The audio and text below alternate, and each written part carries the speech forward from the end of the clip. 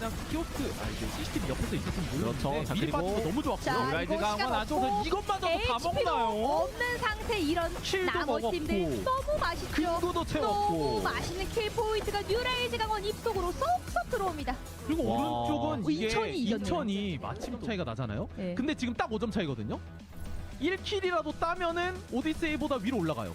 어레이즈 인천이. 자. 네. 그런데 지금 뉴라이즈 강원에 근데 템이 네. 너무 차이가 많이 나죠? 1킬이 과연 가능할까요? 진짜 저는 근데 어려워 2킬이라도 보이긴 합니다. 어떻게든 하면 될 것 같기도 한데 진짜 어렵습니다. 그렇죠. 그래도 스프링 트랩을 이거 끌어오면 그 하나의 각 스프링 트랩으로 뒤쪽에 있는 원딜 하나 끌어와서 거기다 포커싱이 다 맞추는 거 아닌 이상 어려워 보이긴 하거든요. 자 일단 자, 한번 하지만 블리크 뺐어요. 자 결속 쓰고 갑니다. 그래서 세다피는 너무 앞에 여기가 불타고 저기가 불타고요. 불길만으로도 그래서 인세이 쪽으로 들어가는 자 억지로 한 명까지는 잡아야 돼요. 이러면 올라가는 거 확정입니다. 자 일단은 그리고- 여기서 2대2 근데 실드까지. 잠시만요. 이걸 이겨버린다고요? 잠시만요. 자 확실하게 그냥 1점 차로 하면 찝찝하니까 그냥 체크메이트까지 가져가겠다? 올웨이즈 인천? 야 인천. 올웨이즈 인천 아니 야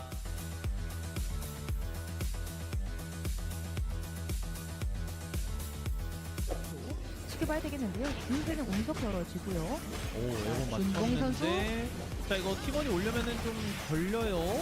그래서 근데 빠져나갔고 자, 이거 이어서- 스킬 많이 빼가지고 앞으로 들어갈 만한 팀이야? 오히려 타지아 잡아냅니다. 준봉 이거 어그로 너무 좋았습니다. 자 그리고 근데 이거 잘 들었거든요. 까지 자 위쪽에서 일단 레온 잡아내고 2대2-3 하지만 자 컨디션 데미안 쇼크도 좋긴 하거든요.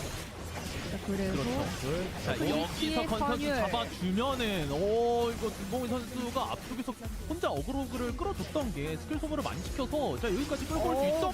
맞불이 비치 하지만 이렇게 잡아내면서 모든 팀에게 브레이크를 선사하는데 입니다. 그렇죠. 멸종 당하기 일보 직전인 상태에서 과연 공룡들은 살아남을 수 있을까요? 없을 것 같긴 합니다. 펠다비 선수가 야금야금 잭스스로 긁어주니까 시간이 없는 공룡들은 이제 박치기를 할 수밖에 자, 없기 때문에 너무 난정구던데요? 자, 너무 난정구던데요? 근데 도라시 선수 지금 이제 금구 2초밖에 안 남아가지고 못 가는 거거든요. 네. 이게 못 도망가요. 2초예요. 자, 다시 한번 브러쉬. 일단 그래도 제키가 살아남아 타이기라도. 있기도 하고 네. 이걸 또 살아남아 아니 그래서 결국 스포츠라 다이너는 안 잡혔습니다. 오히려 아직까지. 지금 도전이 좀 비상 상황인 줄 알았는데 오히려 앞쪽으로 그냥 뚫어버리면서 인세이 요거 선수를 살리다가 잡았고 방해해보려고 하죠. 자 이거 이러면 자 포인트 엔드가 옵니다. 포인트 엔드가 오면서 뉴라이즈 강원도 마무리 7등 마무리라서 맛이 없습니다. 순위 점수 1점밖에 못 가져갔고요. 자 그래서 뭐냐? 슈퍼 울트라 다이너는 지금 순위 점수 2점 챙겼다. 그렇죠. 예, 물론 여기서까지 살아가는 조금 어려워. 오, 전기 이거 폭발이 블라스터 웨이브가 오히려 한번 좋게 더 활용이 블리크로. 됐어요. 공중에서 지금 아니, 2단 점프했거든요. 오히려 제키의 심기를 거스르지 않는 것이 좋지 않을까요? 이거 그냥 견제만. 예. 제키야 일로 오지 말아줘. 자. 일로 오지 말아줘인데. 누구한테 박느냐가 좀 살짝 운명이 대면! 그런데 살아가요. 자기는 살아가요. 잠시만요. 3점. 브러쉬 엘레나 들어가서 이거 지금 2대3으로 한번 싹 돌려는 거예요. 자, 주는 거. 올려주고 잠깐만요. 이러면은 제대 잡으세요. 제대 잡으세요. 빙하기를 넘겼습니다. 자 이거 근데 자, 시간이 여기. 얼마 없어서 이 사이 안에 일단 먼저 포인트가 정리가 됐고 이러면 등수 일단 하나 5등 벌었고. 네. 이러면 잘 싸운 거죠. 졌지만 잘 싸웠다. 그렇죠. 된 겁니다. 자 그리고 엘렌 아직 살아있어요. 그렇죠. 맞습니다. 자 위쪽으로 피하는 준봉이의 레온 시간이 이러면은 자 데미안이 한 시간 대만 한 대만 때려주세요. 때리면 한 대만 한 대만 때려보였는데 때리지 못했어요. 그래서 여기 점프를 하는데 근데 위치가 네 이거 자 일단 바로 걸리지 않았어요. 근데 퀸이 안 들어갔어요? 자, 도발? 근데 문제는 자 쉴드를 쌓을 만한 타이밍이 없습니다. 이게 프리아의 단점이거든요. 예열이 쌓이지 않았던 상태에서는 쉴드량이 적어요. 자, 한 명, 두 명 처치하고 있습니다. 대구성 기다리고 나오는 가디언즈. 자, 나스나. 가죠. 자, 근데 남아있는 체리치 선수까지 잡아내면요. 노가웃 스테이지 첫 번째. 승리가 눈앞에 보이고 있습니다. 시간 없고요. 마무리. 다행이고요. 아니 이렇게 궁극기를 맞고 이제 다운이 되고 있었고. 자 이러면 아데리아나도 자 일단은 자 리오와 합세해서 킬 볼 수 있나요? 자 그런데 데미안이 순간적으로 오면서 암살 오. 가능하거든요 이세인. 근데 이거 루이즈 선수 진짜 기름의 방향이 정말 깔끔해가지고 단위를 잡아냈고. 와 진짜. 역시 리오리의 아드리아나 명품 그 자체입니다. 자 여기서 준목의 선수는 잡아낼 수 있나요? 자 야는 궁극기라던가 이런 게 안 돌았거든요. 킬이 지금 빠져 있는 상태라서 네. 싸움이 좀 힘들긴 합니다. 자 여기 투원딜이에요. 유스티나랑 리오 슈퍼 울트라 다이노와 모던이고요. 오른쪽은 데미안과 대구 수성 가디언즈. 아 이게 기다린다고 찰 만큼의 쿨타임이 좀 아니었긴 했거든요. 네. 나스라 버스로 한 턴. 이게 나가고 자 소에 살아갈 수 있나요? 이어서 앞뒤의 단일. 자 안쪽으로 일단 파고 들어갔고. 에스텔의 궁극기 받아주면서 소혜 선수 오래 살아남기는 했습니다만 아. 시간이 약간 적기는 해요. 그래도 일단 마무리하면서 시간 벌었고. 넘겨가지만 네 3대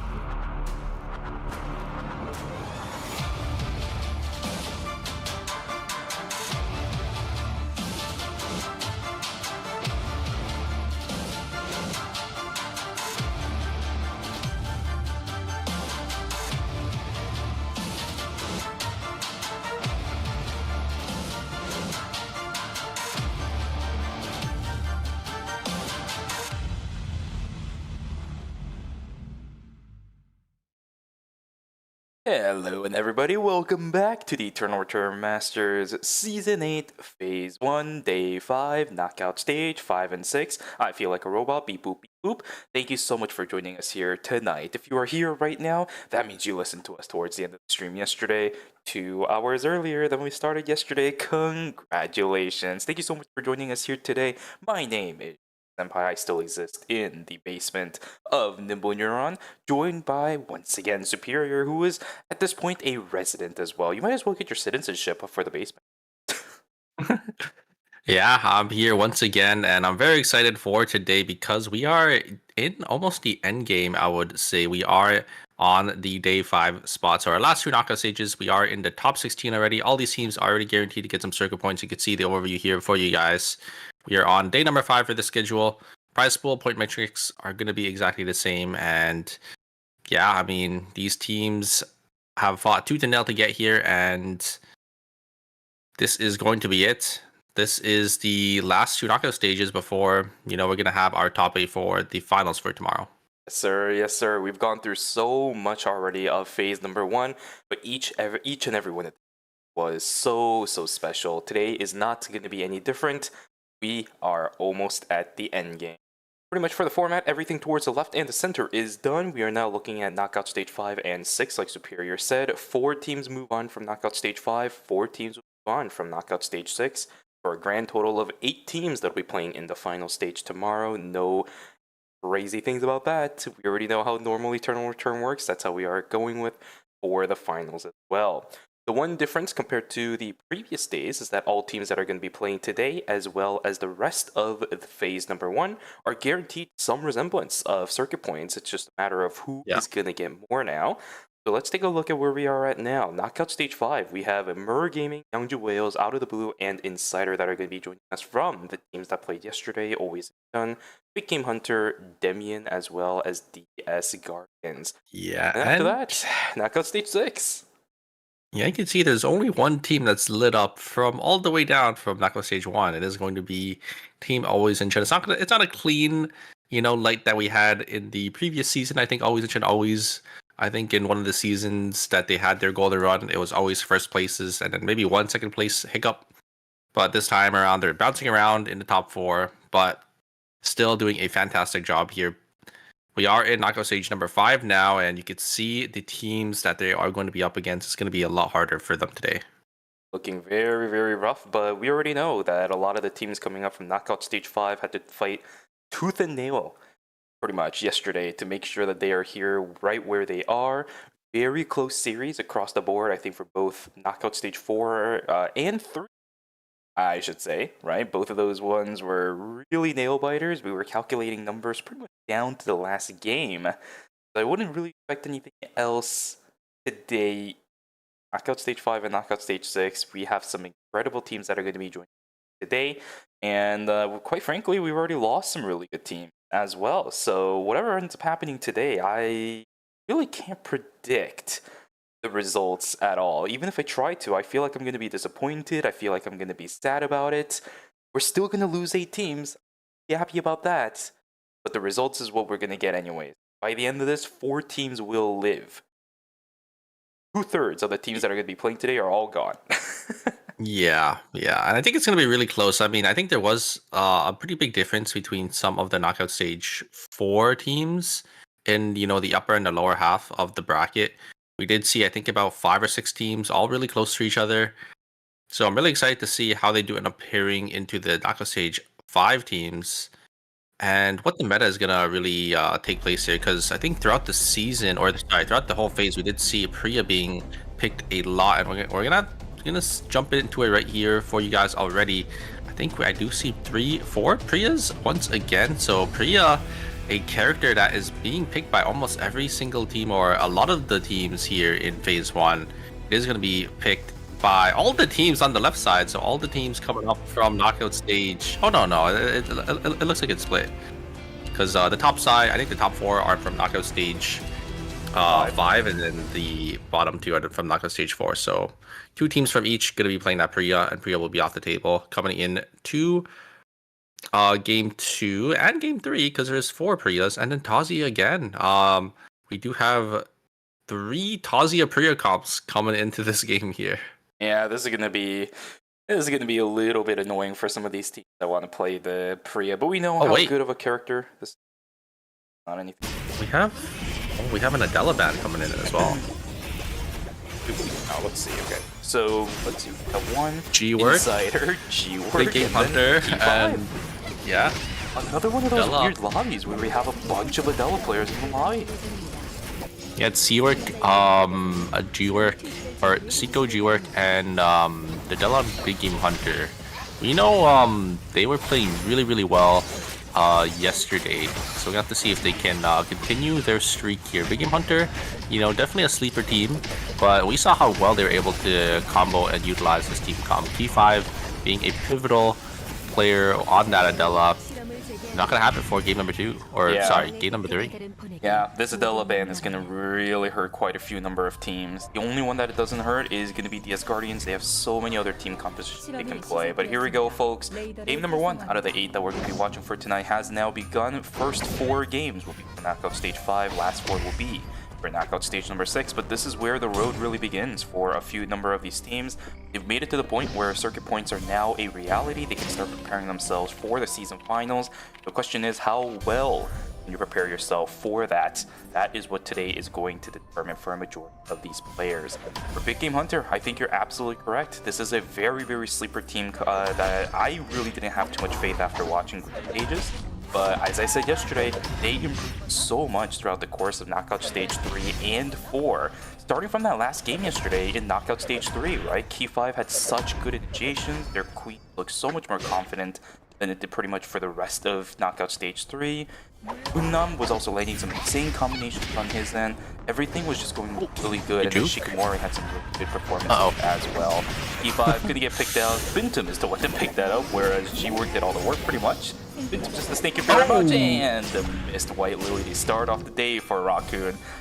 Oh boy, that's a battle. Okay, on the other side, they were able to get a kill, but it looks like Bintum is gonna go down once more here. Actually able to dodge a lot of auto attacks, but is just gonna get hit by that pawn and will just fall there. But yeah, I am kind of worried about Key 5 specifically for the side of Team Big Game Hunter, because I mean Adela is this star pick for their team, and them not having access to the Adela, we have seen Insider play other team comps outside of this Sua, Adela, and Nikki. Although they're not as confident, or they don't look as good on the other team comps, we have seen them be proficient on their secondary team comp. But a team like Big Game Hunter, we haven't really seen what else they have in store, so we're gonna have to see if you have something lined up here. And a huge Echoes of the Earth to keep the Priya alive, gonna be able to get a lot of damage in. Blaster gonna jump on forward as well. There is a Purge Uppercut that will be able to finish off Fauna there.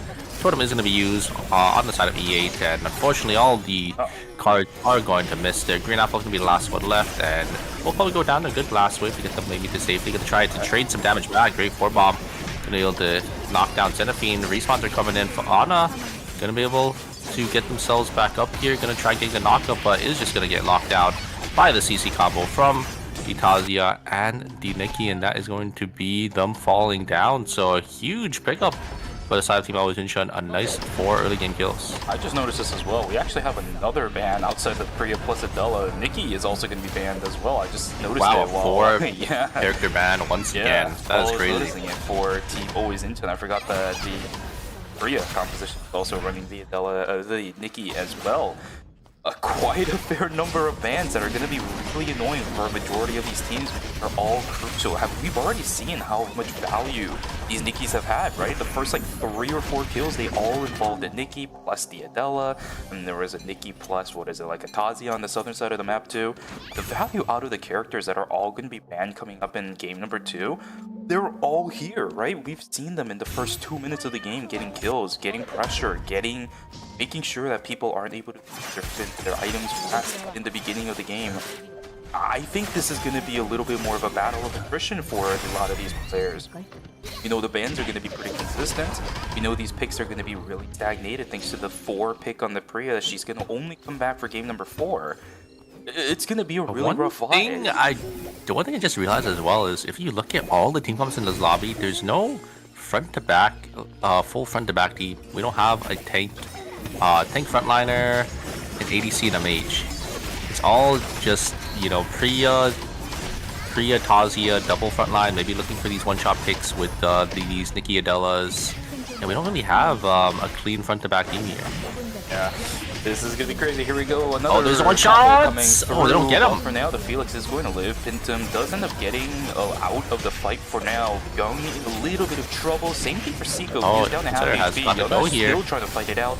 But the crescent sweep, you can't dodge against that. This is not looking good. Checkmate comes out. Good castling position for Seiko to get himself out. I saw what he was trying to go for, but as soon as he saw the Nikki, immediately took that castling out. Nice positioning and nice pre-planning for the remainder of the fight from Seiko. Insider will keep themselves alive. Pretty good fight coming through from Team. They're Gaming. It's a little unfortunate that they weren't able to get the one shot onto Felix, and I think that just did them costing them a fight. And G-Work is actually going to use their full combo to zone him off of the item that was dropped off the wolf, but their teammates were just able to teleport on in, and they are going to be able to get 2 kills. Nice denial from G-Work on that White Lily, and it will be a nice 2 kills, and the item going to the side of Team Guardians there. G-Work is going to be able to bully that Tazia off of that wolf to secure that purple item for themselves there, so I think it was a meteorite in their inventory. This is looking pretty interesting. If you look at the very bottom side of your screen, all the teams coming up from knockout stage 4 are all ready to buy force cores already. Look at their credit count. We already have 350 plus from DS Guardians, 350 plus from Demian, 350 plus from Big Game Hunter. They're already starting to buy. Same thing for Always Incheon, they already all got their buys. But the side of the teams from Knockout Stage 5, they've been so busy fighting that none of them almost are ready to buy the force cores. They're still looking for fights as well. One on the north side, one on the south side. Felix for the bottom side, trying to find some aggro over onto Green Apple on the north side. Seiko is in a little bit of trouble himself. Tar trying to chase this down. Same thing for G-Work. He has the queen front, but the castings are there to get Seiko out. The problem is the chase potential of Team DS Guardians is a little bit too much. Here. I'm not trying to turn around. G-Work? I'm not entirely sure that's a good idea, especially because you're forced to use Sua should be able to just get him here. G-Work trying to do what he can, and he will stay alive thanks to that Peacemaker. Down goes 2 members of Team Insider, and there's another fight inside of Factory as well. This is all benefiting teams for the most part that are coming up from knockout stage number 4 because they have the items. Look at Blaster's items right now. Yeah, it was a good attempt to try to look to turn there, and there's going to be a fight here on this rift, and it looks like Guardians tried to get in but just weren't able to, and they're going to get completely denied by the side of Team Out of the Blue. I think Out of Blue are going to take the rift for themselves, and we are going to have a rift fight on our hands. It looks like the 2 teams going to be going on in there. There's the damage. Deck of the Dirt isn't going to be able to complete the zone off whales there. Felix is going to go down, And Ye is going to be the last member of the side of Team Wales to get themselves safety, as Mirror Gaming will be the ones to come out on top. Insider looking for the side of Team Always in, trying to looking for a knockup here, but the shields are just way too much from this Priya to keep themselves alive. Seiko going to be forced to use her ultimate, but they look for an angle in. Are they going to get the damage in? The totem is going to be used from this Tazia. The Tazia is going to go down to the Suwa. Great Odyssey to keep themselves alive. It is the Suwa versus the Priya Nikki here, so she should be able to keep themselves alive, but it looks like the damage from Nikki is just way too much. The auto attacks are just pummeling down on the Suwa here. Suwa's trying to get some lifesteal with those Don Quixotes, but it's not going to be enough. The Nikki just is able to deal enough damage there with those auto attacks, while the Priya was just there to provide support. And this is crazy because Kyungkwae is usually one of the Nikkis nowadays that only builds tank items. Typically, the only transition that he goes that gives him the amplification is something like Lunar Embrace, maybe the Iron Fist. Look at his build. He only had his boots throughout the entire thing, and it's a Hermes. It's that confidence of making sure that you're constantly in your rage form, getting those auto attacks out. You get the bonus attack speed, you get the bonus amp damage. You gotta be confident. We're gonna see a round 2 between these two teams, but Insiders looks at this and says, nah, let me get the heck out of here. Yeah, I mean, those auto attacks in rage form, it is a lot of damage, especially since I think that Nikki was also on that sports watch, so having that extra auto attack damage just coming in from the app that you have just was enough to just you know, bully down the Suwa there. I mean, having the Priya as well to just provide some extra damage with those flowers is definitely gonna seal the deal. Here's a full combo coming out from the Asgardians. They will just one-shot Beyond, but the third party's here at the perfect time, and a huge double ultimate coming out. Huge twins rush, man. Oh no, the third party's still gonna be here. And out of the blue is going to lose their human. That's going to be an early minus 200 for the side team out of the blue. Can they get Dema to safety here? Looks like the Adela and the Dema are going to jump over at the same time here. I think this Dema needs to definitely get out of here. I don't think they should try looking to fight, because the side of Team Big Game Hunter can definitely start to chase them down here. They're just going to try running away. Good parry. Daja on that Queen. Going to jump back in. Actually, should be able to turn that. This was gonna happen. The team is a little too isolated, but I knew this was gonna we'll be able to get the knock. And the res is going to come in from the Priya. Going to be able to res with the kiosk as well. And maybe they could look for the steam fight if they just rest up here. Yeah, okay, so the thing that happened here is that Kasi was making callouts on whether or not Shikimori was following up. They were so busy killing the body of Priya that there was like an instant where Osu actually had enough time to turn on to Q5. As soon as he found that timing window, he immediately turned back, because Dema is really good against these mages in that 1v1 just because he's Stain. She has so much crowd, not crowd control, but well, she does have crowd control, but what I meant to say is so much cooldown reduction that you can rotate through your skills and make sure that you lock players down. And with the color swap, was able to get the kill over onto the Adela. Nice play from Osu and nice call outs from team out of the blue. That's the kind of communication I need to see from these teams. Looking for those small opportunities where you can possibly turn things around or look for the communication back. Oh, the blue is being contested off the box here. Always Inchun is going to be here. They're going to get a nice stun on the Priya here. The Priya's taking so much damage after Deck of the Jurors did end up ending. The damage reduction is going to be gone there. That is going to be the Priya going down. That is going to be a disastrous call in for out of the blue, as the item is going to go straight to the hands of Team Always Inchun. It's going to be that Tree of Life that they will be able to snag for themselves. And out of the blue, going to be losing another 200 credits from, actually it's going to be 400 credits because they lost a tree and they have to fall back in their Priya there.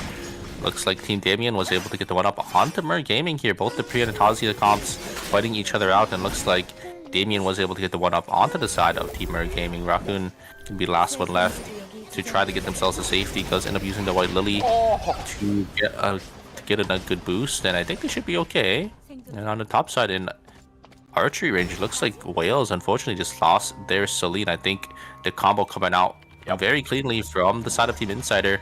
The Nikki Adela combo, we see it time and time again. There's two teams that are utilizing it perfectly. Nikki drifted, man. Nikki drifted. She just started running and then she was dead. Really unfortunate for... That should be it's not Songarang, that should be Green Apple.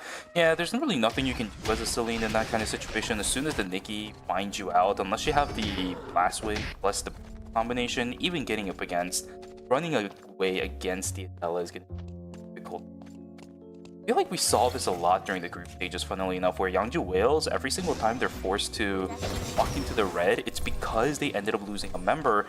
The amount of timer they had to invest to make sure Green Apple got res back is way too much. They need to start winning the fights because look at the minimap right now. They're locked in into this corner. If they start losing, they can't go anywhere. Yeah, it's gonna be a little tough for the side of Team Wales here. I mean, they can't really take any team fights either because they know there's a team above them and there's a team under them now. So now they're gonna start to walk down. Maybe try to play for this box coming in force, but you see the items already on the side of Team Gaming that are looking really, really strong. Alright, Totem for Mer still trying to do what they can with Tasia. Although, funnily enough, I don't think much from Murder Game Tasia in comparison to the other two. It's funny because I think today we're already getting really good results of teams that are coming up from Knockout Stage 4, right? They've been putting down a lot of pressure up against the ones coming in from Knockout Stage number 5. I like the way that today is starting so far for these teams. One of those big factors is that Tasia, T5, gonna stand around, try to use the positioning of the Adela, get the pressure over onto. They will be able to do Yeah, so. it looks like. Yeah, it looks like. Yeah, I think they saw the items on the side of Team Big Game Hunter. You could see IREM already having a blood for themselves, and Udella and IREM are both full gold, so they're playing down a lot of items here, probably just opting not to take that team fight, playing down a little too much, a little too many gold items. So I do like that play from the side of Team Insider. You know, once you're playing down like about 1,000 plus credits worth of items, you kind of don't want to take the team fight just because the team just has such an overwhelming advantage into you that they could play the team fight not optimally and still end up coming out on top. Okay, we're starting to see utilization of safety gadgets already for Young Wales. They seem to be pretty far behind transitions wise. They seem okay. There's 4 items on Fauna, 1 on 2 E8 and then 2 on the Green Apple. I don't know if this is where they want to be for a composition like this. They need to snowball. We've seen this comp before. They need to blow somebody up immediately as soon as they find one target. Can they do it? It's a question. Polymorph not really going to result in anything. I think it's going to be another safety gadget they're going to have to use. There it is. Young Wales is stuck in this corner. They can't do anything. They've been here for the past like 3 minutes. Down goes Key5 as well. Engage. There's the Leon knockup. Does end up pinning Seiko, and Seiko's just gonna get instantly taken down. Oh, the Sua's gonna get caught as well on the top side there. Oh, unfortunate for the side Team Insider, they actually got sandwiched between 2 teams, and oh, they're looking for the Nikki here. Nikki's gonna be forced to use their blink. Big Game Hunter on the chase here, trying to get Young, but Young is gonna be able to use that dash over the wall. Try to maybe get the res there in this corner. Hotel, look at the Nikki. but oh no, they might find. Oh no, Wales gonna find out Insider. It is double polymorph, and that is gonna be it. Team Insider gonna go down in 8th place. Wickline though gonna be contested on the top side. Wales desperately needed that kill for that extra timer, so they are gonna be able to walk into res. Big Game Hunter on the top side, going to surround the side of Team Guardians, and Team Guardians is now gonna be in a tough spot here. They're looking for an angle. Jimmy gonna jump over the wall. Great blink away from the Nikki, and I think they're all out with the Wick buff here, but the heart is wrapping around. Oh, they're actually okay. They're just going to be able to wrap back around, and Big Game Hunter can't really contest anymore. Pick up the blood sample? I think they did. Team DS Guardians actually had a good amount of time over towards the Wickline body without having to worry too many people because the initiation afterwards was just barely a little bit slow. And yeah, there it is. Look at that. Nosferatu built up now for G, where we saw him go the route of hearts yesterday, but that's not going to be the case for the game number 1 for knockout stage number 5. Young Wales still in hell. They got a little bit of relief thanks to the kill from the Team Insider, but they just don't have the utility and the space to work with. Green Apple misses the blast wave and he goes down. Okay. But trade it out instead. I think the Emma goes down. No, never mind. Not a trade, but a 2-for-0 clean from Team Mer Gaming. While that happens, Big Game Hunter also. A little too indecisive for the side of Team Wales. You saw them walking back and forth in red there. I think they realized that they didn't have enough gadget power because they already used a lot to summon those safety orbs, and they tried to go back and forth because I think they ended up seeing their timer. Maybe thinking they didn't have enough timer to walk all the way down into Chapel. I don't think they had enough, and unfortunately just ended up getting caught there. Final, the last member of Wales alive is going to get run down by Key5. Good stun, but nothing is going to come out of that. A huge Leon pullback from the side of Team Damien. Great find as they do get the pick, and that is going to be day 5 dead for the side team Big Game Hunter. They're going to be down 2 members now. It's going to be really hard for them to get back into this game. While that happens, the Asgardians finding out Fauna. He is taken down as well. The first time he steps out of forest vicinity, immediately found out by multiple teams. Will eventually get taken down as well. We're down 2 teams. 6 teams left with 16 players remaining. Both of those players down are from Team Big Game Hunter. They don't really have the credits to get the res back anymore either. The map is clustered with players all over the place. Nice wall stun coming in. Jack Lee will have to blink on out of there, but Osu is thinking that this fight is actually a really good idea. Paradiso just goes completely wide. Mergame doesn't want to take this fight anymore. Osu actually finding a little bit of space for the rest of his team to run away. That's a really nice wall. Another Adela taken down by the Surfs Up. But man, that wall was fantastic. That thing is really hard to land on the moving target, by the way, just like that. Everyone was just falling down to the Leon. The Leon's getting so many picks for the side team Damien. Just one knock up into that Surf's Up. And the player just gets deleted. And oh, a great pushback there. Actually gonna deny the demo from hitting that ultimate there, and there is some Echo the Deer who's gonna get a lot of value, and it's just gonna be Team Merg Gaming, or sorry, Out of the Blue, gonna be the one to come out on top there. Look at the items on the side of Team Out of the Blue. They are sitting with two bloods for themselves there. Unfortunately, Merg Gaming wasn't able to get the VLS system off, as they do end up going down there. A little unfortunate. I think the item difference was just a little too big for the side of Team Merg Gaming. Out of the Blue, just playing this game and mattering phenomenally. Color me surprised that Out of the Blue's composition working as well as it is. NCMB gets found out, Peacemaker down, but that is not going to be used in any valuable situation. Char's also going to hyperloop on him, but only to watch his friend die. Yeah, they don't got enough credits to get the reses back here, despite, or wherever Lumi is, they won't be able to get back into this game. So it's going to come down to between Team O's and Damien, and oh no, there is the catch. The demo is getting chunked down almost to 1 HP. The human's just going to go down there with the Echoes of the Earth and the Leon knock up. Every team is just getting caught out by Team Damien here. Team Damien is just able to find these easy picks for themselves, as these teams are just walking straight into their hands. Yeah, strangely enough, every single time somebody else on this team gets caught out, Osu is able to actually save them by creating space. But every single time Osu gets caught out, it seems like the entirety of the team just has to scramble trying to keep themselves alive. Ooh, that's Damien a little bit rough. Yeah. Damien should have heard that ping. This, and I think they can, because look at the time left as well. Yeah, Lumi is just going to be stopped. Osu and Hikasi, they can't do anything about this. Lumi will just run away. Needs to fight the 2v3. I know Dema is able to do this, but Demian is just so strong right now. Look at the capability of the Dema. Will actually be able to knock down the Priya very early on into the fight. The problem is, Kazuya into the Dema typically is in favor of the Kazuya. They're trying to get the res back over onto Asuna. Can they get it? No, they cannot. It's completely isolates Hikasi.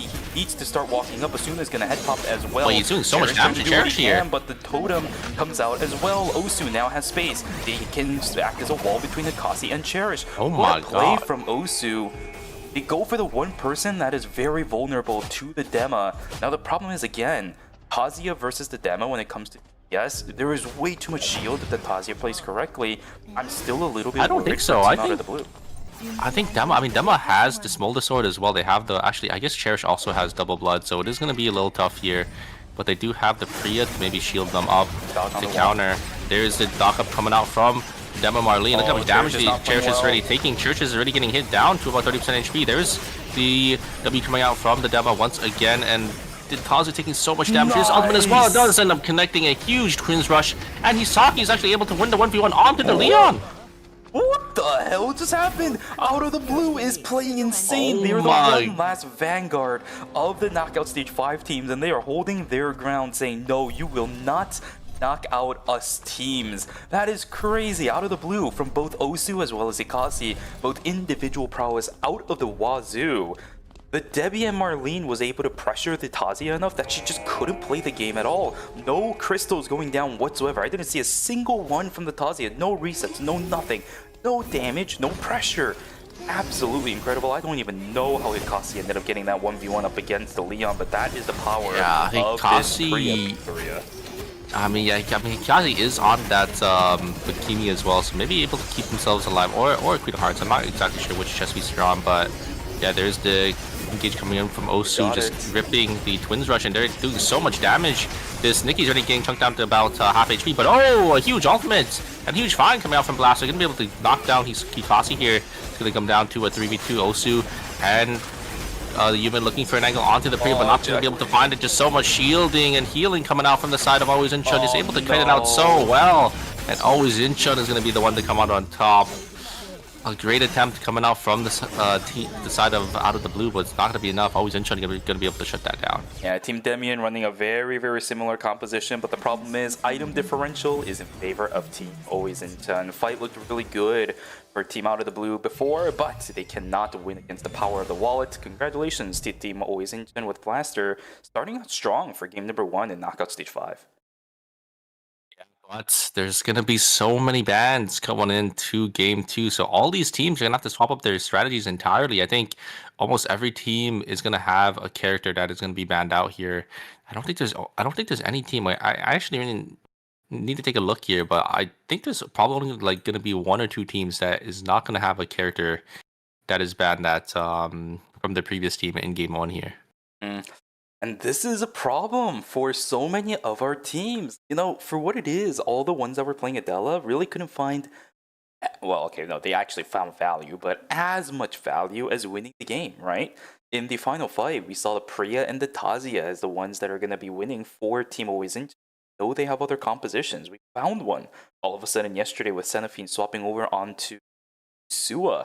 Seems a lot more consistent than what we imagined with Abigail as their counter matchup, or not counter matchup, but their alternative composition.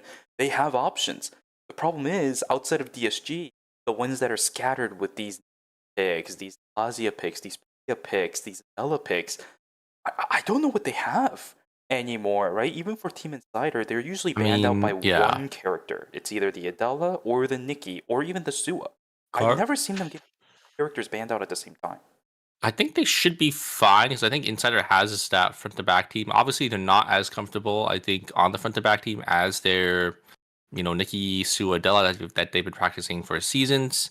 Guardians, I think, should be okay. They do have a lot more, or a lot of different characters in their arsenal. We know, all those players are, top players who can swap around their character pool. So I think those 2 teams should be fine. But I'm worried about the other teams. Like we said originally in the previous game, Key 5 is or had a monstrous performance on this Adela. Him being forced off of this character.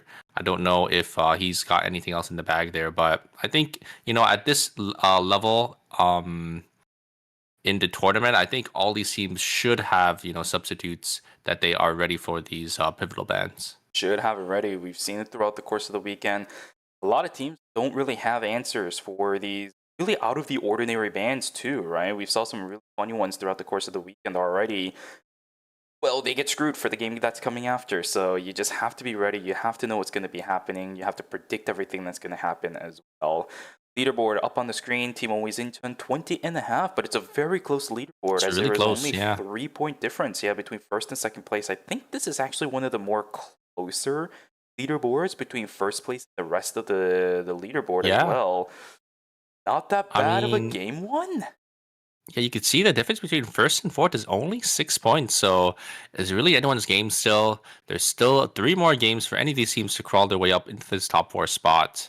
Very excited to see these new team comp changes going into game 2 here, because almost every team's going to be forced off of what they're comfortable with. I think the only team is going to be Wales that didn't really have any one being picked, because they are playing that triple backline team that they are comfortable with. Yeah, somebody in chat mentioned it. 10.5, 10.5, 10.10 for total chaos on the top 4. That looks like a really nice number to see. All the difference are now starting to come from basically the placements, right? So yeah, teams, they are getting really proactive today. I'm gonna probably expect a lot more of chaotic fights. The question: are they going to be able to keep that up with new compositions?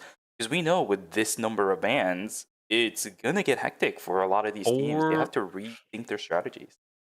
Yeah, 4 bans coming in. I mean, we did already have a 4-ban ban, I guess, going. I think it was in the group stages.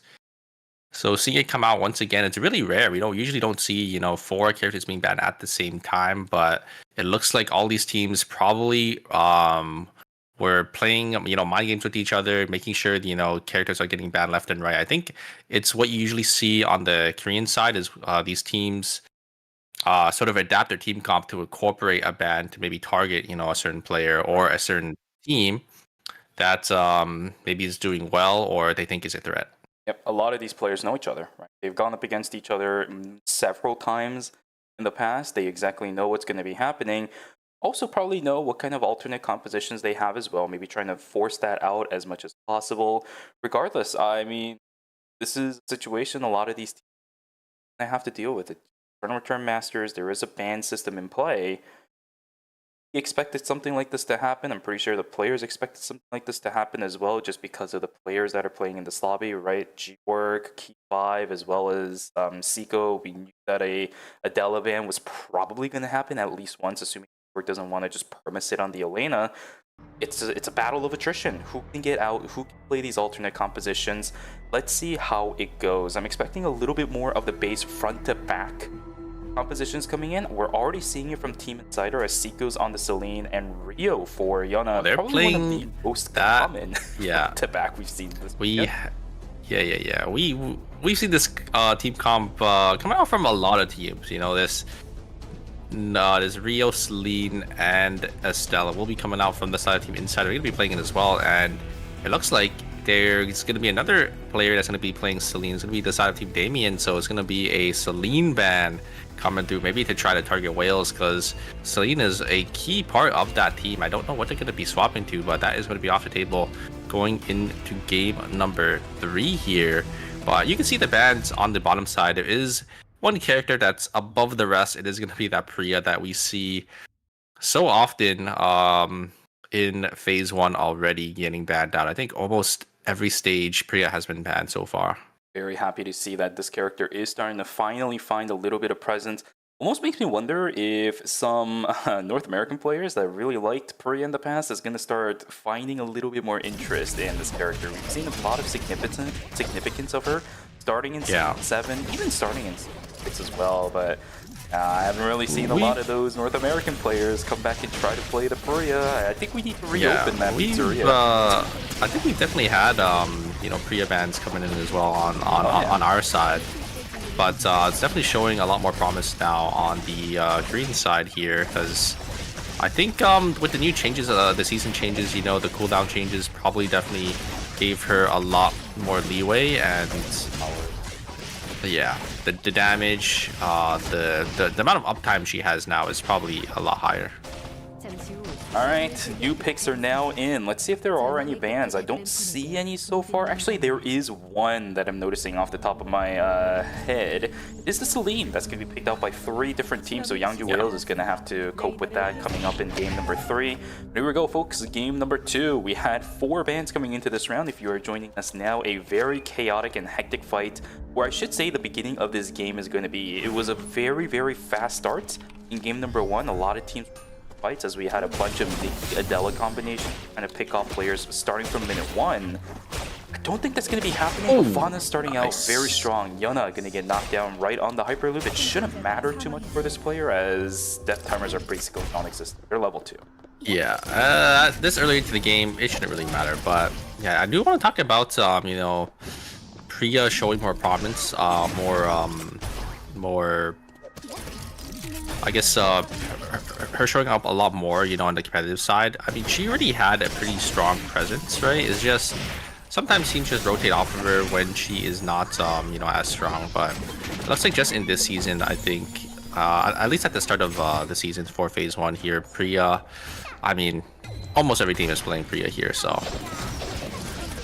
Alright, well, we're still seeing early fights. Some teams are grouped up pretty early. Jungbongi, actually, that's an entire team. Here's another team that's entirely grouped up as well. Out of the blue, plus team is Demian, also grouped up as well. A couple players on the side of Team DS Guardians. Never mind, this is the entire team. E8 is in a little bit of trouble himself, but he's actually going to go on the offensive up against Char, as NCMB and G-Work looking for aggression on the bottom side. Jack Lee back onto his signature Aiden. looking for aggression. He does land a backstep, but really can't chase anybody down. It's a little bit too risky this early on. No parry available for that Aiden. Vintum getting taken down. Rock can split away from the rest of his team. This is all about getting those kills, baby. Just because we changed the compositions doesn't mean we're lowering any of the aggression. Huge That's a ultimate. huge electrostatic surge. A bunch of damage coming in. The parry comes out with good reactions from DS Guardians. They're able to turn things around in conjunction with Team Youngju Whales. Still, G-Work will fall down, but I don't know how they managed to survive. Their entire team get wiped out because that was a huge electrostatic surge. Yeah, great turn around. They're coming out from Guardians and a great blink coming out from Seiko to dodge out on that fire from the Adriana. And the Sylvia jumping in a little too deep there as the members of the team Insider are already grouped up. Great rain of arrows is going to be able to land onto the Adriana, but nothing really going to come out of that. But a huge pickup coming out from the side of Team Insider. On the bottom side, G-Work is going to go down to the Aiden in the 1v1. Aiden having that dueling potential, going to be able to get a lot of damage, but going to get finished up by the Felix there. Felix, a character that's better in these melee 1v1s, especially into a character like this, like the Aiden. So going to be able to get the one up there and see if he can be able to pick up that kill. G-Work going to go down, but is going to have the recon scan after they're dead on day one. And Yona, no, there's a team behind them there, but wait a second, gonna be able to jump on board and execute Yona. Oh my god, before going down there. So very nice for the side of Team Always in Chun. Gonna be able to get a half point there before going down. Has granted the last judgment to Unholy Rio, that is. Oh my god, what a funny kill for Blaster. He does end up going down. It's going to be an extended death timer too. He is level 9, Knight number 1 as well, but I would probably take that. It's kind of funny. It does get your morale up for the beginning portions of the game. I'd take that if I was always done. Probably just give it a little bit of a good laugh and then start focusing back on what needs to happen. They are pretty split away from each other right now though. I do see Hyperloop potential from the Ekion, maybe starting to move themselves over to the top side of the map, contest for the Tree of Life that is up there. For the bottom side of the map, Team Mer Gaming trying to contest up against the Guardians. With the Arda though, it's gonna be a little bit annoying. 10 seconds to go until day number 2. Yeah, we do have Team Insider versus the side of Team Always in Chun here. So front to back versus this dive team comp. Who is going to come out on top here? We do have the Wolves spawning very shortly. We do have the Estelle going to get on forward there, but the Celine is a little too far forward. There is going to be the 4-bomb onto the Sua there. We're not going to be able to dodge out on that Don Quixote there, and now everyone is completely isolated. Ekion versus the Rio. I don't think the Rio has enough damage here. It is the ADC versus the Ekion. The Sua's going to go down on the top side though for the side of Team Always in Chun, and now the fight is completely split away, and it's going to be Team Big Game Hunter is going to come in and secure those wolves for themselves there. Okay, not that much of value from the front flip. Raccoon has absolutely no fuel, whatever to speak of. He is just going to get sacrificed to the gods of Youngju Whales. Nice reaction from Fauna, and pretty much the rest of the team. Well, looked for a flank, try to get a maybe the 3-man front flip. Couldn't find the angle and had to. Nicely done from Youngju Whales. 2.5 points for that team. Tied with Team Demian for the number of points they have already in this game.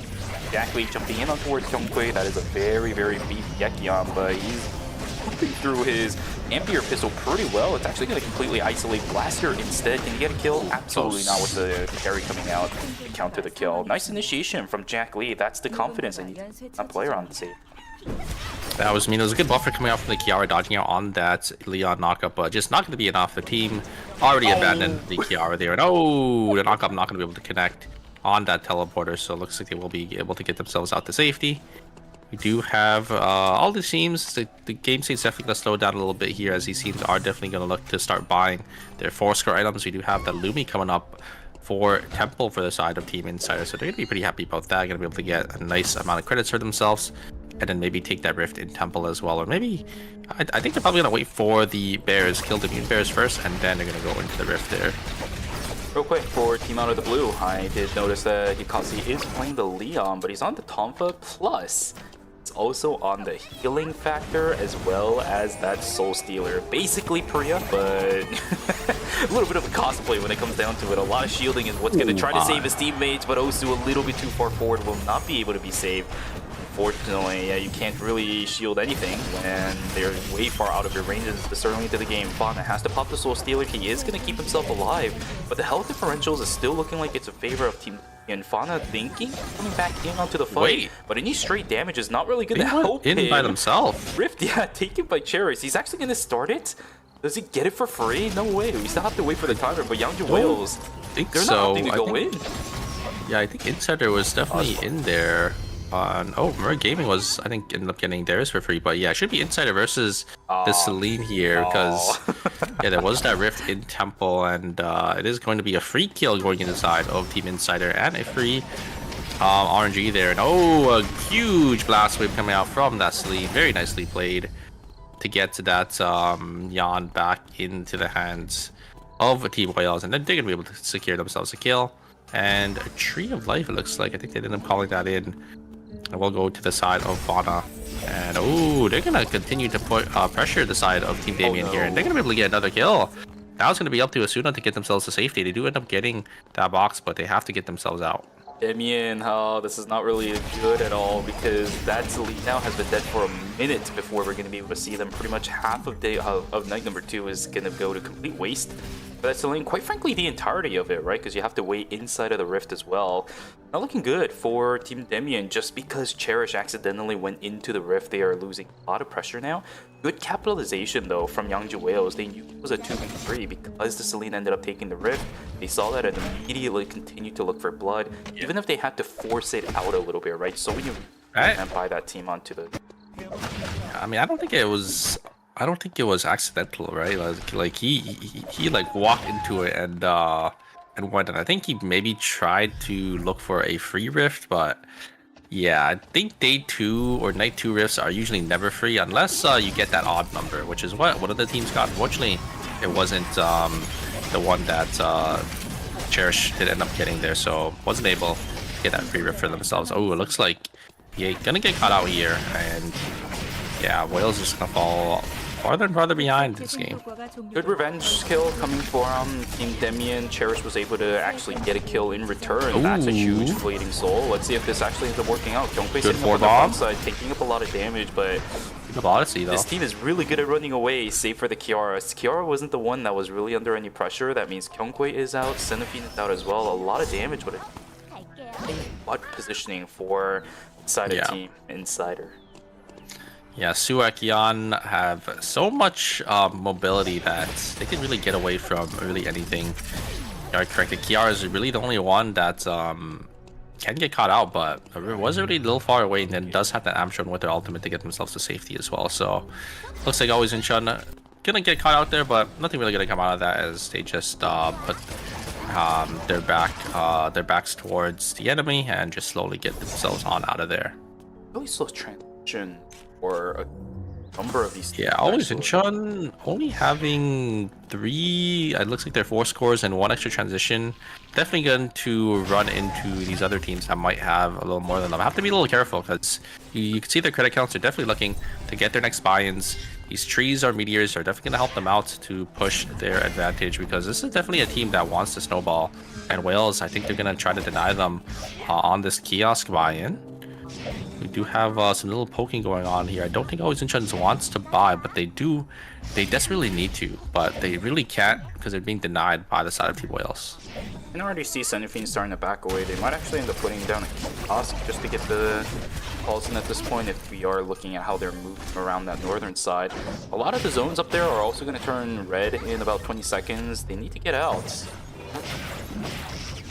For gaming, positioning up against Out of the Blue in Uptown at the moment. Vintum trying to push forward, but not that much aggression coming out from Out of the Blue yet either. They're also somewhat behind on transition. Saw them picking up transitions like, or maybe 2 to 3 transitions, maybe in the past like 2 minutes.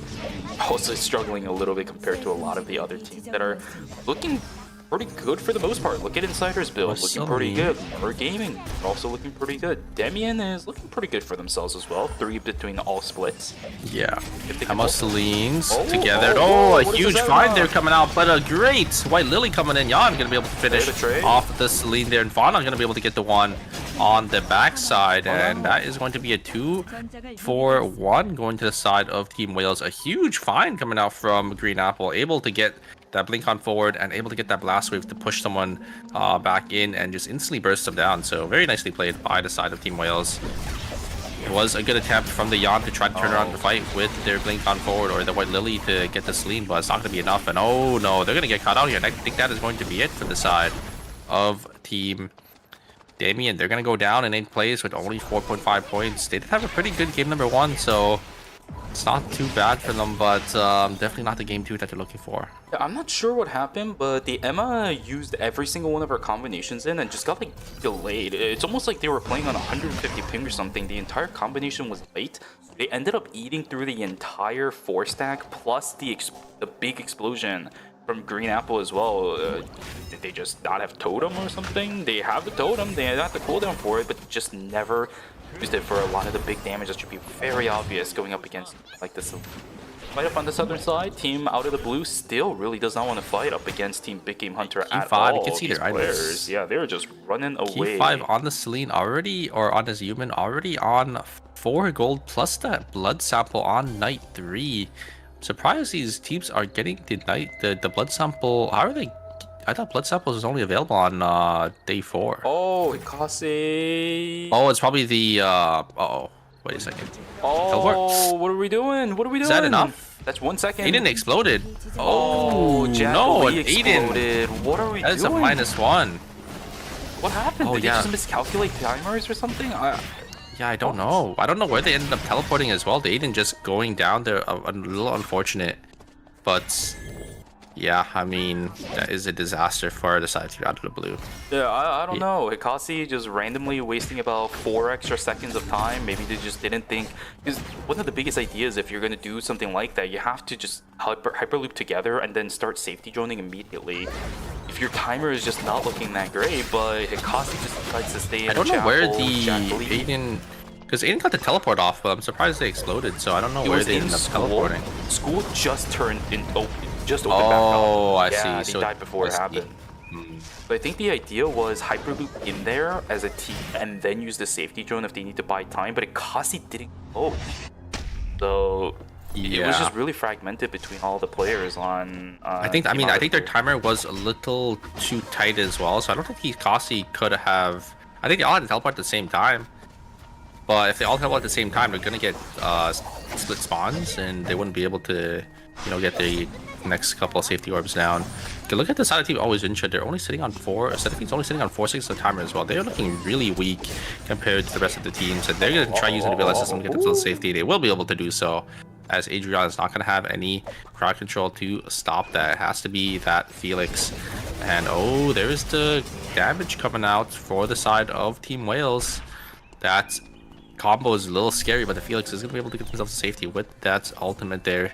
That CC immunity going to be able to get themselves on out of there. Ooh, you can see Seiko having that chaser ready, so Insider looking pretty strong on this front-to-back team. And I think we saw Big Game Hunter, yeah, it looks like they had the Necronomicon because of the, I'm pretty sure they end up getting a flare gun, right? Because before night 3, the only way you can get those blood items is if you get those red boxes from those flare guns. It looks like Guardians is going to be able to get a completely uncontested wick gear, and they're just going to be able to find the 8 and caught out, and they're just going to go down. A great ultimate can move the lock up. Aiden and a free tail coming for the side of the Guardians. Yeah, nice play from G-Work. Did you see his positioning? He was sure that the rest of his team was going to be able to pick up the wick line. They actually positioned themselves in that little crevice entry from that wick line spawn into the school building.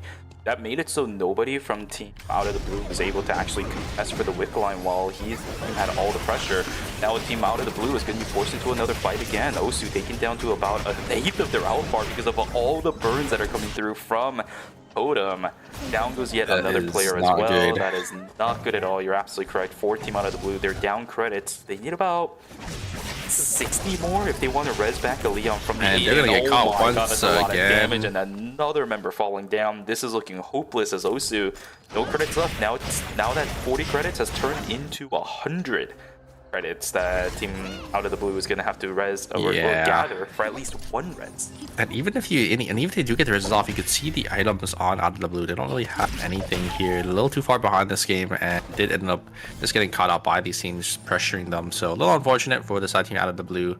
Gonna have to see how they do end up doing in game number 3 here, because I think their time is not for this lobby.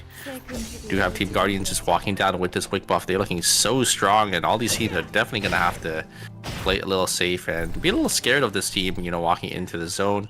We are gonna have our final 3 zones. It's gonna be factory, warehouse, and dock here. Insider a little caught out. Gotta be a little careful. There's a lot of teams around them, so gotta make sure you're not in that spot to get third party.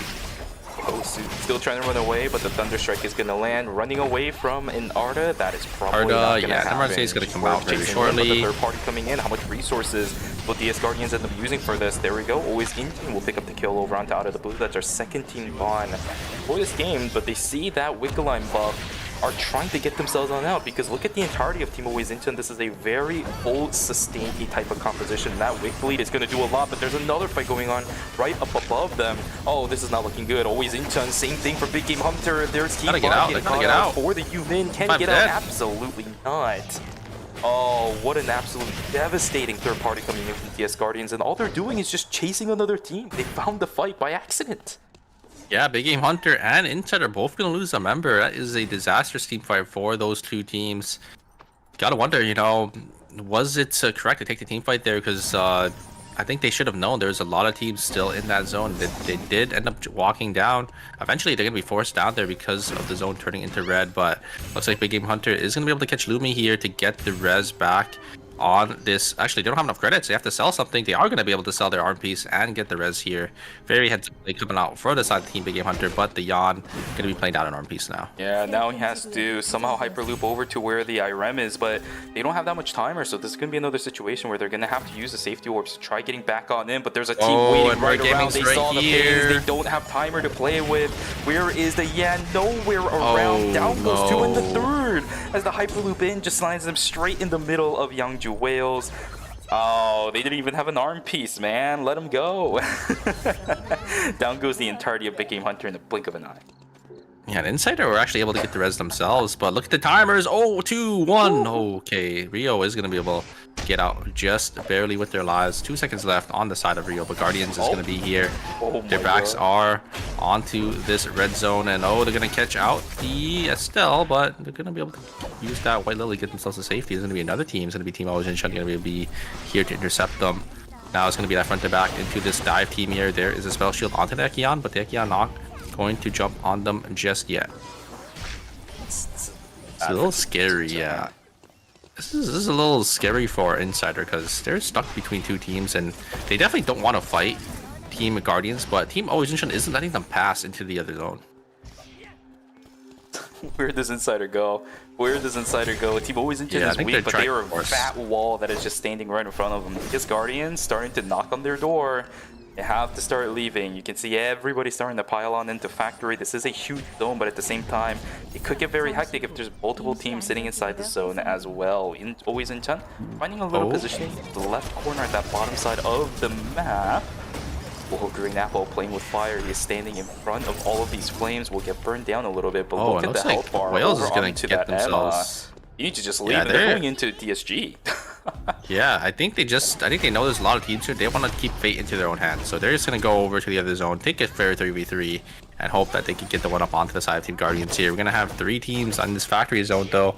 Insider having zone control, but you know, sometimes having zone control first is not ideal because you're gonna get sandwiched by both of the teams. But Insider, they need to hold the zone down here. We saw the timer onto the Rio, only like 12 seconds left, and oh, Wales needs a VL system to get themselves back into the zone. So it's going to be a 4-team final zone down here in Warehouse, and I think Merc Gaming is actually going to send the engage onto the side of Team Wales here. It's going to be a clean 3v3, but from both sides. So E8 is getting chunked down already by the side of Team Merc Gaming, but able to keep themselves alive for just a little longer, and the 2 members are going to be able to, oh no, it's not gonna be enough. Fauna gonna be there to clean up, and yeah, it's gonna be a disaster. And oh, looks like Seiko ended up getting caught out, and they're gonna go down to, they're gonna explode from timer and Insider. gonna get wiped by the side of Team Always Incheon. That is massive. For Team Always Incheon, they needed these because the problem with this composition is that their TTK is ridiculously high unless they can isolate one person, someone that is very squishy, and knock them out pretty early. Their timers were looking pretty rough because of all the timer they had to spend in the bottom corner. Look at the items on Sylvia. They have a Titan armor. They are playing like a tanky Sylvia here. They're just gonna full send it. You're gonna get some damage on here. Yeah, Rocket's just gonna go in because he is playing that tank Sylvia here, so should just be able to live through everything. And Senaphine's sitting on 10 damage seconds. They need gonna to come fight down. like right now. I'm surprised they're taking so long to do this. Trying to jump on over to Totem and they get the kill. They get the kill. My down goes one, down goes God. two. What the hell just happened? Where Gaming was in such good position, but they just let this happen. They let Team Always Incheon just stampede all over them. And nicely done. Always Incheon is just finding angles like this, and we are down to final two teams. Knockout stage 4 teams. DS Guardians versus Always Incheon, looking for 18.5, 21.5 respectively, at the very least. yeah, despite the item difference, they're just coming out on top in these team fights. They're just able to get the AoE damage that their team needs. Sua, Yekion, and the Kiara, just all three characters just having so much AoE damage together. Just able to utilize that correctly. It's the teams just grouping up, and Team Always Incheon is able to find those picks on those priority targets. Adriana, one key member of Team Mer Gaming's team. Once they go down, that's a lot of damage that's going to be lost there. It feels just not going to be enough to deal with the Ekion, Sua, and the Kiara. Oh boy, how do you push it on against this? Always Incheon, they're all melee characters. Kyungkui misses his base combo, has to use his he's gonna get frozen, he's trying to locked up. reset his cooldown, but he's so taken down bad at the moment. Can Charge get taken down as a trade? No, it cannot. Plague is invested too. I think the fight is over. DS Guardians, beautiful response coming in. Zenithine trying what they can, but up against the Felix, Sua is not that great of a matchup. Down goes a Blaster to clean it up. A clean final fight, 3-0 for Team DS Guardians as they're going to walk away with game 2, 18.5 points strong. Yeah, I think the item difference was just a little too big for the side of Team Always Incheon there. And CMP just ripping that team to shreds. That Felix does so good into these melee characters because he's just able to get so much uptime on his auto attacks, and it's just so much damage to really deal with, right? So it's a little unfortunate for the side Team Always Incheon, but still a great game for them despite their rough start into that game. You saw their items; they didn't really. I think they were missing about 3 to 4 goals at the very end there, but still coming out in second place and having a solid performance for themselves. Yeah, that's massive, right? We saw what their item situation was looking like going into day number 4 and night number 4. The fact that they were able to come out of that final zone completely unscathed, pretty much, winning out on the fight at the bottom side and then winning out at the fight in temporary zone, they've basically what they do with what they have. That is pretty much like the textbook definition of just using what you have at your arsenal, even if it might not really be enough. This is one of the rare situations where people are beating others with a fat stack of cash in their wallets. Team Always Incheon just navigating these fights perfectly, utilizing this composition perfectly. I'm so glad that they defaulted back onto this, because with the Abigail, I don't think that's possible, right? You need to consistently sustain just the identity of the composition. One main big ideal, that is just sustain. Sustain as much as you can, keep healing yourself up throughout the course of the fight, and eventually their health bar will go down to 0 before ours does.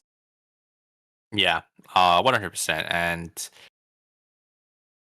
I think with that, I think it should secure Guardians, and I don't think it should secure their spot, but they're going to be in a really good position now going into game number 3. And I think the characters being unbanned is going to be, I think it was 3 characters. Taz is going to be coming back.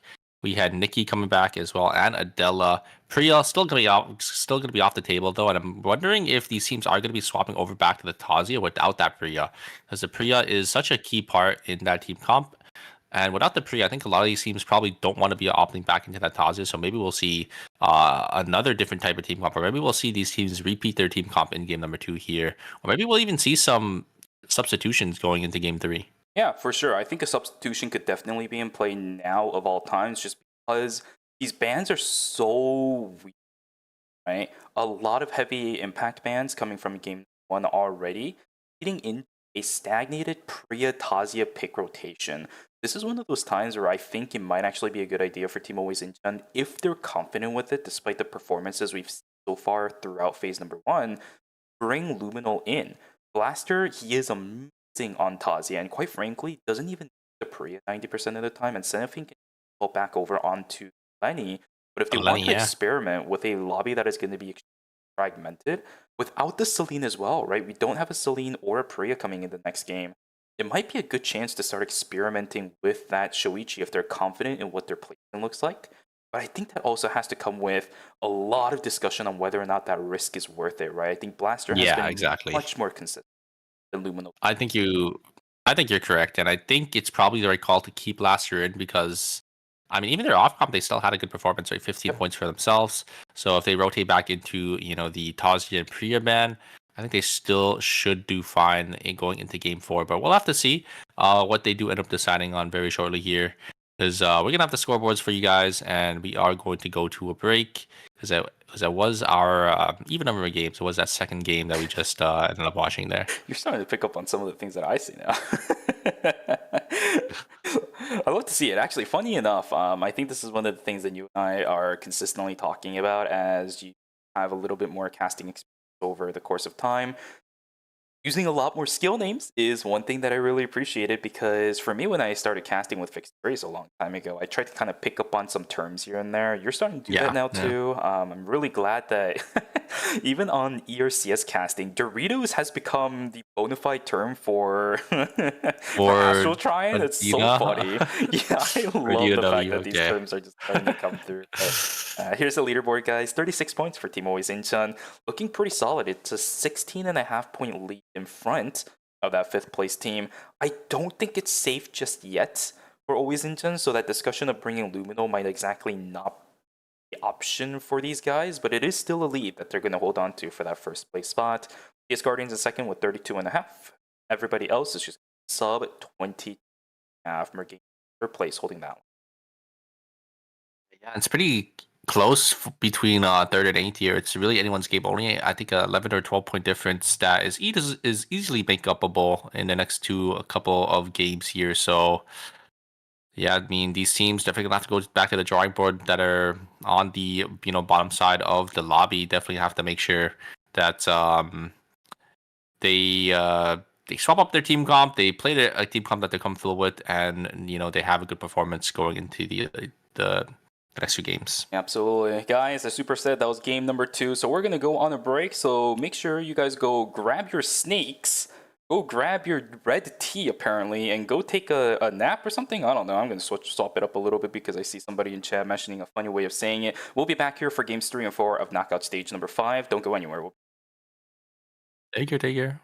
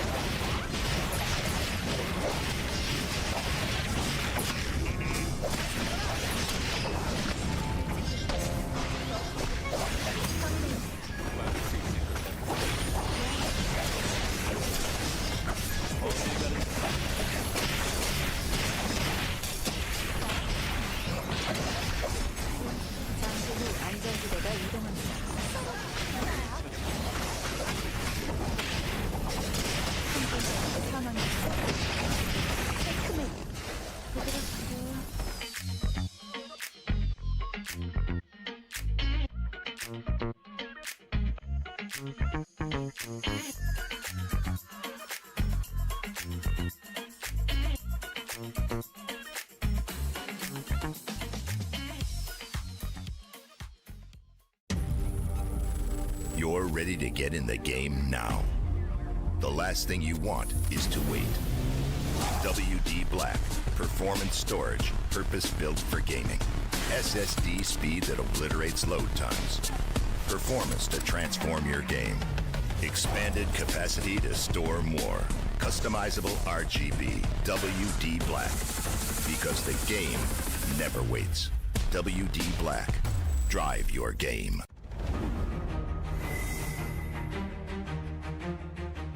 오늘은 어떤 추억을 만들 수 있을까?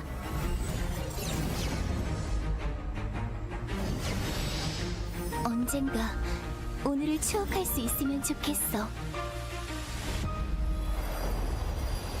추억이 또 하나 늘어났어.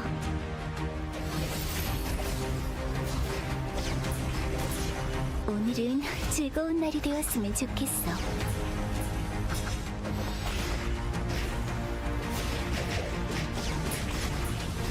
나이에 비해 조금 과격한 것 같다고? 어떤 의미니?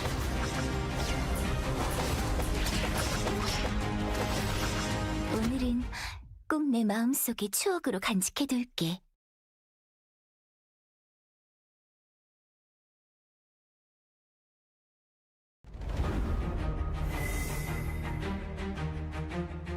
제 차례인가요? 그렇군요.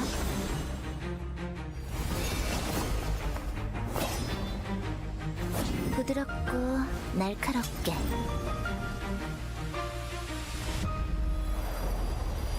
자, 클라이막스예요.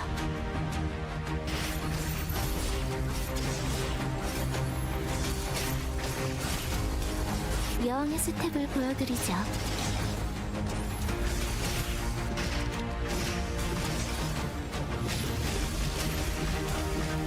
예의를 지키세요.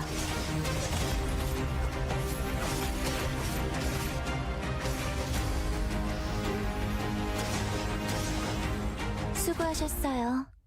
거기까지였지만요.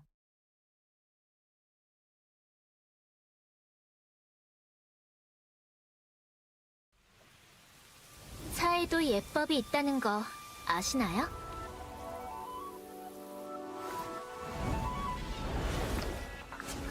재행무상. 만물은 시시각각 변하는 법이죠.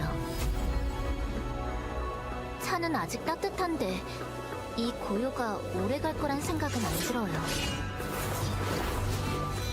조용한 순간일수록 가장 먼저 깨어나야 하니까요.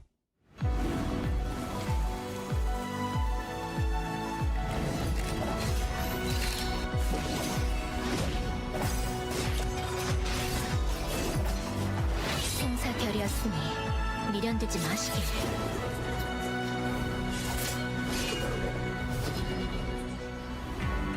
내 문은 칼끝에 깃든 뜻, 덕은 내 걸음이 향하는 방향.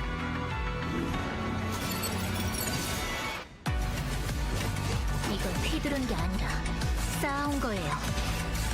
내가 걸어온 검선 돌아보지 않겠어요. 틀은 자체는 사라져도 그 그림자는 끝끝내 남아요. 그러니까 쉽게 잊히진 않을 거예요.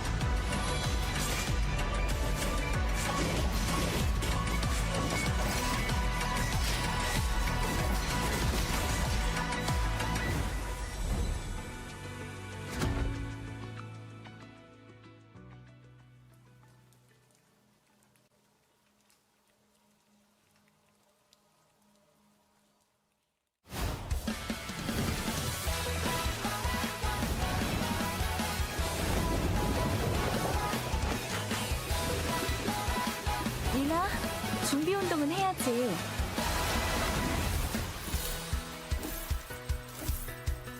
하나, 둘.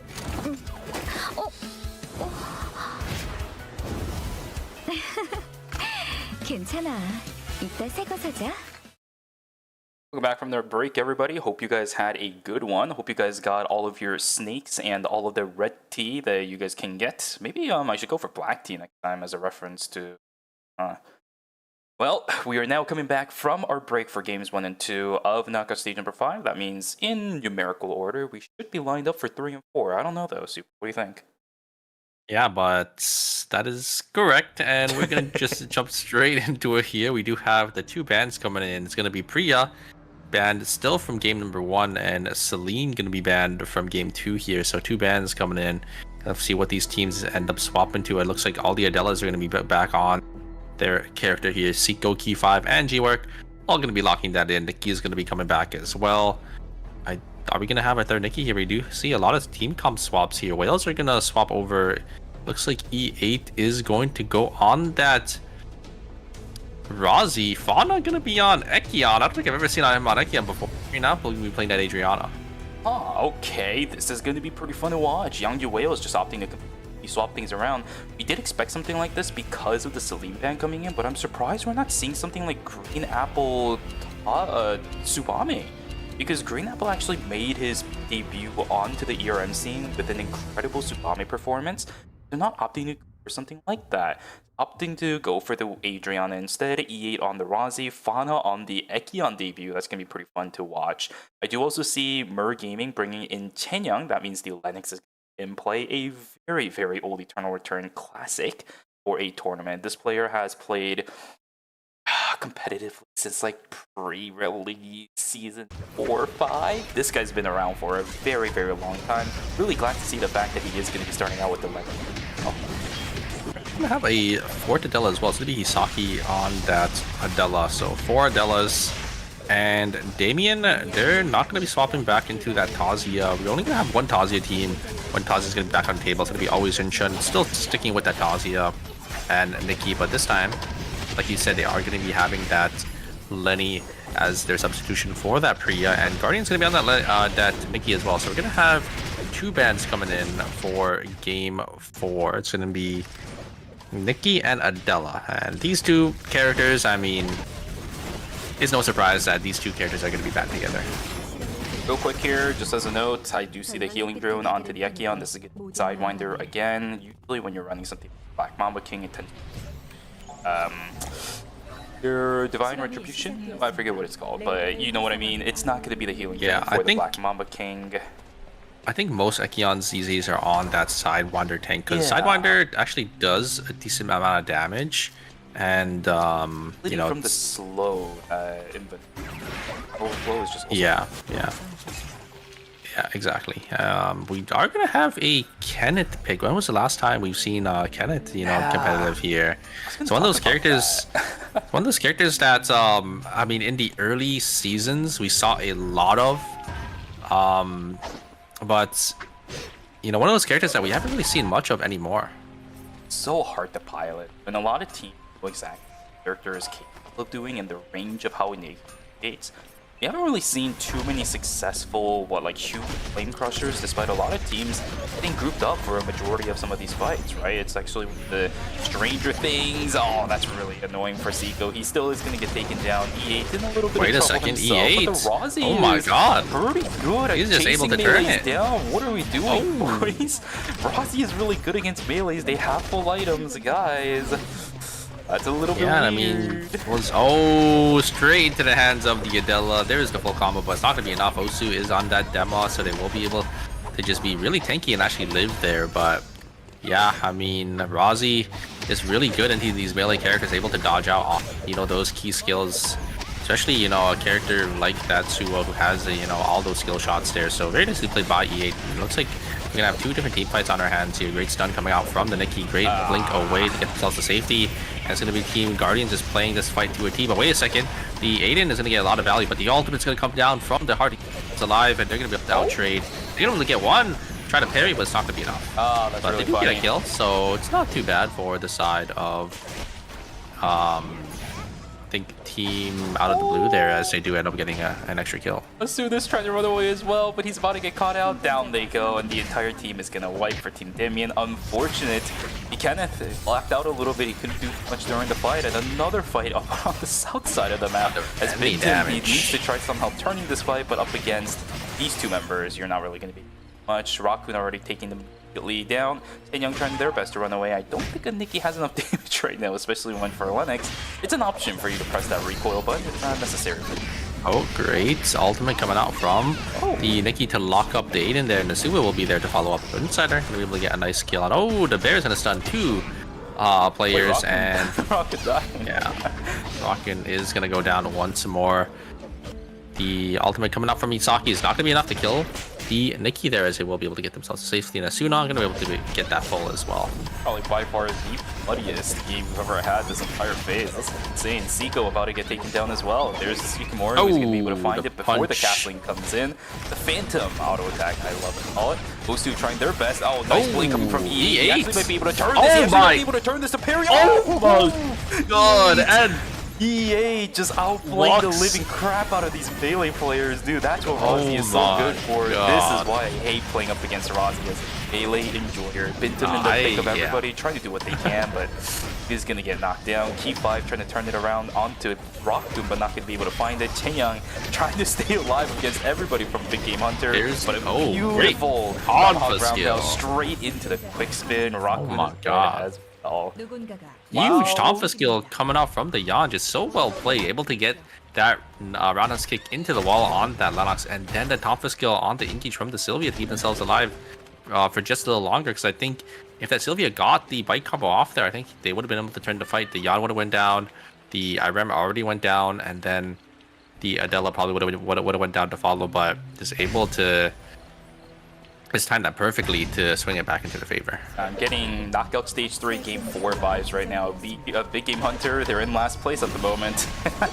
We've seen this situation before from these guys. Nice combo over on the key 5. No time to react. Exactly as I say that, I guess I'm just doing my civic duty as a caster. The common caster curse coming in pretty early to date. With that over on the Big Game Hunter, unfortunately, 5 will get taken down before any possibility of checkmate in response is available. Nicely done there. E8. That team. E8 looking like a monster on this Rozzy though, but no. There's the combo coming out, and he's getting it done. Oh no, but wait a second, Adriana gonna get a lot of damage off. A lot of burn damage. G-Work having that queen. E8 gonna be able to dodge out on that, but the HP bars are gonna be ticking up for the side. Wait a second, E8 gonna jump back in. Should be gonna get NZMB. Both of them are gonna blink together, but no. Just not in range there. NCMP just playing the range perfectly, able to make sure they are not in that auto attack range from that Rozzy. And oh my god, the lockdown coming out for the side of Team Insider is just way too much for the side of Team Out of the Blue to really handle there. And Green Apple gonna get caught this time. It is gonna be up to Dekian to get their team to safety, as they are gonna be the last member alive. Oh, this game is crazy, man. It is just never stopping. Char is also gonna get locked down. There's a guard in reverse. G-Work is also joining the fray, and that's a combo in return over onto Hundam instead. What are we doing, guys? What are we doing? These Adelas, I mean... These Adelas are just hitting combo after combo, just follow-up after follow-up, and it's just left and right. You see they're just getting one-shot.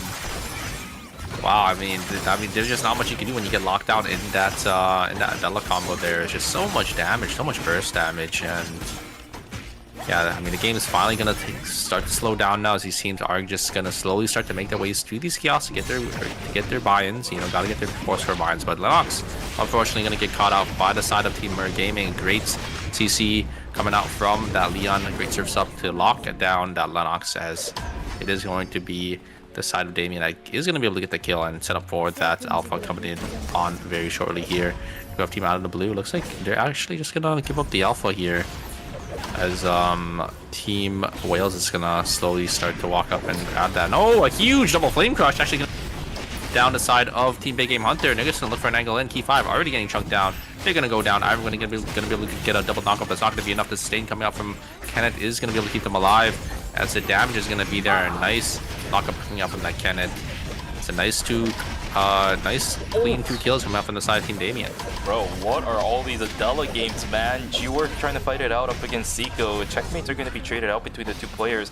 Yana trying to chase down G-Work. It's not going to work out. Char still putting pressure down over onto the backside. Nice knockdown onto G-Work, and the auto attack is going to land as well. What a play from Yana. They're going to be able to take away this temporary, not temporary, but the conventional rift, sorry. Nicely done. Yana with an insane play. Huge find. Osu trying to jump on in towards Fauna. Nice walk back in towards the Twins Rush, I think, from both of the players. They actually closed the gap up against Osu. Yeah, but it doesn't matter. E8 on this Rossi just dealing so much damage to these melee frontliners, and they're just going to go down. As it's going to be a nice 2 clean kills coming out from the side of Team Wales, as Out of the Blue is going to be on the back foot once more.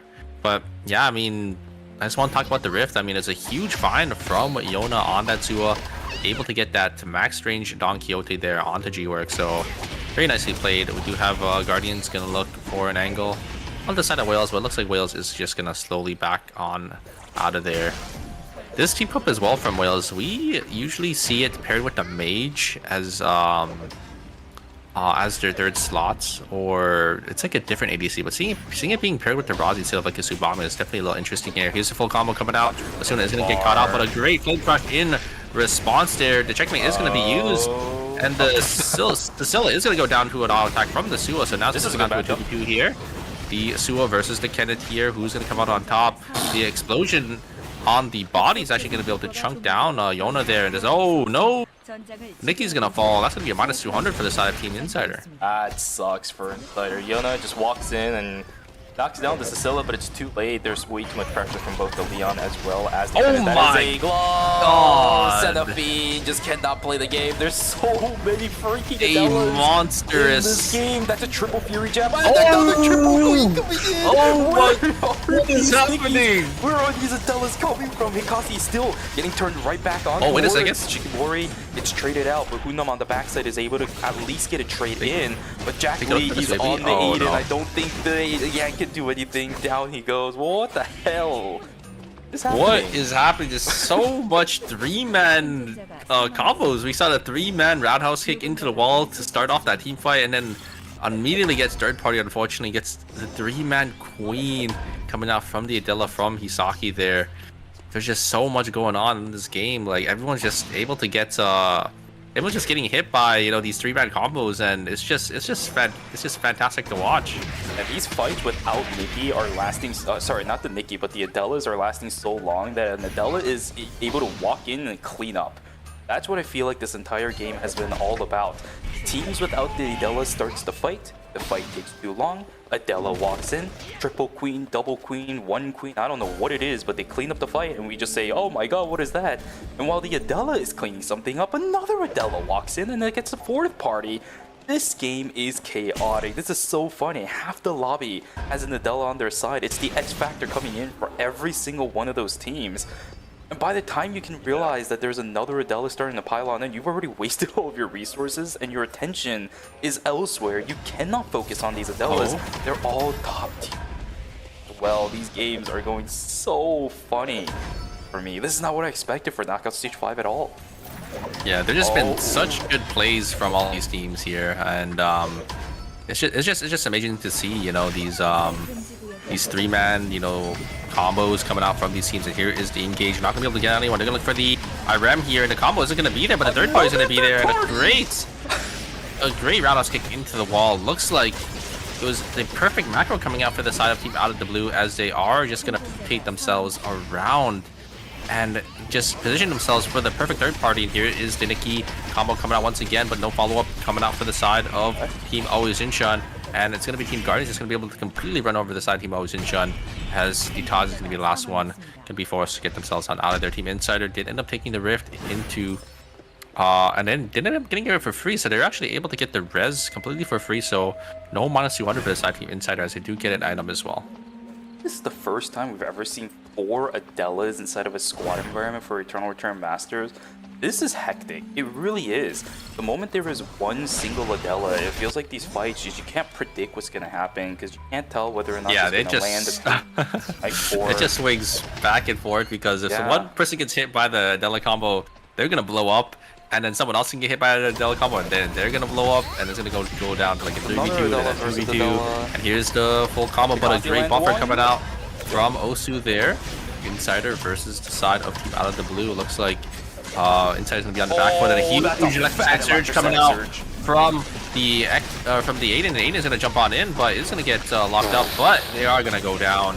Seiko going to just go down to the side of Team Out of the Blue there. That's Osu. Oh, and a huge queen coming out from Hisaki. Is it going to be enough? They're trying to get themselves to safety. Yona, they have to use the jump pad. They will be able to get themselves out. But a minus 200 from the side of Team Insider Out of the Blue. Just able to get so much value on these characters, you know. Oh, looks like Team Out of the Blue, they're going to use the safety orb to get themselves to safety, and gonna probably have to use another one here, as they're gonna burn a lot of timer if they don't. I don't know if they have enough to use another one, so... Insider. Lee gets the bad angle, and another Adela versus Adela fight. The third party's gonna happen again. What is this?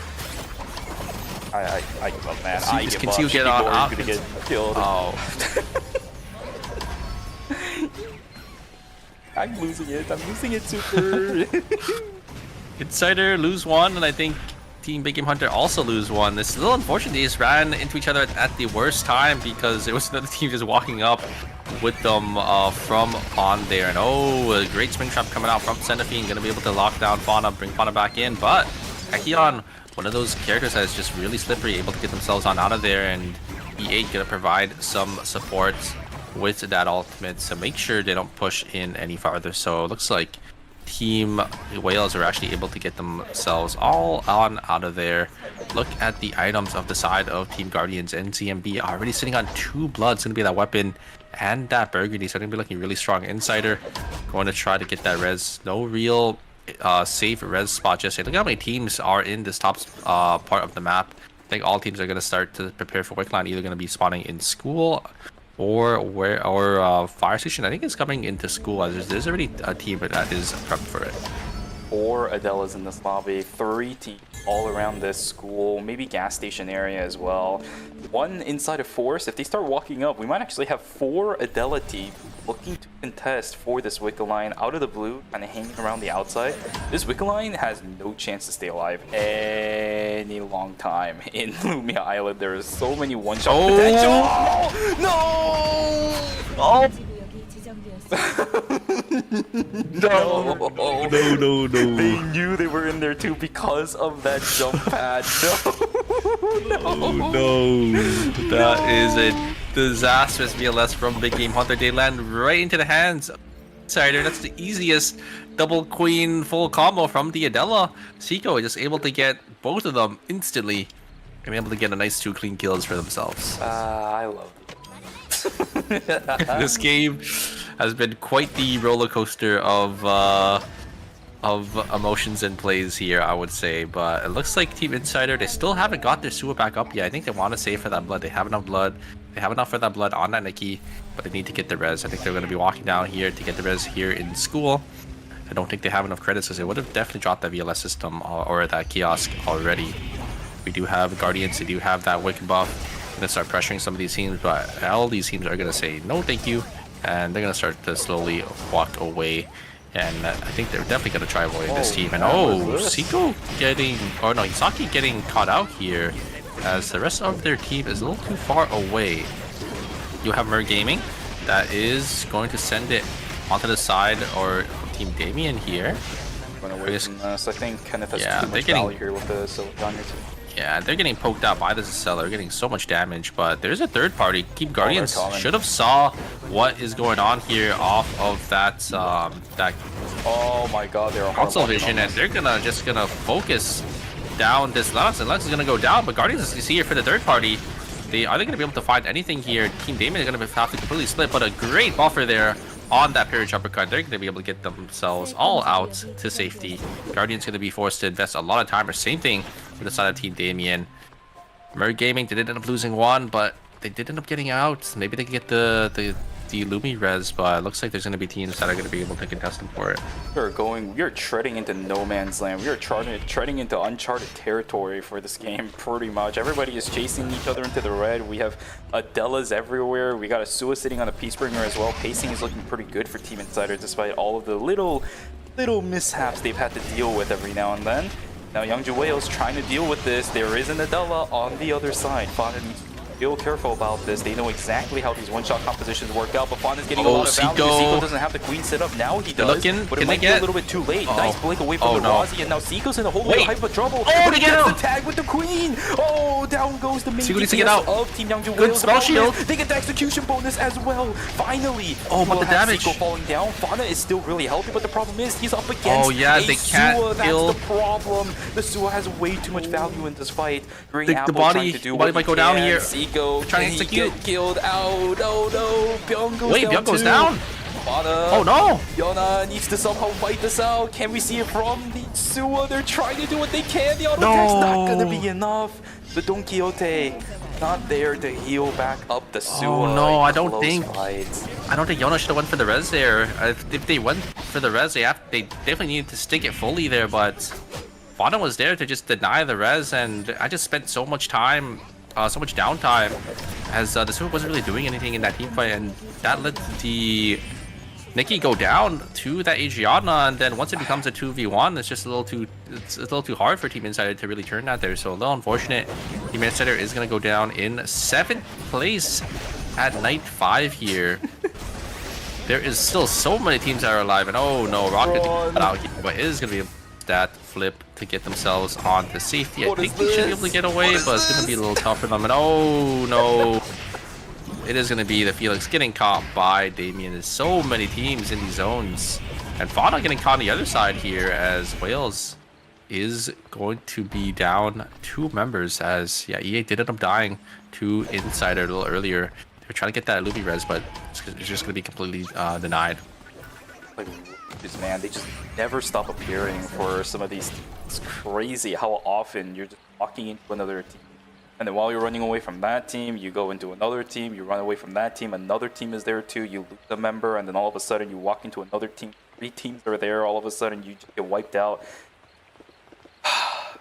This game is absolutely wild. Out of the blue, just hugging the corner. They do not want to deal with the nonsense that has been going on around the map got scanned, whatsoever. so he has to walk away, and they're gonna walk straight He has into the no heads. idea what is around the corner. There's everything out being of the sent blue to try killing here. Green Apple, but that's a lot invested for this Adriana. Immediately out of the blue is gonna leave Team Always Into with the information.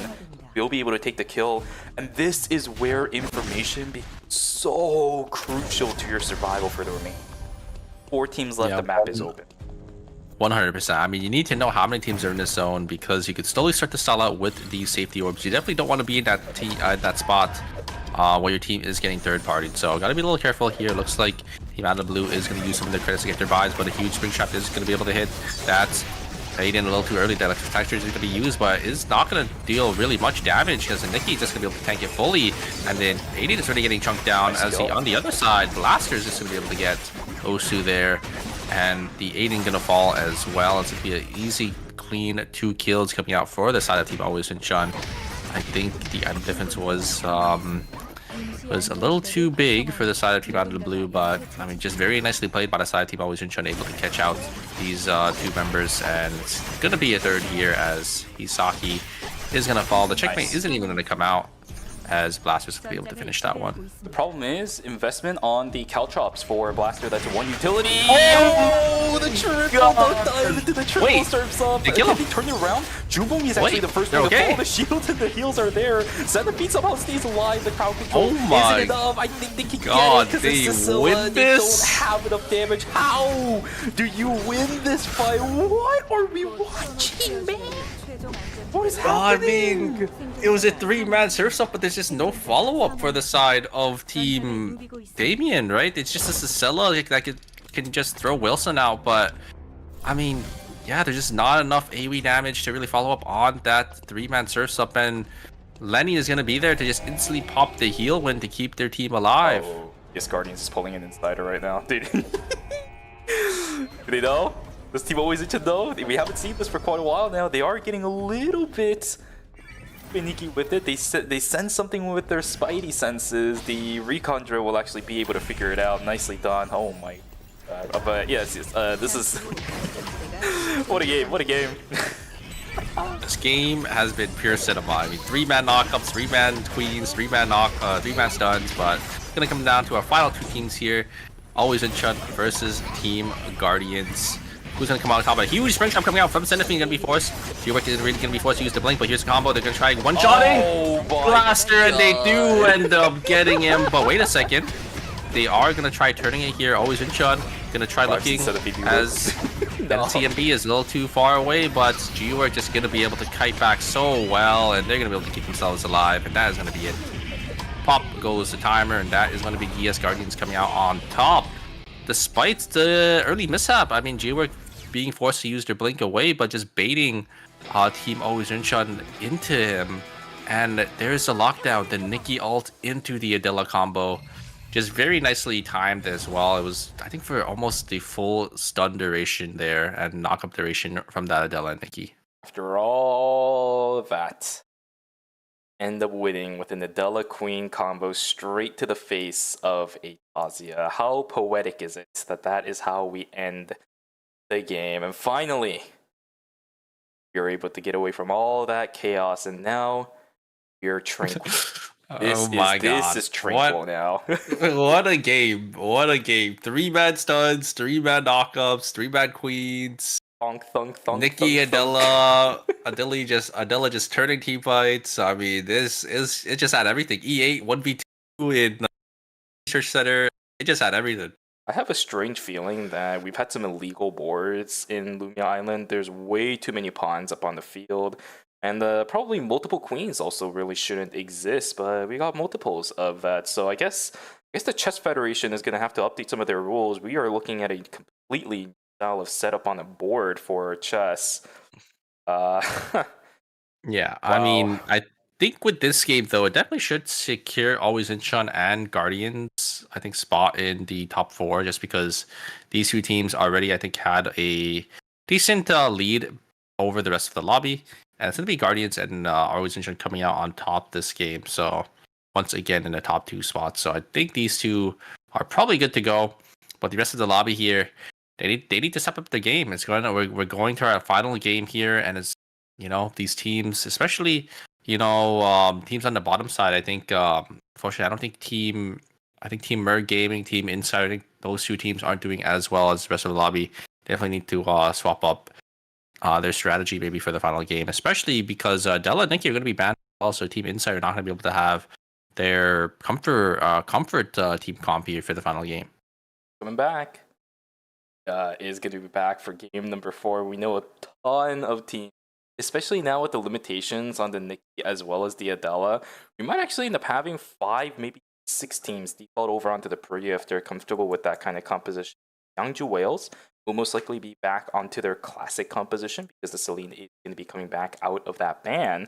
But regardless, let's take a look at what the scores are looking like. 53-51 for DS Guardians and Always Incheon. I think you're absolutely correct now. They should be very, very safe. It's a 22-point difference, 21.5-point difference. I'm sorry for Always Incheon versus Yangju Whales. Be a tough ride up there for any of the teams on the bottom 4. Now that means it's a battle for 3rd and 4th. We're going to continue the golden run for Always Incheon. We'll see how they do in knockout stage number 6. But until then, just one more game remains. We don't want to pull a Daydream, right? It's a lot harder than Daydream, but yeah, I think they're okay. 21.5 between. I think it's safe to say they're safe just because it's 21.5 between 2nd and 5th, and then it's also 19, and then 20 points between 3rd and 4th. So all 3 of these teams need to have a 20 game, which is almost impossible, I would say. Very difficult. We've seen a lot of teams getting the action very early on into the game, but we know for phase number 1, where pretty much a majority of the action happens in the past couple of games so far, it's all just half points. It's not going to be as much as it would in comparison to kills during day number 2. If there is a possibility of something funny happening, it all has to happen during day and night. I highly doubt is going to happen because a lot of the objectives that were added into the game starting from like rifts and stuff, is meant to isolate away from the actual map. The number of combat is a little bit more isolated, specifically towards day number 2, which truncates the amount of time that teams have to try pulling a funny. Yeah, 100%. The door is wide open though for the rest of the lobby. I would say between 3rd all the way down to even 8th place. I mean, it's only I think less than a 20-point difference. So any of these teams can definitely get on in there. But it all comes down to this. This is the final game for these teams to make sure they can get some more circuit points. They're already guaranteed to get some circuit points. But if you want to get more, getting into that top 12, maybe even that top 8, making it into the finals, you have to perform now. Coming up from knockout stage 4, all they want to do is just get a little more than what they asked for beforehand. Made it to today. Continue to try to do what they can to secure whatever points can get. Other than that, I mean, it's just Eternal Return Masters, right? You got to look for individual plays, got to look for individual team prowess as well. We've seen a lot of that throughout the course of today. Very hectic games that teams are still able to navigate. That game number 3, I think, is a real testament to some teams being able to somehow squeeze out of very, very concerning situations. I love to see that. Here we go, though, folks. The final game is now locked and loaded. How many prayers are there? There's 1, 2, 3, 4, and then we can also bring in more. Always in Sean is gonna no. He's gonna log in he's gonna swap to the Priya because Zico considering this team we could have another. Oh, Yona on the William. This is a pick I haven't seen in a long time. Oh wait, he's locking it in. Oh, yeah, for the Cenefine, he's having a little bit of fun with it. Although this is a comp that Cenefine has brought out. I think in the past he's been a little bit of a Nia aficionado as of late. Picked that a few times up as well. Oh, Insider, they're going all in. They are hedging their bets here, and they're going full all in. Yona on this William, Seiko on the Tazia, and we have the Shukai coming out. I mean, Shukai, one of these, I think, probably the sleeper tank of this phase. I think he's really, really strong right now. But I mean, we did see some of these teams end up picking him up, but because of the changes, I think with the new season, he doesn't use HP to use as cost for his abilities anymore. He's actually a lot more tankier. So gonna have to see how these how Team Insider does end up playing out team comp. I mean, we've seen the William plus Shukai combo quite a bit in the olden days. I think it was team. I forgot which team it was. I think it was Team Always in Chun that did end up playing it in the past, but it was like a different roster. Which one are you talking about? Sorry. It was William plus Shukai. William Shukai Bernice. Oh no! That was that was not Always in Chun. It's a different team. It was Oh man, I'm forgetting which team it was too. I know it's definitely not Always in Chun. No, wait, hold on. Let me see if I can find it, because one of the teams that I don't think actually... I think it's DDO, right? On the... Yeah, it is DDO. On the William, I remember. Yeah. Not killing on Sparkle. But... I'm just not going... I'm gonna find... Oh, it's Hungnam Rocks. It was Hungnam Rocks. There we go. Oh yes. It was up. Yeah, but yeah, I was very excited to see the combo coming back, the William and the Shukai. I mean, these two characters I think work really well with each other, just because Shukai can dive in and provide the William some extra value, some extra healing, and some extra shielding on that Shukai to keep the William alive to build up the deal enough damage. And we're gonna have G-Work actually gonna be the one on Priya this time. Instead of being gonna get caught out though by Green Apple, as Green Apple will be able to secure that kill on that Celine. Good dump, just taking all the damage there from that Chloe. I mean, Chloe, such a monster in these early game 1v1s. Not really much you could do. You're just gonna go down, and yeah, Team Gaming is not able to find their footing, but it shouldn't really matter. It is just really early on in the stage here, or in the game. G-Work getting caught out once again. Fauna, ooh, gonna get taken down, and see him gonna be there as a response. G-Work going to get themselves to safety, as yeah, Fauna just gonna fall. Going up. Oh my. Is just gonna be able to get the one up here onto the side of Team Gaming, And oh, is able to dash around, but oh, there's recoil. yeah. There's the Lennox gonna be able to secure that kill. Cider is playing a very funny comp a little bit here because both the Tazia as well as the William really depends on dropped materials, right? Like for William, you have the baseballs, Tazia, you have those crystal shards on the ground. If you're able to kind of keep track of all that as the enemy playing this team, it can be a little easier to deal with. Usually a lot of teams are only experienced with dealing with one of the characters having that kind of utility. I'm sure that's going to be a bit of an issue for some of our players down the road. Always in turn in a little bit of trouble. Seraphine can't really get away from this. Infinite dashes coming from Chinhauer. This is a really easy for that Kenneth. Knocking down first of Team and full point. Get that down to kill. Young in a little bit of trouble himself. Will also get isolated and taken down. It's a for the side of Team out of the blue. North side is also a Fiesta as Rakun not going to be enough to fall down. I thought the damage from his initial ultimate damage was going to be days. Or also trying to run away. The IREM player swapping over onto the Priya will be able to find a support with the rest of his team to find a kill. And we still have fights as you are trying to good, I think the urge. Oh my god, to keep themselves alive. But Fana's going to be there to finish the job and use that Soul Link as well to keep themselves alive. And that is going to be 2 members going to go down to the side of Guardians. Very nicely played by Fana there. Able to just finish off the Priya and get that ultimate at the perfect time on that Tasia. So very nicely played by the side of Team Wales. Team Guardians though, yeah, they are going to lose 2 members and Bianca getting caught out once again. This time it's going to be Team Always Incheon.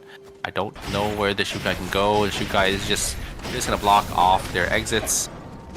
Just stand in front of the Shukai so the Shukai can't really get their dash to get themselves to safety. It looks like Seiko and Byung is going to focus their sights onto the Mai as the Taze is just going to slowly abandon them. Great use of the passive there to hit onto the Mai here, and Yona is going to come in great as well. The ultimate is going to come down, and that is going to be the last to go down very shortly. As it's going to be another nice pickup for the side team inside. This is exactly what they need. They need these points going into the final game here. So getting these 3 early kills is definitely going to help.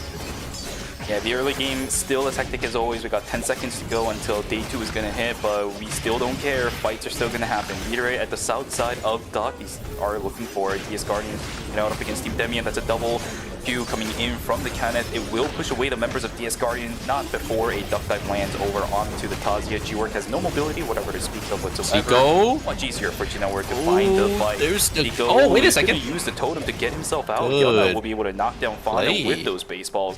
Yangju Wales has to get away. That's a Tree of Life in favor of Team Insider. Or are they? Seiko. Look at the minimap.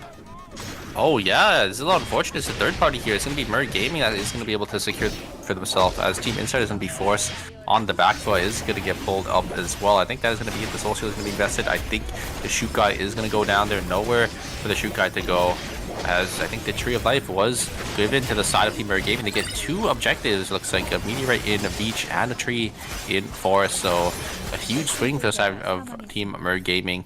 It was a really nice team fight for the side of Team Insider, but the objective being so close to another zone, they were just able to walk down to grab it for themselves. Seiko gonna get a lot of value here, gonna try getting their last shard, and the ultimate doesn't end up coming down, and there goes E8. Very nicely played from Seiko. He's actually playing really well on Dystasia, able to get the 1-up on the side of Team Wales 2 times in a row. The first in that forest team fight, able to just jump on in there, get themselves to safety while keeping themselves alive. A huge totem from Seiko, and then just able to win that 1v1 right there onto E8. This is pretty much this entire game. Had swords flashing at the bottom side of our screen. As soon as a Priya falls down entirely, if there is no other fight that begins, we will finally have a moment in the no flashing swords are going to be happening at the bottom side of our screen. Priya comes back up. There it is. Tranquility. A zen moment for us casters as well as the players. Yeah, as everybody just looking for more objectives. It's usually this exact timing, right, where we get some time to rest, because this is the timing. This is the exact timing where the teams are looking for those 4-score mines. You're already at those kiosks. Gotta make sure you get on tempo here to make sure you're as strong as the rest of the lobby, because the rest of the lobby are buying 4 scores and you don't have 4 scores. You're gonna be playing down a but here is Damien. They're going to try contesting for this box here. Great double knockup from the Kenneth on that Flame Crush, but the Leon is going to go down instantly there, getting their focus from that Felix, and the Kenneth is going to fall very shortly here. Felix, one of these melee characters that you have to watch out for, especially when you are diving in. That Lennox is going to be there to peel them as well. No, I think this is what's the problem with Team Damien. Now, we saw it in the last game, the final zone school. We just saw it in the fight as well. Really good combos coming from Damien, but considering how many combos they have to like out control multiple players at once, they only have real single target damage. Yeah, it's exactly. not the greatest, and it's also like intertwined between their cooldowns. Yeah. I'm going to talk about it in just a second. Let's take a look at how this fight goes. Echoes of the Earth countered in response for both of the teams, and CMD on the backside should be able to take down Rockton. There we go. It's a 1-for-0 trade so far, but down goes the Tazia. That's not really going to be good, and CMD getting crowd controlled up and lockdown. Nicely done from Mer Gaming. G-Work will take the death as it is. It's full white ban. Mer Gaming takes away. Nice pick up for the side of Team Mer Gaming. That's exactly what they need, especially since they are on that chopping block on the bottom for side of teams there. So huge pick up for the side of Team Mer Gaming. And yeah, it's kind of funny to see. We do have both those teams playing that Priya and Felix together. I mean, this is another pair that combos really well. And then on Guardians, you have the Tazia, and on Mer Gaming, you have that Lennox to help with peel. And you know, that's just still one of those tanks that does a lot of damage there. And there's the Felix there, going to be able to get the double knockup into him, to be able to find some stuff, but Priya is going to be able to drop their ultimate down. Actually, there is going to come down, and looks like Big Game Hunter is just not going to be able to push on forward. Responding with Echoes of the Earth with their own Echoes of the Earth as well. Mer Gaming, really nice flank coming from Bintum from the top side. Outside of Vision was able to force out Kipa's boom. I'm going to try it again with the White Lily, but this time around it's not going to be right on top of the human. He has a little bit more versatility, but the Yan is still going to get taken down regardless. Priya has enough damage. Same thing for the Felix. Nice priority targeting for Team Mer Gaming. The problem is they're going to have to deal with a third party coming in. What resources do they really have available? Twins rush straight over on the Bintum. No. Gets completely That's a minus locked in 100. crowd control. Raccoon is also in trouble. White Lily was invested earlier from the Felix. Raccoon doesn't have that to try getting out. Blinks are coming in from team out of the blue. They are finally going to be able to pick themselves up a few kills here and there. They were sitting at 0 despite being that 4th place Vanguard. This is really good time, good time for a team out of the blue. Yeah, and Mer Gaming going to lose 2 members so early. It's a minus 400. That is not looking good for them. There is the Nia's Game World is going to do enough damage, not going to be enough, and they're trying. And they're slowly starting to peel back. Team Damien is going to be able to get themselves to safety, but yeah, I mean, it was a good fight there for Mer Gaming, able to get the 1-up onto the side of Team Big Game Hunter. I really like the Felix charging the stacks off of the bear and then using that White Lily to get them on in to get the full duration of the knockup onto the Yan to finish them off. But the third party is going to be there. Just a little unfortunate, but that's just how the game goes. You have to definitely watch out for those 3Ps in these type of games, especially in the final game here. Pull gonna go a little wide as looks like Team Mer Gaming definitely want to take the team fight into the side of Team Big Game Hunter once again. They'll try looking for the Yan. There's a human. It's not gonna hit onto anyone. They're getting a lot of damage onto Yan, but that goes down. And they're gonna oh my god, the Felix finds the angle in, blinks on forward, is able to get the Yan, and the human is gonna fall very shortly. That's gonna be another minus 200 this time for the side of Team Big Game Hunter, but they're gonna get caught out by the side of out of the blue. But it is that Priya. They do have that movement speed to get themselves to safety. But Big Game Hunter, they're gonna lose another 400 credits. I think they initially lost 200.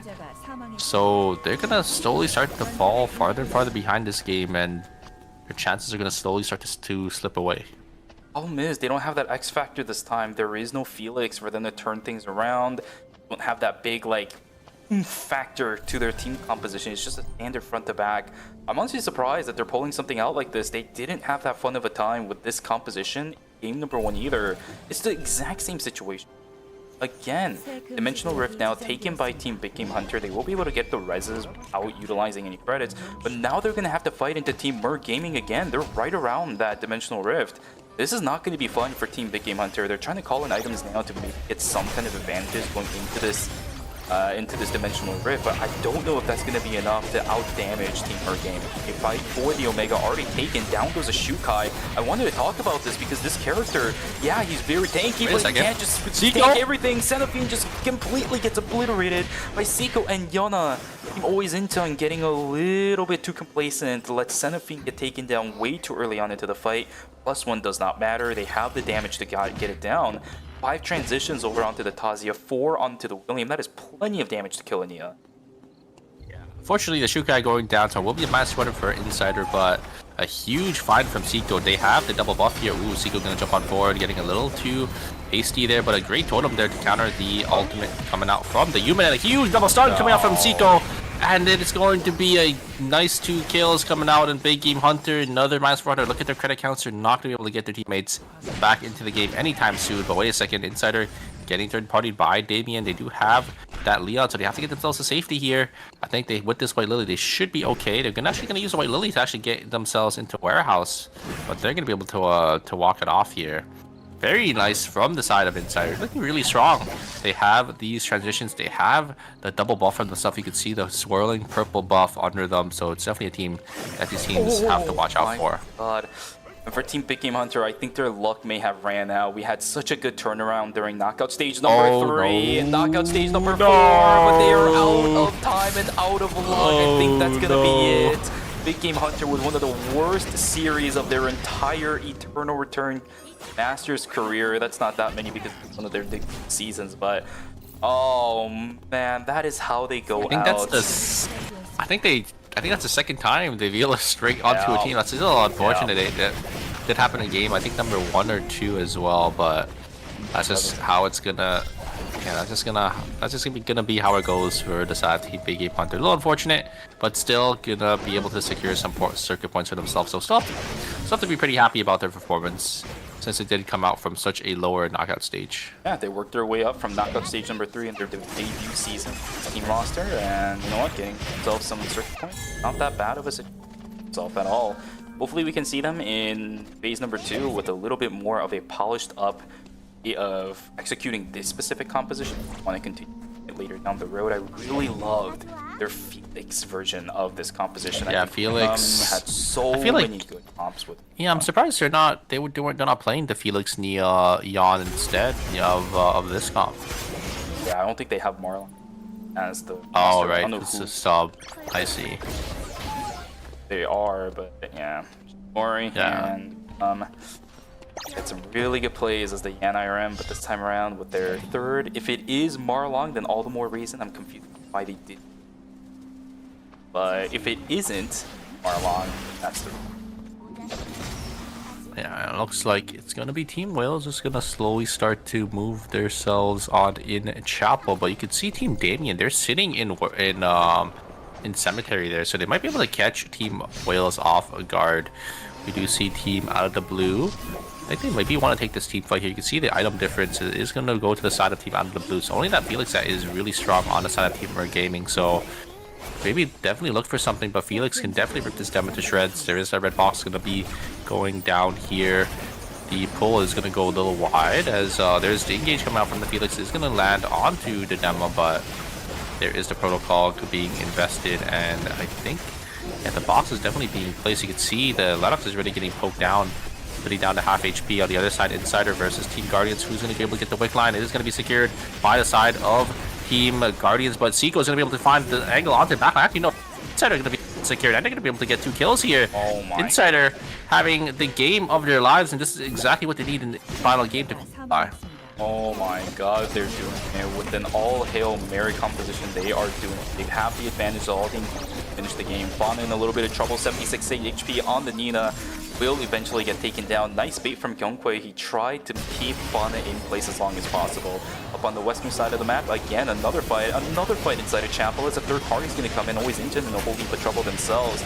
Team Damien walking in, they're going to get rounded out again by Young Wales. Will have to back away, back over to archery range. Bintum is on the backside. He gets the wind scar onto 2 people. Will be able to knock down Jack Lee, but the problem is Ozu is still alive. They're trying to turn things around without the Felix. They are down to just the Priya in terms of I don't think they can kill this demo. Ozu killed. No, he cannot. Raccoon trying his best to run away, but that's just but the protocol went down in time. Hey, Debbie and Marlene, this is just not good. Bintum, he's gonna pop. They just need to get the reses back, but Raccoon, he puts down the kiosk but doesn't go for it. Yeah, I don't know why he didn't. Oh, because his teammates didn't blow up, and Demo was the human. Both of them were able to just res. It looks they don't have the credits. They need to sell. Oh no! How can they They get were another able one? to get No, they come can't. back up. Oh, they don't have enough money. That's why.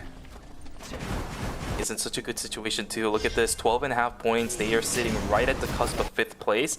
Sorry, 6th place right now. I think as long as they're able to stay alive until maybe the temporary zone and try to just maintain the status quo with the safety drones, there is a possibility they also get into the top Insider, 4. they are out for blood.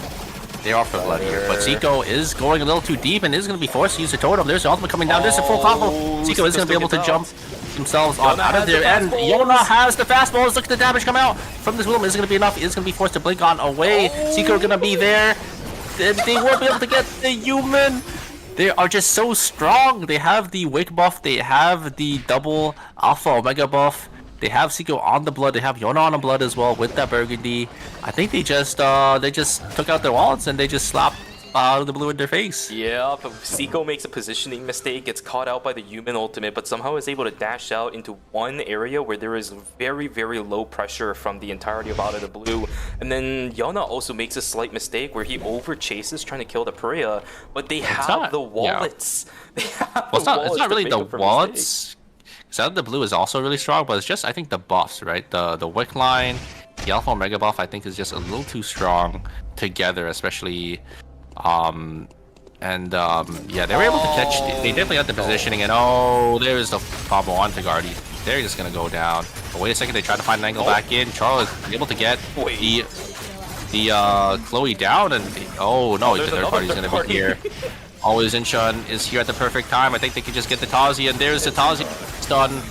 I don't think the Tazi can get on out of there, and that is going to be Always Inchun going to be able to get a kill. Wales, unfortunately, going to lose their member. Oh, that's a 5th party. Oh no, Damien's here at the perfect time as well. And it's going to be Guardian that's going to get completely wiped off the map. I mean, they're okay with that because I think they've already secured their spot, but Wales losing that member, you could see they're on that 5th place spot. I don't think they have enough points right now as Team Insider is definitely crawling their way back up. Team Mer Gaming as well already have 13.5 to their name. Oh, it's gonna be so close between these bottom 5 teams here. Yeah, the problem is Demian as well as Out of the Blue, the ones that are holding 3rd and 4th place right now, having it pretty decent for those two. Well, 8.5 for Demian and 8 points for Team Out of the Blue at the moment. If the teams in the bottom 4 don't knock those two out really quickly, there is going to be absolutely no chances for these players to go on through. ES Game World pops out, pretty low value from the looks of it. They're going to cancel it out and try to join back onto their team, but it might have been a little bit too much. That is just not good. The Tazi just caught out in the middle of everybody. Blaster will get taken down. Always in a little bit of trouble for themselves. Insider trying to fight it out. OSU on the backside trying to do some damage. Yo, gonna get in on in there. He has the fastballs. He has the fastballs trying to get the pump out damage over onto 1, 2, 3, 4 players all at once. OSU gonna get taken down by the parody. So down he goes. Jack Lee about to jump on in, but he's gonna get taken down. Out of the Blue is gone. That is one of our top 4 teams taken That's what out needs. before they can do anything. Team Insider setting themselves up, poising themselves to get into the top 4. Mer Gaming in a little bit of trouble themselves as the Felix has no timer left whatsoever to speak of. He is isolated away from the Lennox. Down he is gonna go in just a couple seconds. Gaming Down goes getting the out Lennox. too. Bintum stuck in the corner. He cannot get out of here. That is the end of Team Mer Gaming. We'll have to see if the 16.5 points is going to be enough to get themselves out of the top, out of the bottom 4. This opens up the door for Team Insider, but Insider still needs some kills here. Yeah, they do. They're not going to have enough points. They need to maybe look for something. Actually, I guess if they get the final 3 kills, I think it could be enough. But Wales is going to be able to pick up another one for themselves here. Damien is going to pick up these kills as well. It's only going to be a duo and a solo. It's just going to be 3 kills. Wales desperately need these points as well to maybe try to secure them to secure their spot. They need to get Always Inchun here. I think if they get Always Inchun, they're going to get an extra 2 points and 11.5. I don't know if that is going to be enough. The timers, oh, they do end up getting it. But it's going to be 11 8.5. Damien, where are they at right now? Damien is definitely going to be safe here, but it's going to come down to our 4th place spot. Who's going to take it? Does Insider have enough points? I don't know. 22, 22.5, 26. Oh, they will definitely have enough if they... 40 right now? Yeah, they will definitely have enough if they win this year. Right now, Out of the Blue is sitting at 40 as well. It's actually a tie between Out of the Blue and Team Insider. Wales has more. Wales has more right now. Wales has 40... 41. Yeah, 41. So they have to win here. Insider, they have a chance to keep themselves in contention. I think they know exactly. And look at the item difference. Damien, you could see the Leon still missing 2 golds. They're missing about 4 golds themselves, while Insider has 2 bloods on the carries. And here's Engage coming out from Seiko. A lot of damage coming out from Seiko already. It all comes down to this fight. Can they do it? They've done it time and time again. They are always able to crawl the way back up. Seiko gonna try to find an angle in, but not gonna be able to find anything. Uh-oh, Seiko getting caught here. There's the ultimate. The flame truck is to be used, but a huge totem coming out from Seiko. Knockup is not gonna connect, and they're gonna find an angle in. Yona gonna jump on forward. The ultimate is gonna hit no one, and I think the Leon is gonna go down. Leon lives just barely there, but Yona's able to provide a lot of damage. Is gonna be enough. Oh no. The William gets caught, a great pull coming out from Cicella, but we're trying to get it. The Cicella needs to go down here. Yona gonna jump back in. They won't be able to get the Cicella, and Seiko I think should be able to clean this up here on this Tazia, but wait a second. Yona on the backside does get the execution bonus. No way. He able to get Leon dodges out on the Leon. Knock up, and that is it. Insider coming out on top. Yona on the William when it counts, and Team Insider will qualify. Okay, let's go. Team Insider is gonna make it in. That means Yangju Wales is out in such beautiful fashion. Yona on the William, able to bait out Kyungkwae over and over and over and over again. What a beautiful play from the William. Congratulations to Team Insider. They will put themselves and punch their tickets onto the next phase. In such spectacular fashion, the Hail Mary, the Blitzkrieg, everything working out in their favor. The strategy was locked down pat. When it counts as well, just so beautiful coming out from Yona and Seiko as well. I mean, on the Ozzy, just able to find and just able to be so confident on this character, just jumping on in and just providing so much value for his team. Oh man, oh man, oh man. I was worried at the beginning of the game because I heard what you said about how the Shukai has a way in. But a lot of the Shukai deaths we have seen throughout the course of the weekend and the last is because Shukais get mispositioned, they're fine to fight, or they go a little bit too far looking for information. Yes, Shukai has a ton of health. Yes, he doesn't use any of his HP to use his skills anymore, but he doesn't have any damage mitigation skills like a lot of the tanks nowadays. There is no shielding on his in kit. There is no damage mitigation like a stealth shield in his kit. It's just all health.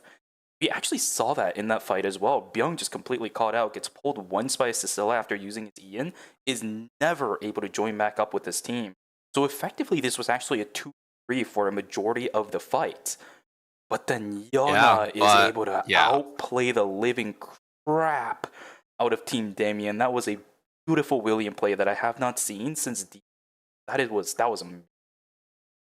Yeah, and I mean, if there's any 2 characters you want in your 2v3, it's definitely going to be a Tazia and a William. These 2 characters have so much value and just are able to outplay their opponents so well, right? If they are playing well, and Tazia, one of those characters that can look for those 1v2, 1v3 situations, and that William as well, having the fireballs, is able to just dash in and out and just wow. I mean, that's that William was just able to bait out the Leon knockup and just finish the job at the end. Oh my goodness, what a game to finish out knockout stage number 5 with. We still have a whole nother set that is going to be waiting for us with even better teams that we're going to be walking into. The top 4 teams for this one still has a night and a half for them to play. This is going to be a rough one, but for Team Always Incheon, about to make the Golden Run dream true once again, the only team to have a second possible Golden Run for their money.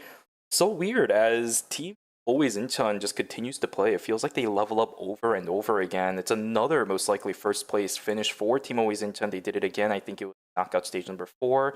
Struggled a little bit in knockout stage 3, but this is a whole new look to this team. Look at that, 61 points to round it out in first place again. DS Wow. Guardians 2.5 points behind at 58.5, 50.5 for Damien, and Insider at 47 to round out our top 4. Look at how close it was. 3.5 points away from Inside Armor Gaming, 6 points away from Wales, 7 points away from Blues. Unfortunately, Big Game Hunter a little too far away, but I mean, just a really close lobby. I mean, this is exactly what we predicted as well before jumping into the knockout stage number 5 here. And now we are going to go into knockout stage. It's going to be our last knockout stage coming up very shortly for you guys. Up, indeed. Unfortunately, now that I look about it, Yeongju Wales never had a chance ever since they went down, right? Mergi 1.5 points right up on the lead, up against Team Yeongju Wales. If Team Insider wasn't able out on that temporary, on the final zone, I apologize, would have been Team Mer Gaming. Really unfortunate because I think Mer Gaming had a pretty solid series here. They just missed out on a couple of kills, got unlucky a couple of times. That game 3 shenanigans, they were one of the few that didn't have the Adela on their side. It got too much for those players. Got caught out a couple of times, got taken out. Was not their day. But regardless, that is the result, guys. We know our 4 teams that are going to be moving on. We are going to go to a break to make sure that we are ready for knockout stage number 6. So make sure you guys go grab your cat, go grab your coffee, and stretch. We'll see you guys back here for games 1 and 2 of knockout stage number. Here.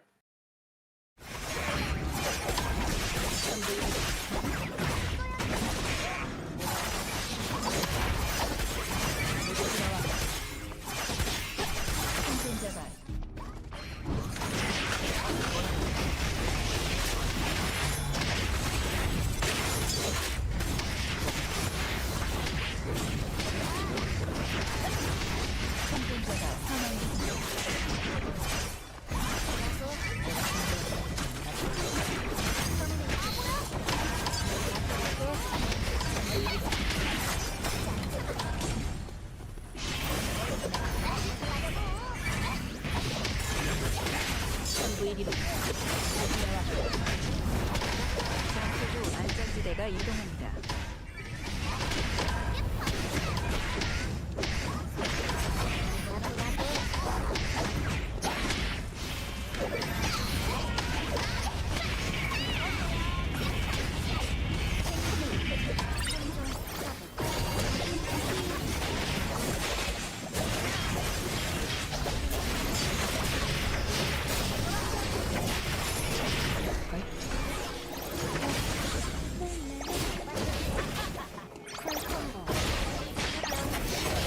생존자가 사망했습니다.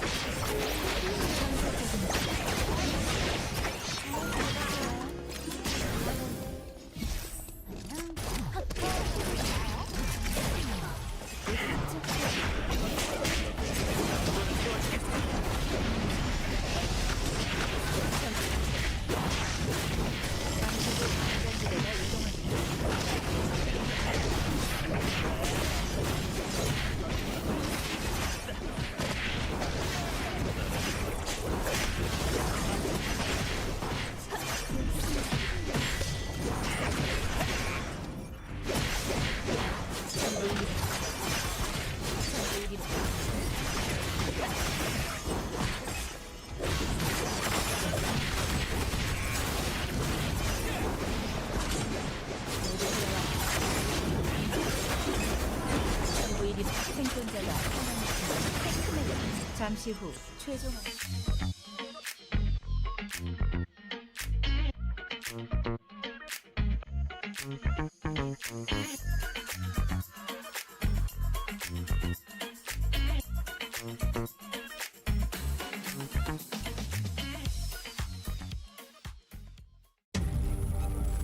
You're ready to get in the game now. The last thing you want is to wait. WD Black, performance storage, purpose-built for gaming. SSD speed that obliterates load times. Performance to transform your game. Expanded capacity to store more. Customizable RGB. WD Black. Because the game never waits. WD Black. Drive your game.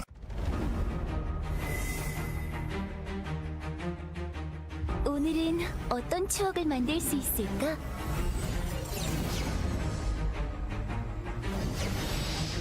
언젠가 오늘을 추억할 수 있으면 좋겠어. 추억이 또 하나 늘어났어.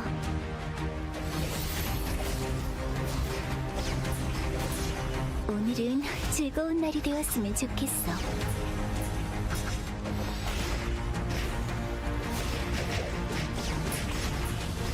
나이에 비해 조금 과격한 것 같다고? 어떤 의미니?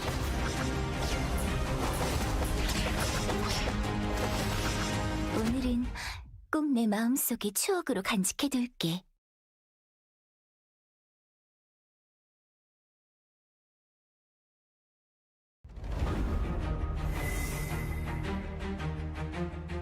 제 차례인가요? 그렇군요.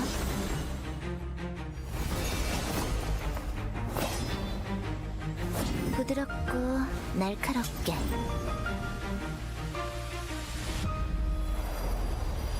자, 클라이막스예요.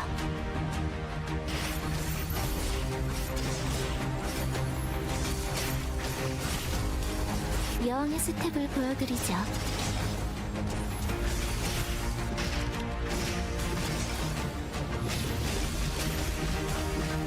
예의를 지키세요.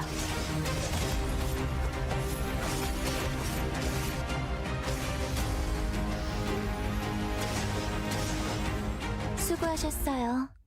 거기까지였지만요.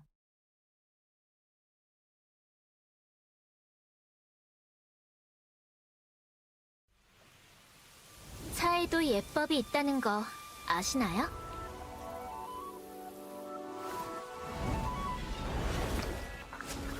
재행무상. 만물은 시시각각 변하는 법이죠. 차는 아직 따뜻한데 이 고요가 오래 갈 거란 생각은 안 들어요. 조용한 순간일수록 가장 먼저 깨어나야 하니까요.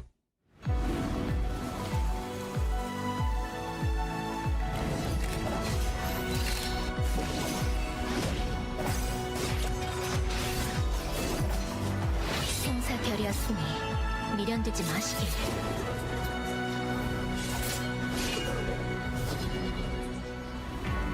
내 문은 칼끝에 깃든 뜻, 법은 내 걸음이 향하는 방향.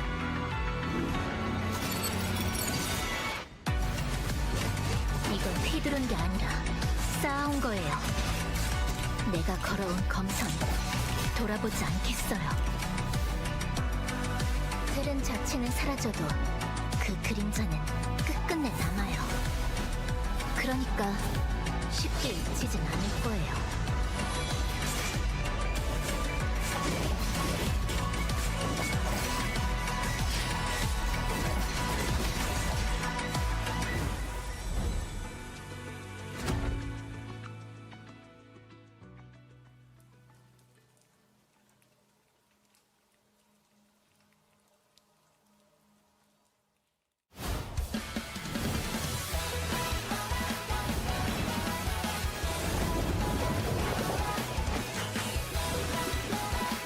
리나, 준비 운동은 해야지.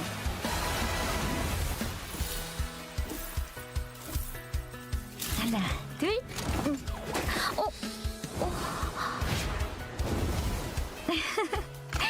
괜찮아. 이따 새 거 사자. 리나, 파도 소리 들리니? 인형극이 곧 시작될 거야. 점성술을 시작해볼까요? 물고기 자리를 떠나 물병 자리로. 모래가 옷 속으로 들어오네요. 하체 운동부터 시작해볼까? 찬물이면 잠시 들어갔다 나올까 싶은데 휴식도 훈련의 일부다. 아무리 거센 파도라도 베어가를 수 있어. 바다를 건너는 한 마리 제비처럼.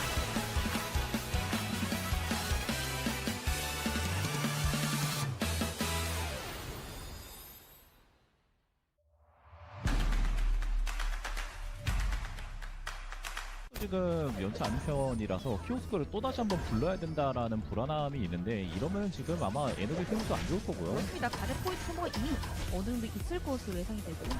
게임 헌터는 한 방을 노려야 되는 조합이거든요. 그러다 보니까 자, 그 한 방만 피해내면 오디세이가 조금 더 유리하게 지속교전 가져갈 수 있는데 자, 서로 포킹 싸움이 좀 이루어지고 있는 이 상황. 여기서 대치전에서 CC가 한번 제대로 걸리면은 자, 게임 헌터 한타 크게 뛸 수 있습니다. 자, 근데 들어가는 위치가 좀 너무 좁아요. 에셀 포커싱 넣고 있는데 이어서 체크메이트. 근데 그 이후에 중앙수 선수가 그 뒤쪽에 질러진들을 체력을 다 깎아버렸어요. 자, 이어서 키즈 선수가 지금 리오로 계속해서 딜 넣어주면서 오히려 빅게임 헌트 2명을 잡아냈고요. 와! 오, 이거는 따라갈 만한데요. 가나요?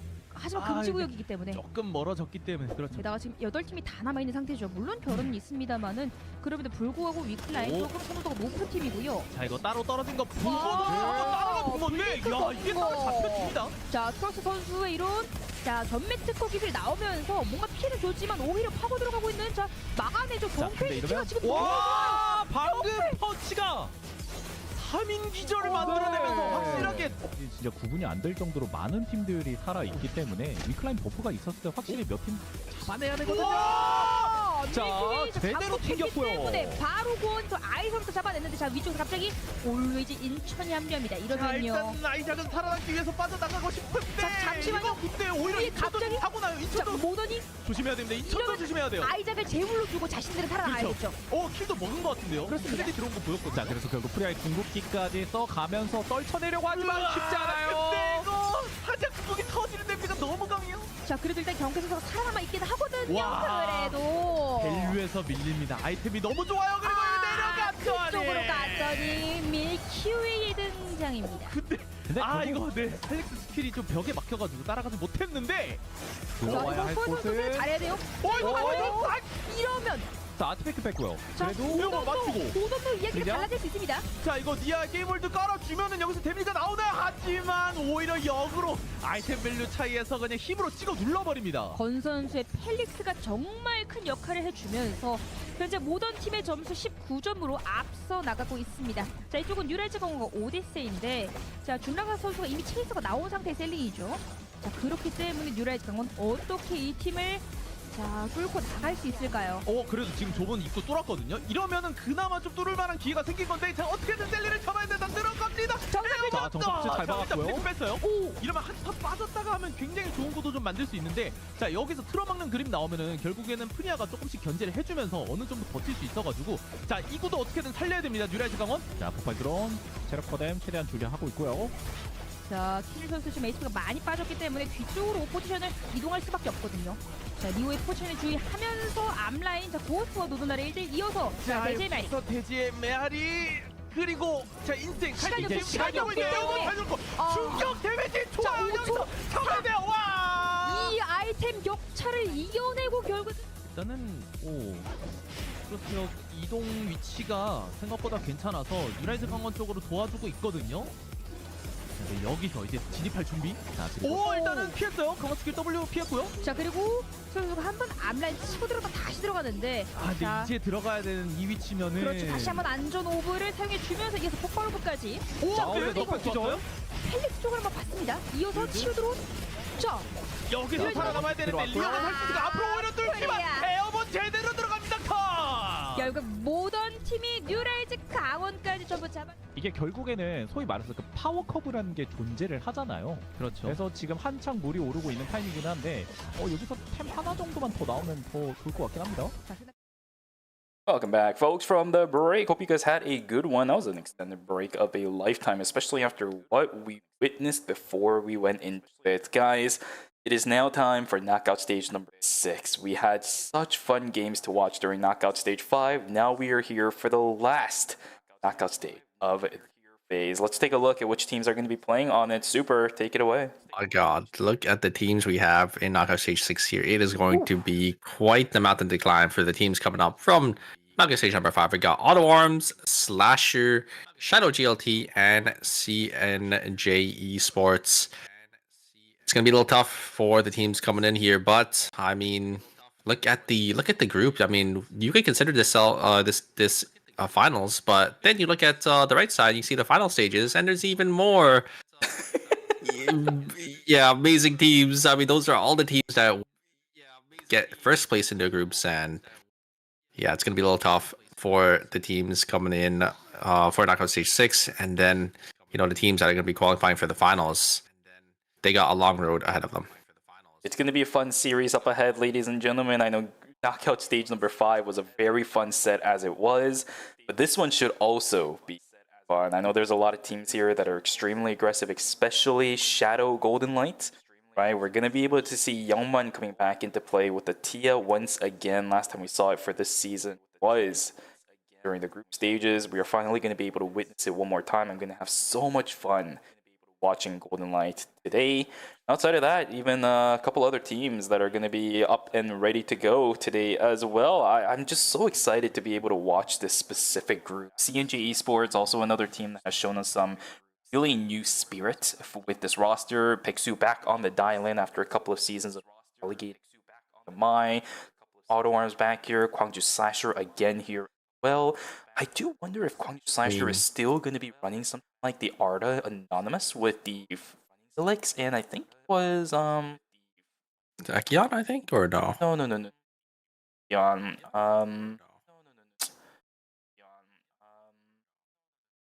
I want to say Felix. I want to say Felix Yan just because of what we saw from. Was it Jackie? No, it was another person that had a decent amount of crowd control. Oh, it was Piolo last season, but Piolo isn't exactly the greatest right now, so I'm not entirely sure if they are going to start bringing that out. If it is, then I would have to assume that Piolo is going to get swapped out for something else. I think Jackie would actually be called because Anonymous can set him up for it. I'm not sure if that's what they played in the group stages. I don't actually remember exactly what they played, but I'm very excited to see this group. We got Auto Arms, one of our top teams. We got Shadow GLT, always in Shun, and Team Damien. And oh my god, look at all the Nikki hovers. We might have a Nikki fully manned out for the rest of the series here if all these Nikkis are locked in. Okay, we have 4 right now. I know Junbongi is considering. Okay, it's gonna be 4. Oh, I'm surprised they didn't swap it, because if Damien played that Nikki as well, would have been banned for the rest of the series, because a 5 pick would have been banned for 3 games, but it is just going to be a 4 game ban here coming out for, or sorry, a 2 round ban coming out for the Nikki. There are going to be keys being locked in. Guardians and Insider are going to be playing that Nikki Adela, and you have Shadow GLT and Always Shin-chan going to be swapping into it as well. Oh, this is very old boomer talk, but KCW must feel very awkward being in when there are 4 Nikki players outside of him inside of the lobby. Very old reference when KCW was a Nikki one-trick. I talked about this before on broadcast as well, but KCW, Twitch, and I guess now, I actually haven't checked this GC profile, but his old Twitch profile used to be, as the say, very similar to me, who has died. Oh my god. Doesn't really play right. I'm excited. Who's the real Do we see Auto Arms as team comp? I'm so excited. Auto Arms comp is fun. Taegyung back onto the Yan as well as on Yan, Sad Hands on Razi. Oh my god. And we got Cinema on the Mai to support them here. So I'm very excited to see them come out. It's going to be a really flashy team if they can, mesh these characters well together. And we are gonna have a Jackie here in knockout stage 6 here. It is going to be played, I think that was by CNJ Esports, right? Yep. On that character, Sito, oh, just barely making it out. Judo, oh, couldn't tag him with a good dive. I saw it flying, chasing Yadella as the White Lily took him away, but no, it's not going to be a kill onto Zico. Juno investing that 90-second cooldown on the blink. Unfortunately, will not have that very soon. Mad Hands, on the other, does have it. The double shot. Have to follow through Zico into the bush and knock that player. So an early kill coming in for the Razi, and that's the only one that we have, actually. Low game in comparison to what we saw during knockout stage number 5. It's going to start stepping up though because a full combo from Juno coming through. Jet not even opting to invest that play. Yeah, Slasher's in comp is pretty interesting as well. I mean, we see usually a frontline diver paired well with that Adrian. So Adrian is able to provide so much utility and range. And having that defense shot definitely helps as well. But it's going to be paired with the Kinect and the Kiara coming out for Slasher. So we're going to see how that does end up working out for them. I think it might be the tank Kiara, because we did end up seeing the tank Kiara to get the group stages coming out for his slasher, so it's going to be there to provide some utility, but a great service up coming in. Not going to be enough auto arms, just going to be able to get the... Was this a 3v2? I think it was. Big sad hand. Youngman trying to stay alive, will be able to do so. Izuka is going to be the one that's locked down and taken down. Burning down is going to be Youngman as well. He ended up using the red pain to get out, which means he's not going to have heal for the time being. He's just trying to stay away. Yellow tags over on towards Jet, but the problem is Plague is still ongoing and the burning. Dua gets away, Blink on through to chase that down, and actually we'll be able to find the kill. So nicely done from the Nikki. Chase down Yo. I saw a quick cut going through the bottom, and all of a sudden as we start hitting the twilight of day number 1, we do see so many teams starting to fight. CJ Esports fully white inside of school. Jet will finally get taken down as well. Youngman back up to full HP. That's the Tio for you. Yeah, Insider getting the 1-up, and on the bottom side, it is going to be Chow GLT getting another kill. So, I mean, some of these teams are already having 3-4 kills for themselves here. Great start for them. Seiko gonna look for the Priya here, but the Priya is able to just deal out so much damage with these flowers. Seiko just not gonna bother with that. Gonna grab the Till drones here, get that extra credit, and they're probably gonna use that rook over the wall. KCW gonna get caught out here in the side of Team Guardians. Team Guardians is going to be able to find them. Here we're going to be able to find one as well. And on the bottom side, it's going to be Team Auto Arms going to be able to get one as well. And oh my god, Insider going to get one too. And there's a knockup. It is going to be parried. Coming from Dozy there. Going to be able to keep himself safe. Can I just say, as someone who has witnessed the evolution of Eternal Return esports ever since its infancy days, observers in KR have gotten monumentally better. They have caught every single piece of action, one after another. Sword on the bottom, one fight ends, immediately go to the next one, immediately go to the next one. They are catching everything off the books, and we find this one as well. This game road on top, and they find the kill onto anybody on the auto arms. Not at all, because Sad Hands just get the kill over onto Bubba, and they are just diving straight back on in. Taegung's HP is so low. Same thing for KCW. He's going to get taken down. A clean 2 for 0 for Titan Auto Arms as they're feeling themselves. 6 kills in phase 1. Yeah, look at the credits already. They're sitting on 270 each at this point into the game. They're looking really farther ahead than the rest of the lobby, and probably gonna look to contest the next objective. Nizuka unfortunately getting caught out on the bottom side here by themselves, but ends up going down, as we'll be able to get that kill, and they'll be able to grab those wolves as well on the bottom side. CG Esports getting caught out by Team Insider here, but a great knock up into the wall, but the Sua is going to be there to finish the job, as the Yan's going to go down, the Jackie's going to go down as well, and the Nia's going to be to get themselves on out of there to make sure they don't wipe with their team. One looked really cool for a second. Not going to do enough. Nikki going to be pushed away with the Spada, who will not be able to jump over the wall. Nice cancel from Cherish. That's a goal going in their favor. A full point now as we are in phase number 2. 1.5 for Team Plunge Slasher, or actually 4 teammates there. When the heck did they get all this? Yeah, I mean they just got those 2 extra kills, so that's 2 full kills, and then I think they got 4 kills in the early stages of the game. So 4 points for them already. A great start, and Seiko does end up getting a great combo and almost one-shot stun. Izuka and the Sua and the Nikki will just be there to follow up. We'll be able to get it, but they will trade 1 for 1. As Seiko will go down to the Kiara. On the other side, though, it is going to be Team Auto Arms that was able to find that Nia. CJ Esports just not able to find their footing this game, getting caught out once again. And look at their credit counts; they're nowhere near their 4-score mark. For Titan Auto Arms, it's actually beautiful positioning right now because they are right on top of that fire station console. You can see them starting to call items. There's the Shooting Star Jacket upgraded for the Rozzy. That was a meteorite bought in earlier, not bought in, but called in, or grabbed earlier. There we go. I keep referring myself. Try going for call-ins because they're on kiosk, but no, they're getting so much value out of this time. Okay, Cherish getting pulled back in, and Cherish okay. Not exactly sure that was the option to go for. Junpungyi trying to run away. Asuma's gonna get caught out. That means the Leon has to keep himself alive. He should be able to just get the dump dive. Leon's dead? No, he's gonna get the dump dive. No.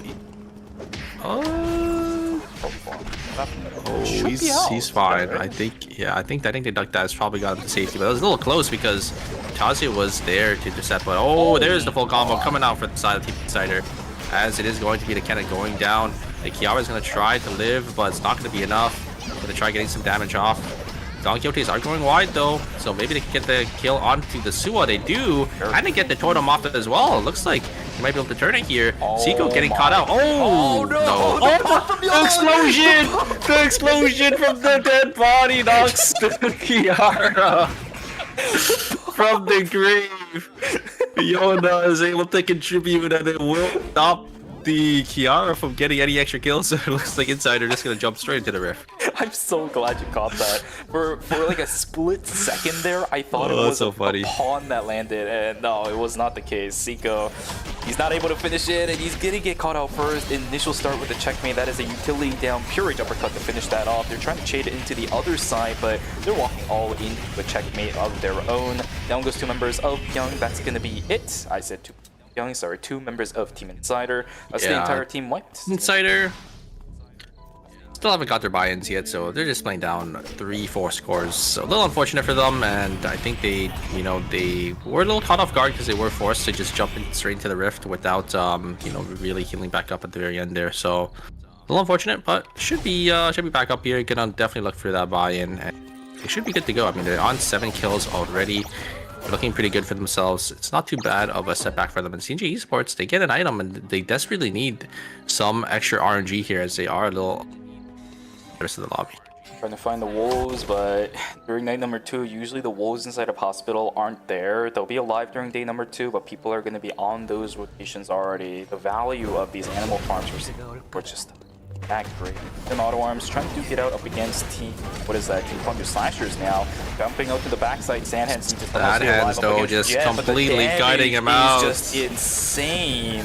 Isika also got taken down as well. Digital Auto Arms is way too accelerated for some of these teams to just be playing like that. Another fight inside of Hospital. Down goes one. Cherish just gets obliterated. Asuna's also going to get taken down. Jackie, a little bit too strong in the mid-stage of the game, cannot hold up against it. It's the Tazia and the... Yeah, Razi, one of those backline carries that can just rip these melees to shreds, and as long as Sadness is playing well, he shouldn't get caught out by them.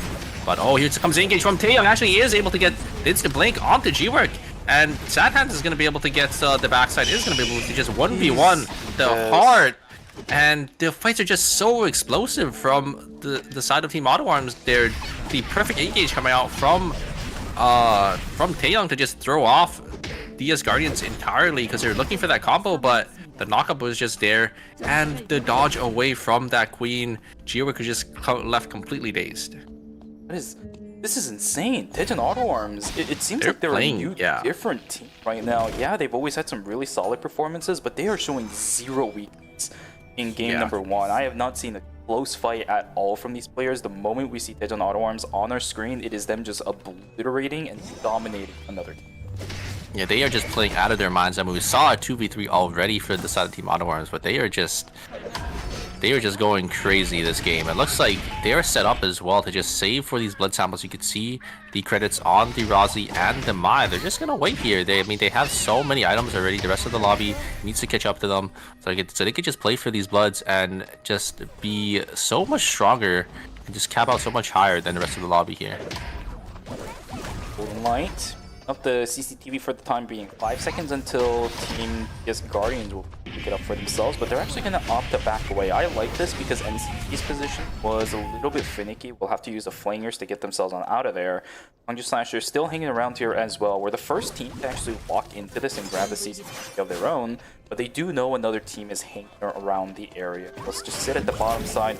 They can make their way over into Forest, where there is a potential third party that is awaiting for them. There's some coming through. Rage uppercut to follow through over out here. I don't think Seiko can get away. He is isolated away inside of a corner. Garden Reverse will buy himself some time, oh but it's not going to be enough. The counter damage though is pretty good. Wait a second, third party coming in from the backside. Hungry Slashers is there at the perfect time. The wall will deny Centipede from getting chased down for the time being, but the Last Judgment is there. Quick Cut is there as well. The Q is going to be enough to knock that down. A devastating loss for both of the teams who started fighting inside of Forest. 2 members down for both teams. Minus 400 for both teams there. So unfortunate for Always in Shun. The Kiara got the reset on the Last Judgment, so was able to use it again to get that distance to make sure the Lenny goes down there. And minus 400 so early into the game, it's going to be a devastating loss for both of them. They're going to get sent farther and farther behind. But a huge win coming out for the side of Team Slashers. They were able to get a couple more points and credits for themselves. Blaster already sitting on full items though, but needs to find the safe res here.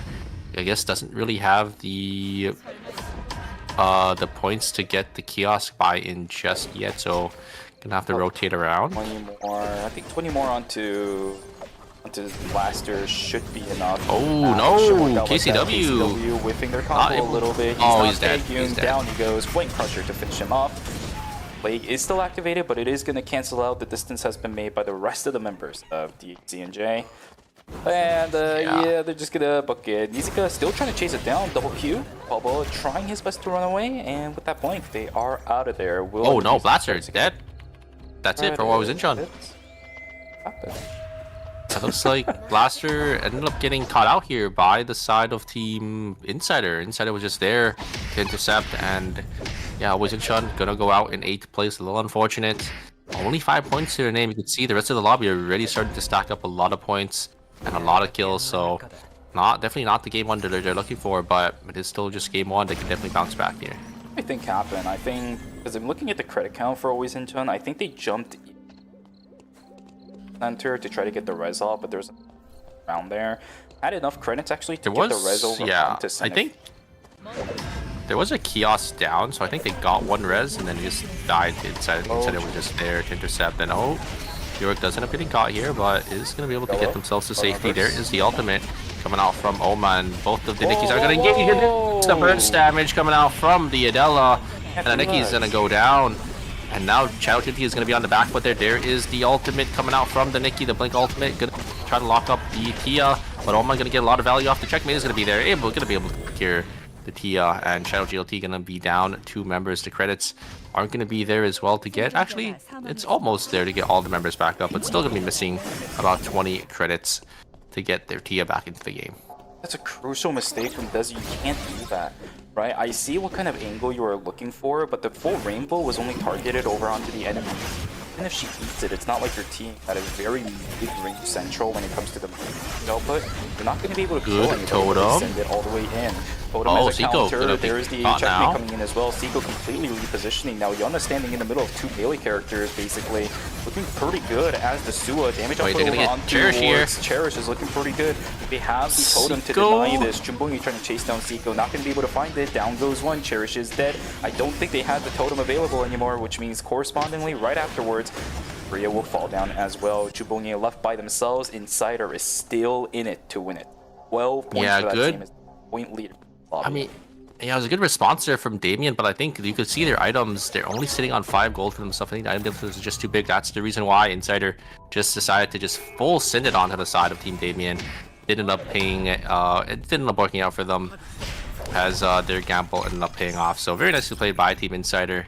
Just gonna be able to just really obliterate the side of Team Damien. I mean, Sua with those 4 gold items is just so strong into a team like Team Damien, who's playing these double melee-esque type of team comp with that Priya as well. And when they're so far behind, Seiko can just go full rain here. Oh, they're not gonna check the position. Oh, they're gonna get completely obliterated. And Team Shadow GLT, they're gonna be down a member here. Juno, of course, on the back foot. They're gonna try looking for more, but I don't think they're gonna be able to find anything else. I mean, they checked too late. They already walked up. No, they knew they were there. The VLS caught him, but I think they thought they already went into the rift or something. Oh, they checked one bush with the Zahir, but they didn't check the other. Yeah, I don't know what's going on there. I mean... Oh, man. Oh, no. Are we going to have another... Wait, are they going to get caught again? Surely not. That would be kind of funny. Oh, no, okay. Get the res back anymore either. That is not the way you want they're like checking the bodies, so they're trying to see if there's anything that they could do to get the team back into this game. A huge stun come out from KCW, but Sad is just on the back foot, able to dodge out all the skills onto this Nia, and that is going to be it. So it looks like Taeyong and Cinema were just able to finish off the Jackie, and KCW is going to go down as well. Look at the items for the side of Team Auto Arms. Cinema even having the blood weapon for themselves on this Mai. They have definitely be feeling themselves here. I know when it comes to the wallet, Team Daejeon Auto Arms is definitely a mile ahead of Team CNG Sports, but you really have to consider this when it comes down to it. the old vanguards of KCW, he is starting to get toyed around with right now with Taegyung. When it comes to the plays, KCW has made a couple of mistakes so far in this game. Whereas Taegyung, his plays have been utterly perfect pretty much throughout the course of game number 1. It almost feels as if the old Vanguard are starting to lose the grip onto just kind of maintaining the status quo in Eternal Return. Of course, we still have players like One Circle, like G-Work, that is still putting up exceptional performances. But the new generation of Eternal Return Masters players, we really have to start looking at them through some fine microscopes. They're putting on some absolute clinics up against some of our own Vanguard. Yeah, 100%. I mean, Taeyong and Sad Hands are our two front runners for, you know, the young blood, I would say, for Eternal Return. They are just some of the best players in the world for, you know, this game. They just their team fighting and just their micro is just world class. Taking expert level plays for such a long time. Same thing for Satins as well. Even if he took a break, right, from professional play for a little bit, coming back strong as always. Love to see it. Bubba still stuck by himself. He can't get the res over onto the Jackie. His timer is looking really bad though. Does he have enough to actually get back? 3 seconds. He's gonna jump over. Does have enough. But that's the only res he can get probably for the remainder of the game. It's day number 5. Cemetery is just completely active right now, especially his own auto arms. There is no sources of crunch where they can come back. Nizuka misses everything. They do have the Flame Crusher dash in, but the problem is Jet just gets obliterated. One person disappears in the blink of an eye because of the Nikki Adela combination. Oh no. Nizuka just baited his teammate in. Yeah, Nizuka just whiffed everything and the totem didn't even come out for the Kiara, so the Kiara just gonna get instantly blown up. Very nicely played by the side of Team Insider. I think they just used the Peerage uppercut combo so that I don't think the totem could even come down from that Kiara. So they're gonna blow down auto arms. They're gonna be able to just get a clean kill from the side of Team Damon. You can see their items. They're just a little too far behind. I don't think any team can really put up a chance to Team Auto Arms here. Maybe Team Insider because they are getting some kills. They should get these credits coming in from these teams, and I think they could have a chance. But look at the rest of the lobby. Every team is fragmented except for Auto Arms, Guardians, and Insider. There's 7 teams with 16 alive. Bobo, they're not gonna check the corner. Wow. They only see the Leon, who was forced to actually duck dive into research and use the PLS. Bobo is still there, but nobody knows about him. Yeah, so he should be able to get maybe a couple more placements for himself here, and every rat is just slowly trying to find a corner for themselves, trying to bunker down. And Yowa versus the Leon, but wait a second, Cherish is here as well, so they can look for this 2v1 angle. But Cherish, Tazia is gonna get caught out by the side Team Auto Arms, and Nizuka is gonna get caught out by Insider. Yowa gonna be the last member alive on their team, so we actually have 2 solos and 2 duos left. Tejan Auto Arms GLD, they've been sitting here for the whole time, and they're gonna get caught finally from the side of Team Insider. I don't think this is here getting it away. There's a Queen combo, and they're gonna go Insider picking up yet another kill. And look at the amount of points Team Insider already have, so this is a really good game number 1 for them. Yeah, the 2 full teams. Right? Oh, actually, sorry. 2 full teams outside of Team Tejan Auto Arm. Yes, Guardians.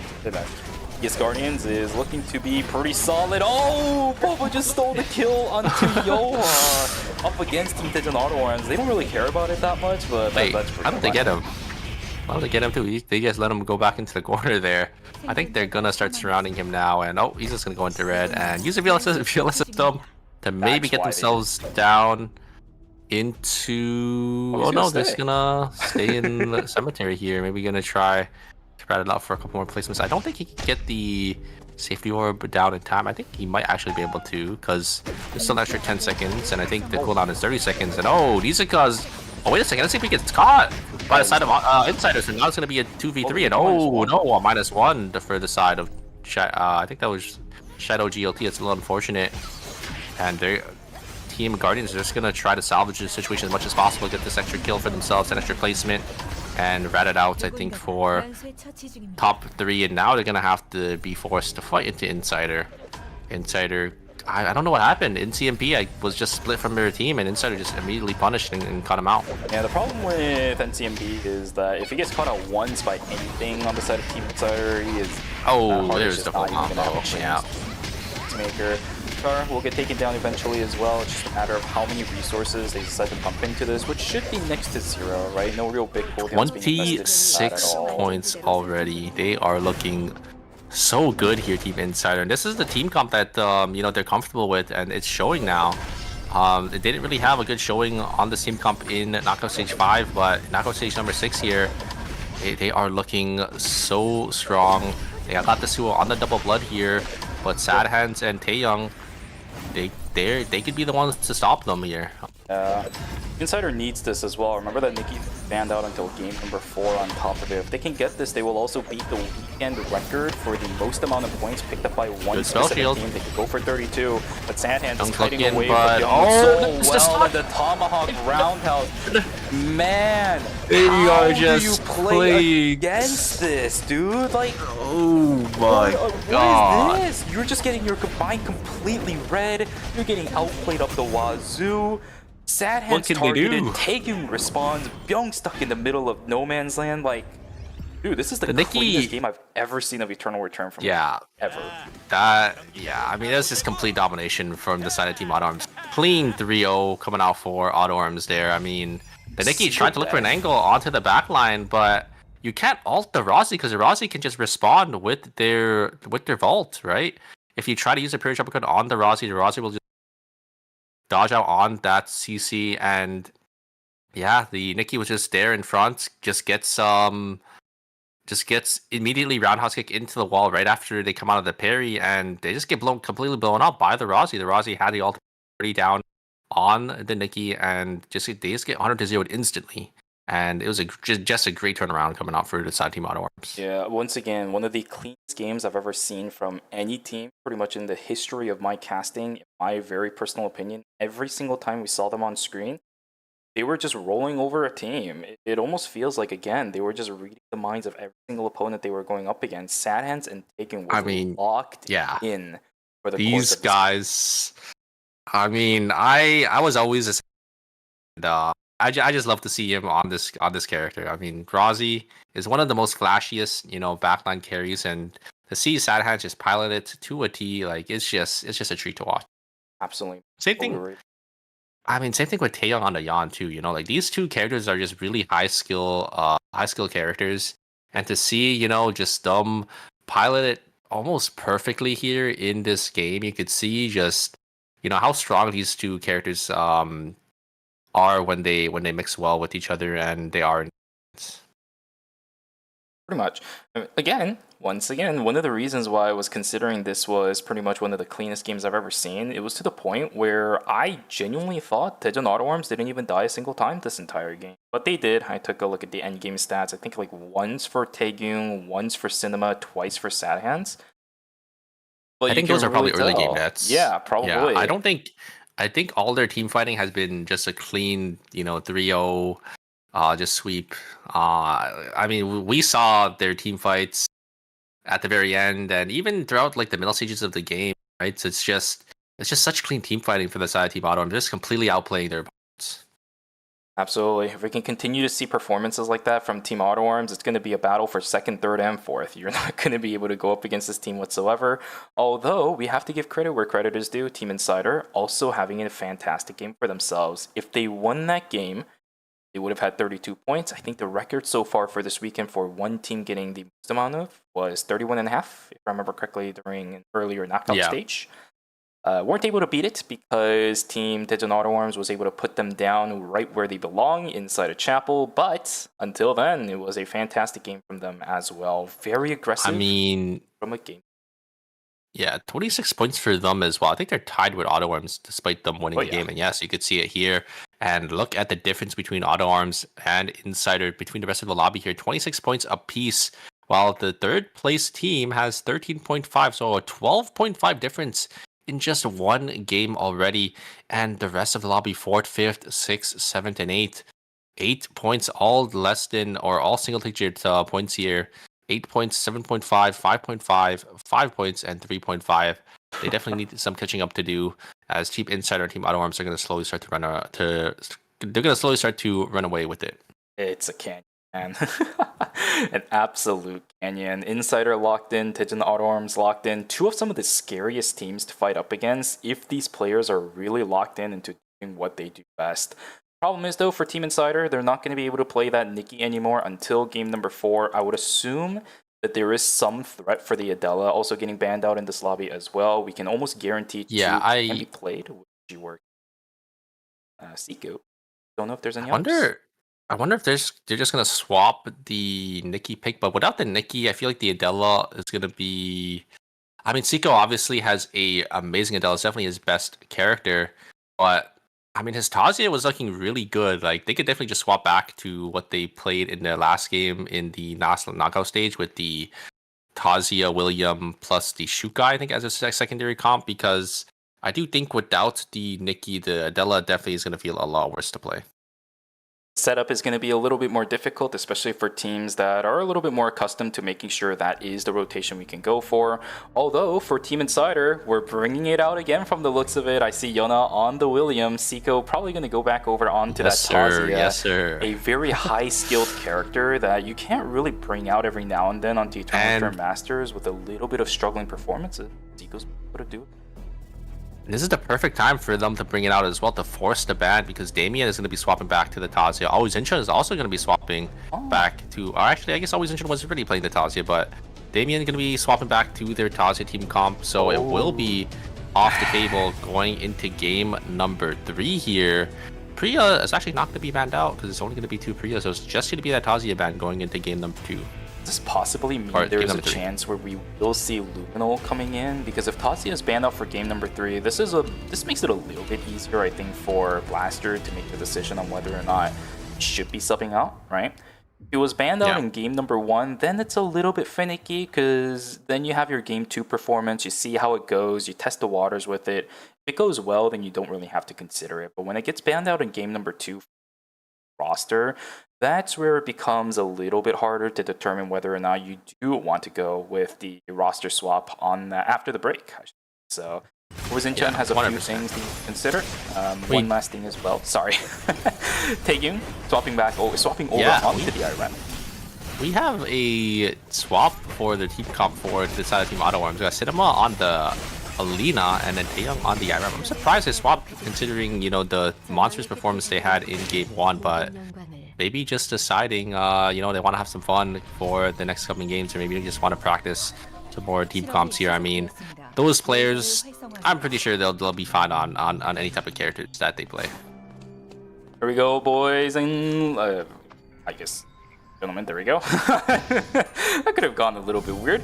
Game number 2 is now going to be underway. After this one, we will have ourselves a break. And again, as I've been talking about very lately for the past maybe or so, we can have ourselves roster swap ups. Maybe players can substitute back in if they don't think their strategies are working, or maybe once again strategically substituting somebody in because you won't be able to run your roster. Although it's one of the rare few times where something like the Priya is going to be available for game number 3 even after game number 2 as well. How that's going to build into the decision making some of these teams are going to have. The one that I have off the top of my head is one I've already talked about with Blaster substituting out for against the Tazia. But we have seen Always Incheon pulling out some really fun plays. Should be able to get this. Just gonna follow with the blink. Sad Hands clean as ever. Instant response there. Yeah, they just blink with the here there. So very nice skill coming out for Sad Hands. Cinema is gonna, or his Cherish is gonna try to get some damage in, but is gonna get locked up by KCW there. So CJ gonna be able to get a nice 2 kills for themselves there. Cinema getting caught out on the bottom side. It is going to be Team Guardians gonna be able to catch them out here. Oman gonna get the 1v1 as well. Taeyong gonna get caught from the side of Team Auto Arms. There's gonna be 2 members of the side of Team Auto Arms gonna go down on different sides of the map here. Always Incheon gonna be able to pick that one up for themselves. They're gonna be playing their signature My Priya and Tazia there. Maybe gonna have some extra setup for the Tazia for Blast, make it a little easy for him. And great damage coming out from the Heart. Gonna be able to secure Nizuka down there. So the Kenneth will go down, and Oman gonna be just finish him off. Yeah, I thought it was gonna be a little bit finicky because Yellow wasn't up in time to try locking down the cannon, but Hard had enough distance. I've seen Sad Hand wins these. That hand can win these. I have seen it before as well, but the healing on that's Pexter is a Jackie. little bit too much. Oh, But wait. this is a Rozzy up against a couple melee characters. Oh, no, She's he's running dead. out of skills to use, trying Wait a to get the twirl around, but the flank! Oh no, he's there. There's too many of them. There's too many of them. Death. Yeah, way too many of them. But really nice plays from CNG Esports as well, right? Just kind of going back and forth, just baiting out who is the main target over and over again. It causes the Rozzy to overstep a couple of times. What is this? Yoa is just stealing all the bears in front of We got it? I don't Centipede. know He who got got it there. both of them. I think though he got one. I think that E was able to get it from Centipede. I think Yeah, and Adrian's also yeah, gonna they're fuck dead. up. He's trying to go good down. Then Oman maybe gonna be able to catch KCW. Great Tonfa skill to block out on the damage from their full rainbow, but still gonna get stunned up. And oh my god, there's Man. Tornado coming out from the Zahir, and they will be able to get locked down. Cherish going to be able to get Dasu on the other side, and CNG Esports going to lose 2 members of their team. But still a decent start for them. They have 2 full points already for themselves, so 4 early game kills. Juno going to be able to get some extra farm here as well, and looks like the game is going to be slowing down here a bit as these teams are going to slowly start to prepare for these objectives. Just a meteorite in down there in Beach. Tree of Life is going to be spawning here as well, and oh, all the members of teams are going to be teleporting on to each other, and the Adriana will end up going down. There's so many players here that are exceptional with a one trick, right? Or maybe I should say there's a lot of one trick players that are exceptional in this lobby. They are all showing us master classes on their individual character prowesses. The only one that I'm actually 2 players that I'm a little bit on the fence about with that statement though. Cherish seems to be a little bit hesitant on the Tazia today. Like you shouldn't be missing those cues, you know what I mean? Just the one that we saw around Tunisia as he was dashing down. Shouldn't be missing those, but I've seen quite a fair number of swords just kind of going in random directions, so Cherish definitely needs to pick it up a little bit. KCW has also been a little bit finicky on the Yan. It is only game number 2, so we still have a lot of time to fix it for Cherish and KCW to pick back up on the slack.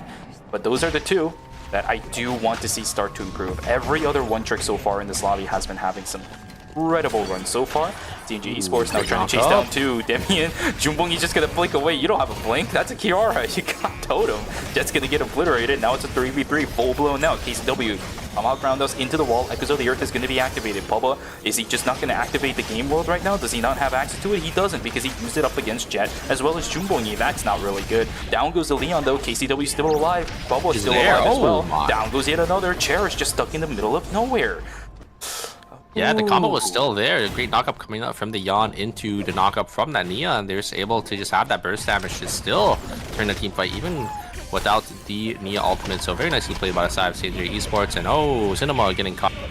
Again, looks like Autoworms is opting to just split farm entirely here, maybe to try to get some extra credits. They are falling a little farther behind this game. I think we saw the Alina Cinema getting caught out earlier on into the day 2 cycle in factory there, as the teammates just weren't there in time to help out. So a little unfortunate as they weren't able to really get any objectives for that cycle.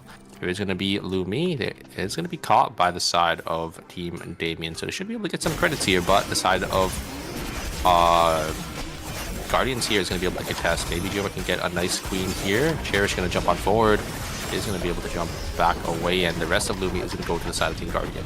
Yeah, it's all good and dandy though. Pretty much half and half split between the 2 teams. Both of them actually knew each other were there anyways, right? One side it was Lumi, the other side Jiwurk was crafting something, so the ping was going to be there. CNG Esports, KCW looking like another finicky initiation once again. He does find an angle over onto Yona on the backside, but the problem is, Signature Fireball goes down, that there's just nothing CNG Esports can do.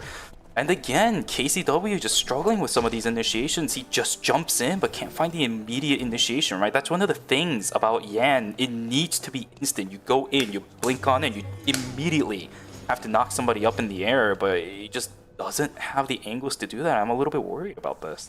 And the problem with CNG Esports is they're full on in on whoever Yan knocks up. So Seiko has easy access to just get on to that Nia, which is exactly what happened. The Nia was just completely isolated from their team as Seiko on that Tazia just able to just finish them off, baiting out to the 1-up as well, just able to finish off them after. And oh no, Slasher unfortunately gets the cancel on the Rift, so they are gonna come in as a 2-man. It looks like there's gonna be teams inside here as well, so just gonna have to probably lose it out to whatever other team is inside. It is going to be Team Damien. They're gonna be fighting this 2v3, but CJ Esports is actually, oh no, it's CJ Esports that's actually gonna be fighting. It's gonna be two different teams that are gonna be fighting. Insider gonna be able to get the 2v3 on their side, and Damien gained one up onto CJ Esports this time. It looks like the shields and the heals are just way too much for them to handle here. That Priya and that Leon gonna be able to keep that Kazi alive. Yep. Oh. Good dimensional rift taken in, then CMB a trade with Sanhans, but he is able to get the 1-for-1 trade in a 1v situation. Not that bad for Team Digital Auto Arms. They're experimenting with a little bit of a newer composition, but we really haven't seen this team fight yet, have we? Not really looking too well for them, or too good for them right now, because you just see them getting picked constantly, and they're just getting sent farther and farther behind this game. They're not really able to find a footing. You can see their items only sitting on those 3-4 scores, while the rest of the lobby here is pulling away. So yeah, I think I don't really like their team comp, but I mean, we really haven't seen them being able, like you said, to have a clean team fight just yet. Here comes the engage coming up from the Mai, but a great double knock coming out from the Kenneth there. But the damage, the AoE damage coming out from the side of Team Always is just gonna be way too much, and a great jump on forward coming out from Cherish. The ultimate is gonna go wide from Charles there on that Kenneth, and they're just gonna jump on forward. See being completely isolated. The ultimate is gonna come down with that Peacemaker. Everyone's down to 1 HP, but who's gonna come out on top? And this is gonna be Team Always and Chun. Gonna be able to finish off that Heart, and the rest of the members of Team Guardians are gonna be forced to get themselves on out of there. The cemetery zone is gonna be respawning, so they're gonna be trying to group up down here, but CJ Esports is gonna be here as well. Guardians, Char in a little bit of trouble himself, but luckily for the Heart, NCMB did fall down during night number 2. They will still get the res, which is quite insane. I thought it was night number 3 already by the way that this game is going. Cherish in a whole heap of trouble will get taken down in just a couple of seconds. Still has the shield. Jet doesn't have the plague distance. It's gonna get reset. Now they're gonna try to turn things around. Nizuka completely caught out. He's gonna get caught out by the Surfs up as well. Flames burning him down. Cocktail Party is not enough to save him. Yoa. Wow. I thought the Execute was gonna kill the Kiara, but just not enough damage yet. It looks like, or maybe a shield came out from either the Priya or the Leon. The Last Judgment just wasn't able to finish the job there, because if the Kazuya ended up going down, it was definitely a fight in Slash's favor. But unfortunately, that Execute not gonna do enough for that Kiara. We are gonna have Team Insider here. You look at the items on you. Already sitting on 4 items. I think Seiko sitting on 3 as well. They definitely want to look for a team fight into the side of Team Auto Arms, as they are looking a little weak right now. Being a little bit rough for some of these teams, but we still have a lot of the game remaining to go. It's still 8 teams alive too. The game is not over just yet. Kwangju Slasher will have to take a little bit of a moment in order to gather up some credits in order to bring back Nizuka. But again, it's not the worst situation you can have. It's could have been the Adriana that fell down, which means she might have a little bit of a tougher time getting brought back up, not just because of the credit count she has, but at the same time, you want this Adriana to be farming that weapon mastery. It's okay for them to be in the situation. What's not okay is that they're denied the console. They're gonna have to run away, maybe look for a gadget call on the kiosk. They're trying to prevent that as much as possible, but they have to. They see another team starting to VLS on in. We'll have to spend some credits, or not credits, but gadget points in order to get that kiosk. And about this, they now know. One place down on the ground. Kwangju Slasher, I think they don't want to fight this. Yeah, they just recovered from a buyback. They don't really have the credits to recover from it whatsoever. We'll have to back away. Demian fighting it out up against Insider. Nice cancel on the wall, doesn't get hit by it. Oh, Yuna is going to eat it eventually. Zico playing around with the range as much as possible. Byung, yeah, this is the problem. Remember, with the Jukai, wait, the damage coming out from Zico staying in the middle of everybody. Yuna has the fastballs activated. He is just pumping auto attacks one after another. Totem going to be activated to deny some of the timer from this fastball, but the fight is going to reset. Shields. Yeah, the shields are just there coming out from Damien, but oh no, they might run straight into the hands of Shadow GLT. They're just gonna look for an angle in, but oh, it looks like they're gonna be okay. They have that Priya for that movement speed. Insider playing with fire there. I mean, they were able to get away, but a little too close for that team. They were able to get out. Team Damien as well. They almost did end up going down to the side of Team Insider. And oh, a blink was invested, I think, for the side of think that was Team Auto Arms to get themselves to safety there. I think the Iron didn't end up popping with their little close. Damien is gonna get looks like Young is gonna get caught. Double knockup is there. The ultimate's not gonna be invested by any of these teams. These teams are just playing it really slow. I think trying to get the one up. Seiko is gonna try to find an angle and does end up getting Cherish. Gonna be able to chunk them down, but the shields are gonna be there to keep themselves alive. But the AoE down. My Byung, okay. From the Tazia, Seiko finds so much value, and that is going to be them being able to win the team fight there. Damien gonna be on the back foot. The shield's just not gonna be there in time as Seiko just gets those spottas perfectly and just rips Team Damien to shreds. Beautiful response from Byung as well. Double knockup using the walk it off as well. Sets up perfectly for Yona, making sure that the auto attacks really count onto the individual members that were going to be able to get taken out. Leon goes down, Priya goes down. Fantastic fights from Team Insider. Sitting on 6 kills for themselves yet again. The kill leaders of the lobby, they are being so proactive in these games despite not having their main roster or main composition. They're looking so clean on this team comp, and they're looking ready to buy a blood, and a huge double flame crusher coming out. There's the coming out from Jed as well, and I think that is going to be lights out for the side of Team Slasher. But wait a second, looks like Cherrick is going to be able to get out on the top side there, but oh no, Sad Hands going to be there for the third party. Leon going to go down. Cherish going to be able to escape with their lives. But look at the credits. They're not going to be able to get the buy anytime soon. It might get cut off by inside of here, but I think they should be okay. Is Byung going to sniff the Tazia out? I don't think so. Usually people don't check that bush, so they should be safe here. Inside looking pretty strong there. They were able to get that blood buy, and I think it is going to be that Burgundy going to be on the Yona to keep themselves alive as much as possible.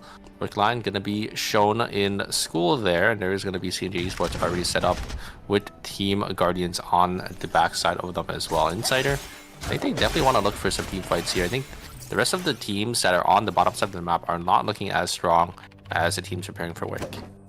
Can I just say as well, now that I do look at it and think about it for a second, for a character like William that has throw, no critical chance on his weapon, right? It's going to be on the Chaser. You can also something like the Antiochs as well. That's a common item for some of these throw characters if you want to go for it before upgrading into the Chaser. Fallen Pegasus has come a long way, right? Fallen Pegasus, when it first released, it was pretty decent. It was one of the more first legendary direct transitions for something like the Crystal Tiara, where it's just better stats, right? But then after a while, people figured out that, hey, the stat differences for Fallen Pegasus is really not that much, but now it's starting to come back into popularity thanks to these builds where you go for a chest piece that doesn't really have that much crit chance. Nico gets caught up by the yellow-blue, Totem is forced out, but he doesn't have any cooldowns, will end up getting taken down. Insider, 3 different Seiko. teams. That's Youngman for you. Catching out Seiko with the blue-yellow, locking him down, and then forcing out the Totem. Third party comes in at the same time. Seiko has nowhere to go. There's 3 different teams here, and it's going to be Team Guardians going to be able to get the Wick buff for themselves and the red box here, so a great swing coming out for the side of Team Guardians. It looks like the Kenneth was just pushed up by themselves to try to scout out the area while their team did end up getting that Wick line completely uncontested, so very nice for the side of Team Guardians. They are looking so strong.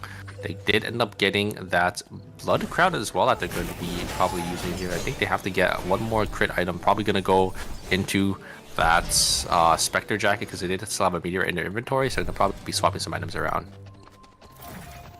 Slasher still moving around. Demian still in hell. He's about 100 credits if they want to res anybody. Yeah, I think he's just ratting it out. I think he realized. I'm surprised they didn't try maybe going into a rift to get the reses off, but it is also really risky just because you're already down so many items. Do they have another chance? I forget if a rift spawns in night number 5. I don't think so, but he's dead. Yeah. Goodbye.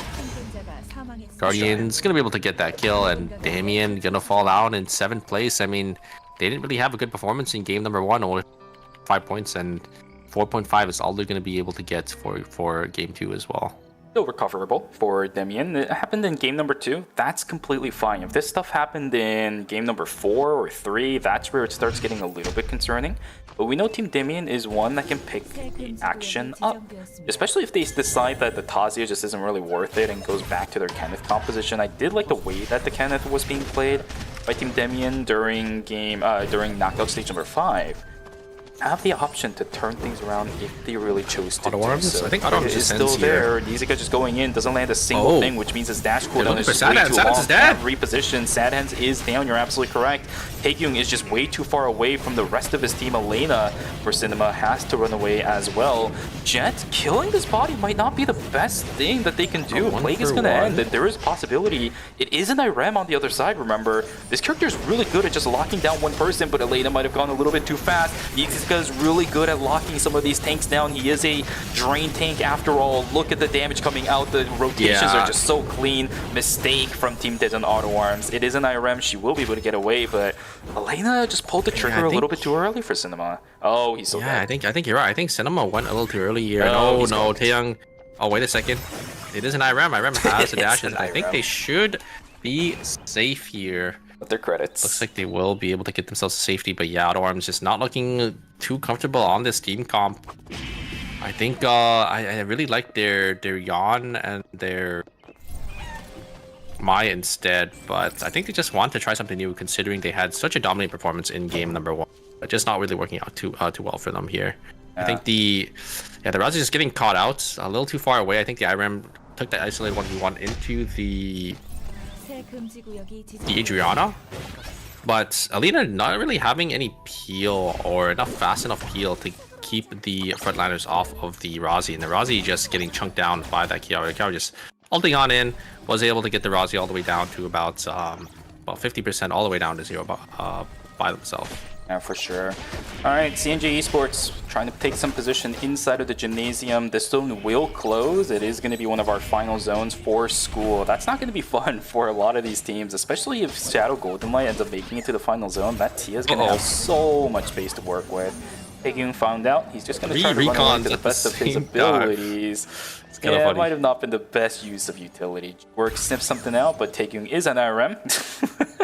We're saying that quite a lot today. it definitely just goes to show you, all these players, and like how high level they are, all just using their recons to make sure they get the vision there. But Taeyang gonna go down finally in 7th place, only 5.5 points, so not a good performance for Auto Arms. I'm most likely gonna guess they're gonna be swapping back to the main team comp because, they're definitely not secured just yet. They need maybe another decent game to make sure they're in that top 4 spot.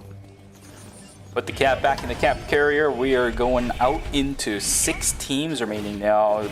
Golden Light, they're being a little indecisive. We have 1 second to go. It's going to be the VLS. I think they could have done it earlier, but alright. It's going to eat a few extra seconds of timer. Now it becomes a battle of the gadget points for a lot of these teams, especially if you start jumping into zones like this. What are you doing right now? Oh, it's a tight corridor up against the Priya.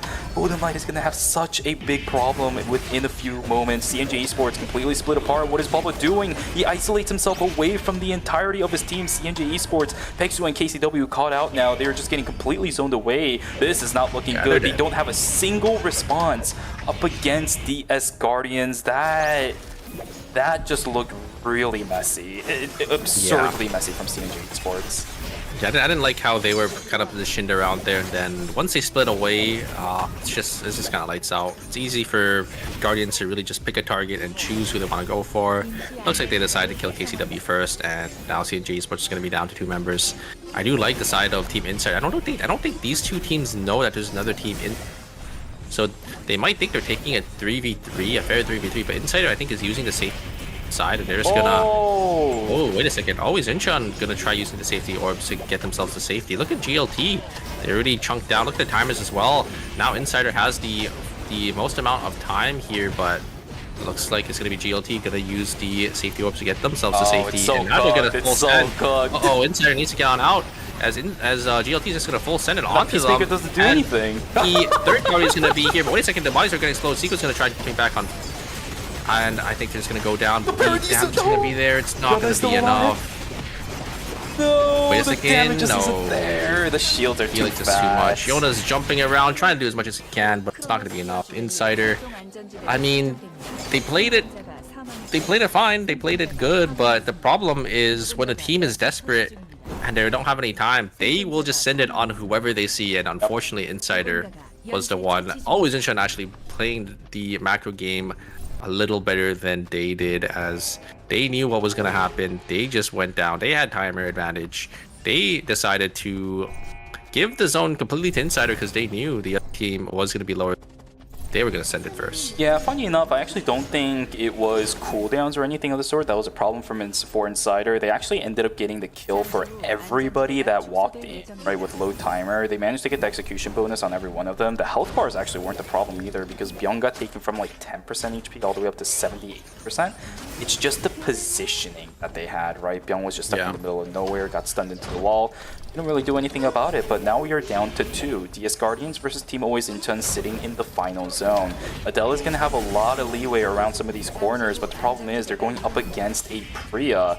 Blaster, we've seen this before as well. It was right here in the zone that they managed to pull off an incredible run. They're trying to do it once again. Trying to knock down the members of DS Guardians, but Char is just doing so much with a Drain Tank sitting up in front. They just can't focus on who to go on this fight. G-Work getting taunted in, but no one can capitalize on it because he was in the checkmate. Blaster sitting behind his wall. He's trying to do what he can, but down goes Seraphine. Peacemaker comes down from NCMB. Can they somehow stay alive as long as possible? Kyungkwae sitting up in the front, but Blaster is dead. DSG will be able to take away game number 2 for knockout stage number 6. 23 points in hand. They will join the upper echelons of that leaderboard. 잠시 후 Yeah, Blaster just wasn't able to really get any value here. I think the Kanata was just able to lock them down. Very nicely played by Guardians as they do end up getting the win, and I think this will definitely push them up into the top side of the leaderboard here. Insider still having a pretty decent game. I think they got 13 points, but Auto Arms, you know, on this unorthodox team comp, unfortunately just falling down a little too early with only 4.5 points for themselves. So you have to see if they do end up swapping back to their team comp, their original team comp, and you know, these other teams that maybe had a ban here might swap back as well. I think it was only the Nikki ban though from game 1. I think that's going to be banned still until the final game. Well, good game from DS Guardians. Still not a bad game from Team Always Incheon as well. They're still maintaining the status quo by staying in the top 2. They're getting placement points everywhere. They're getting the kills as well. The entire bottom side was a little bit of a fiesta, but managed to make it work regardless. I think there is still a very good chance that the golden run is going to happen once again, Superior. This is going to be fun as... yeah, another season where Always Incheon is able to pull it off. That's going to be awesome. And this time off the back of Blaster, right? I think the first time they did it, it was off the back of Luminal from beginning to end. He had such a great run from knockout stage 1 all the way to the finals, but then just kind of faltered at that final stage. Blaster has been consistent, on the other hand. I'm a little bit scared of what's going to happen in the finals, of course, because the caliber of teams that are waiting for them tomorrow is a whole different Yeah. Blaster's Yeah, I mean, so good. yeah, the teams up there, you got FN Sejong. I think there was Busan Vespa. I forgot the other two, but I think all 4 of them were sponsored teams. So they definitely have a big mountain to climb for tomorrow. I'm very excited for the finals and to see which 4 teams come out here, because I mean, if we have a team like Team Auto Arms playing their main comp, you know, such a dominating performance, if we see this, you know, paired up into some of the best teams in Korea, it's gonna be quite a treat to watch. For sure. We still have 2 more games that are going to be ready for us to go, but of course this was game number 2. We're going to have a break in just a moment after the leaderboard shows up. But now it's time for us to talk about a little bit more on what kind of strategies these teams can bring to the table, especially after the break. We talked about it a little bit at the beginning of game number 2, but with the Tazia, it is the Tazia that's gone, right? Blaster has a couple of options to go. Are we going to bring back in Luminal? Your points are looking pretty stable, as we can see here. Never mind. Their points are definitely not looking stable. 18.5. Do you want to just go with the flow, keep that Tazia player in there, or are we going to swap things up? But for now, top 3 looking very stable. 39 points for Team Insider, 36.5 for Team Guardians, 31.5 for Tejon Auto Arms to round out our top 3. Always Incheon straggling down at the bottom 4th place spot. It's going to be an even run for everyone from 4th all the way. I mean, the top 3 is looking a little more tough for these teams to try to catch up to. You know, the lead is definitely widening, but there is still 2 more games. I think that is definitely what these teams definitely have to look out for, because with these 2 games, they could definitely make up the point difference. Ladies and gentlemen, that was game number 2, and even number games has passed. So glad that Super started to pick up that terminology as well. We're going to go on a break. We'll see you guys back here for games 3 and 4 of knockout stage number 6. So grab some water, go grab a snack, and go take a stretch. It'll be the last time you can do it for today when it comes to ERM. We'll see you guys in a bit. Take care.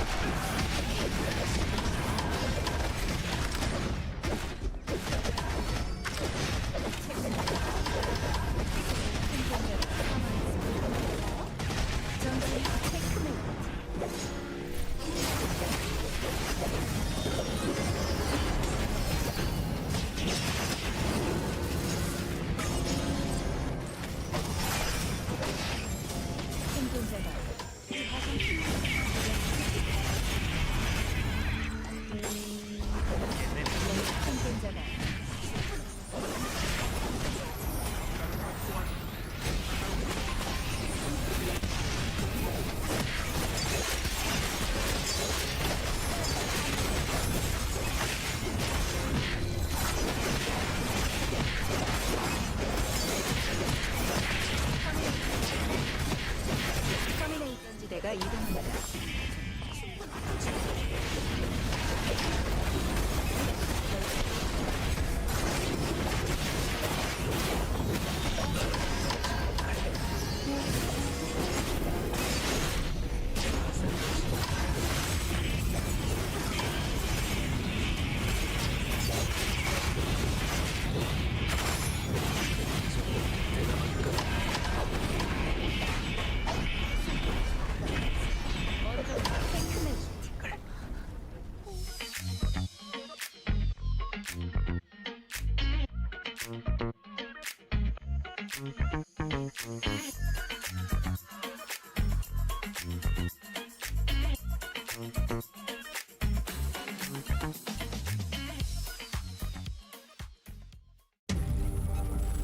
You're ready to get in the game now. The last thing you want is to wait. WD Black, performance storage, purpose-built for gaming. SSD speed that obliterates load times. Performance to transform your game. Expanded capacity to store more. Customizable RGB. WD Black. Because the game never waits. WD Black. Drive your game.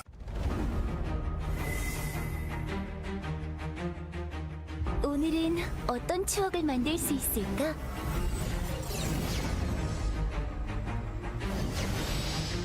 언젠가 오늘을 추억할 수 있으면 좋겠어. 추억이 또 하나 늘어났어.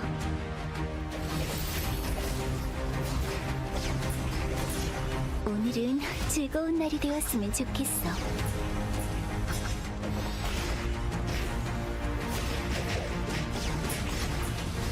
나이에 비해 조금 과격한 것 같다고?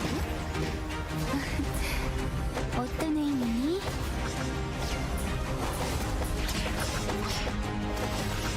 오늘은 꼭 내 마음속에 추억으로 간직해둘게.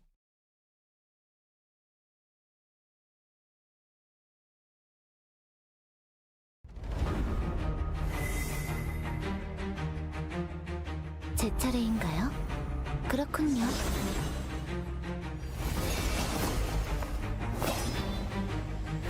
부드럽고 날카롭게.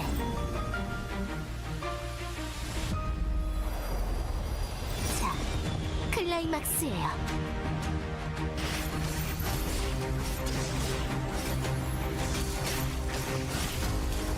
여왕의 스텝을 보여드리죠.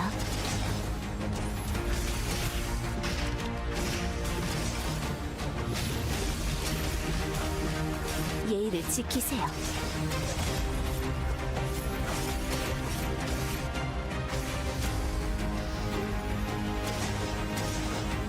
수고하셨어요. 거기까지였지만요.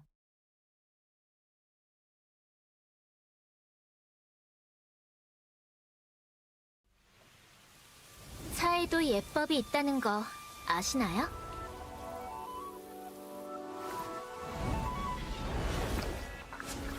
재행무상. 만물은 시시각각 변하는 법이죠. 차는 아직 따뜻한데 이 고요가 오래 갈 거란 생각은 안 들어요. 조용한 순간일수록 가장 먼저 깨어나야 하니까요.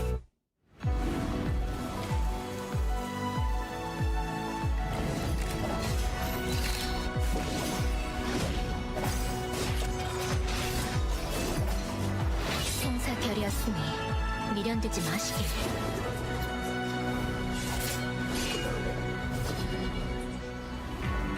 내 문은 칼끝에 깃든 뜻, 법은 내 걸음이 향하는 방향.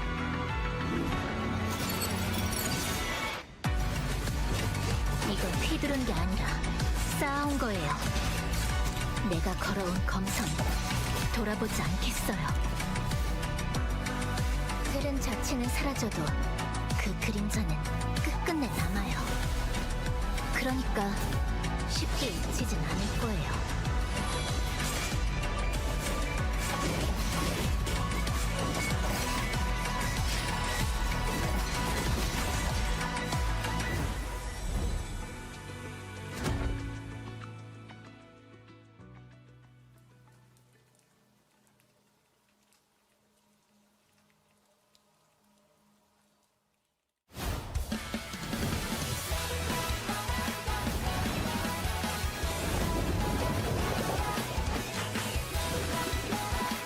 리나, 준비 운동은 해야지.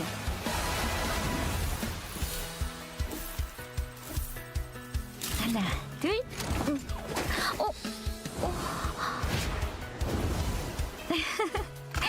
괜찮아.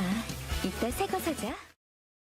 Welcome back from the break, everybody. Hope you guys had a good rest because we are now getting ready for the final two games of today. Knockout stage number 6, games 3 and 4. The leaderboard looking a little bit disparaged right now for a few of our teams. It's going to be a battle for that 4th place spot, at least for the time being. But it doesn't mean that the game is over, right? We still have 2 games to determine where these teams can go. Are they going to be knocked out of Phase 1 contention, or are they going to move over to the finals? Let's take a look at what is going to happen. Nikki and Tazia will be banned out for game number 3. What are these teams' answers? We're already seeing Team Mobile's Inchens. They're just going to go back to a bread and butter composition we've seen throughout the latter half of the Phase number 1, right? Yonkoi, Sinafine, and Blaster are going to be on the Ekion, Sua, and the Kiara. Oh, and Team Insider, now that they have 2 of their comps going to be banned away because they are going to have that Tazia being banned, so they're not able to play that William team comp. William, Tazia, and Shukai. They're going to be swapping up to that front-to-back team, but they're going to still lock in that Adela on Zico. And we're going to have that Alonso with that Rio coming out for Iona there, so we swap entirely. And ooh, do I see what? Do you see what I'm seeing? We gotta have an Ekion ban here. That's going to be fun. KCW thinking that his Yan just isn't enough for this series will be bringing out the Ekion. Kyungkwae will be bringing out as well. And Jinhawar will be bringing out the Ekion for himself as well. I think Accelerator means, you know what W time is on it is. crit. Yes, he is. The Death Adder is most likely in line with this. Points. And we're gonna have Where's I mean, the crowd control to lock it in? Death Adder's they're just fun gonna. I mean, I guess they're just playing for that one-shot dive with the Jackie there. And we're gonna see 2 Kennets coming out actually. It's gonna be Guardians and Slasher gonna be on that Kennet. So Kennet showing a strong showing once again. It's been quite a while, I would say, since we saw, you know, multiple Kennets coming out from these teams. But I think teams are realizing the power that this character yields. as looks like he's pretty strong again back, and he's coming back into the meta. Yeah, if you're able to operate Kenneth really well, he puts so much pressure up on the front line. We've seen it time and time again where the front line is just kind of left to deal with the Kenneth by themselves. That is never going to go in his favor, right? Kenneth is a drink tank after all. Normally, late stage in the game, as long as the Kenneth has been keeping on pace, he will never lose out on a 1v1 up against the tank. Maybe get stalled out a little bit, right? Something like an Alonso can buy himself a lot of time, but eventually the health bar will be taken down and the Alonso will be pushed out. If the other backliner, if the 2v2 doesn't go in favor of the non-Kenneth team, it's going to be a steamroll. It's a battle of attrition that we're going to have to see from some of these teams. So let's see how that goes. They were trying their best to knock down Jungbongi, but Tsubami damage output is a little bit too good. Now we're also joining on from the backside, but we have the situation that we were talking about before. Queen going to land over onto Char, but the problem is, look at the isolation. This is a problem. Good dodges from G-Work though. G-Work trying to do what he can. Jina, we're going to overflow. But the fight at this point is already over as the Kenneth has to leave. Checkmate going in. He does get one. The trade is going to come in. G-Work's going to lose his life for it. Char just looping in from the backside. Jet's going to jump in from the back too. Jump pad taken, and Jungbongi is caught out in the middle of nowhere. He's already used the assassination technique, and he has another one because of the lower cooldown. Nicely done. Clocking it at the third. Where's the mark? They get it back. What is going on here? They're just going to jump back in straight into the hands of Team TS Guardians again. Char's going to jump back on in. They get a trade again. G-Work's going to be the first one that falls down first. Does Jinaware have a reset? I don't think he does. Force field activated. Speed gate activated. He is out of here. He's opting to come back in though. Look at the positioning on the Zekion. What are we doing? They just respawned back in again and again, and Heart's going to jump on forward this time, but the Peacemaker is going to come down to keep themselves alive. G-Work's going to spawn in as well, and will they be able to get damage? They will be able to the Tsubame, but the Heart's going to go down as a trade. As a Ekion's going to be there. G-Work going to try to get some damage back. The Queen's not going to connect, and it's going to be Guardians going to get wiped, as it is going to be the side of Team Damien going to be the ones coming on top, despite them trading so many kills with each other. I think it was 3 to Guardians and 6 to Damien there. Auto Arms going to be back on their signature team comp there. Blind is going to go on to Sadhands, but Sadhands just dealing so much damage into the backside here. Taeyong going to be able to get the lockdown onto the Suo with Cinema, as they will end up going down here very shortly. Auto Arms going to be able to pick up, looks like 2 kills, as the Ekion was actually caught out. Sadhands was able to reach them in time there, as looks like the Tsubame not wanting to deal with that Razi there, as they will be able to just jump on out of there. Biggest problem with the Ekion this early in the game, doesn't really have the weapon skill, right, for a good chunk of these players. They need a little bit more combat. The one side of Fire Station just didn't seem to have it. Always seemed to Konkwe didn't have access to that. Yoa will also get taken down. Seiko is the one to finish it out, as Jet gonna jump on in. Do they land the chain is the question. Might actually not be needed as the last judgment comes in. Seiko's not gonna opt to bother sending Checkmate. They actually didn't even have it. They didn't even have it, yeah. I think they ended up using it on the Adriana there, so just not having it to dodge on that ultimate. I think maybe Seiko actually could have turned it if he did have the checkmate, but it's not going to be there. Nizuka is going to be able to take that speed gate to get themselves to safety, as he and Jay did actually invest a lot, because the Jackie did end up using their ultimate, so not sure if it will be back up in time, but I'm sure it will be for that contest coming up very shortly here in about 30 seconds. There's going to be that meteorite spawning down in Factory. Looks like that team is going to slowly start to walk down Insider. Going to be able to get the angle onto Jet here. Jet is going to get sent back with that White Lily, and Yona's just going to be able to auto-attack him down on that Rio, and they will just end up falling. Insider, great start for them. Already 4 kills so earlier into the game, so nice 2 points for them. GLT is going to stay in this bush here. I really like this play from them, as the meteorite is going to be spawning very shortly. Are they going to check the bush here? Looks like no, they are going to get caught out. They're going to get some damage off, but nothing really going to come out of that. Team GLT. Oh, they're playing the bread and butter. Yeah, they're playing the triple backline team, actually, with the Lucina here. But all these characters can kind of, play to themselves there. And KCW tries to find an angle in, but is on that damage Ekion, that crit Ekion. So this is just going to get instantly bursted down as he tries to find the pick onto the Heart. But the Heart still has the Peacemaker, so, the Heart is not really under any threat there. The other side, though, Insider are going to be able to catch the Adriana. They're going to be able to clean kill up themselves, and they're going to be able to get some wolves as well down here. Good support with the Soul Stealer just to make sure that the Rio isn't permanently sitting inside your oil slick, right? The slow would have been a little bit annoying to deal with. So now we're trying to jump on in towards the backside. Kyonkwe waiting for his overflow. trying to support Xenophine as much as possible. He's going to jump in towards the backside. Suna, Assassinates the Suna. Junbong in a little bit of trouble himself. He's trying to dash in and out, but the problem is there's so many mobile characters that can catch up to the Tsugami. Will eventually go down regardless. Demian not going to have too much fun as Jinhawar has to completely reset for himself. Not going to find any value out of day 2. Yes, the Zimbabwe just wasn't there until the very end of the team fight when the Cicella was already dead. So it's a little unfortunate. I think Damien was a little led away, maybe trying to get some extra farm in, but not realizing that these teams are going to be there to contest them. And oh no, looks like the Adriana this time from the side of Slash is going to be split from their team. The parry is actually going to be delayed, and the ultimate from the Last Judgment is going to connect onto the Jackie there. So a nice 2 kills coming from the side of Team Always Win. That is exactly what they need currently, especially in their spot right now on the 4th place spot. They definitely want to secure themselves for that spot there. A lot of damage going in, a lot of AoE damage. Oh no! Out of there. Great play coming out from the side of GLT. Oman getting so much value here. Beyond maybe gonna be able to just get a knock here, but no, the damage is way too much to Hearts. Getting those auto attacks down to kill that Alonso there. So Insider gonna lose out on 2 members there, but still day 2, so it's not gonna be too big of a deal. But the respawn timers are gonna start stacking up soon. Youngman got a really good angle onto both of the backliners.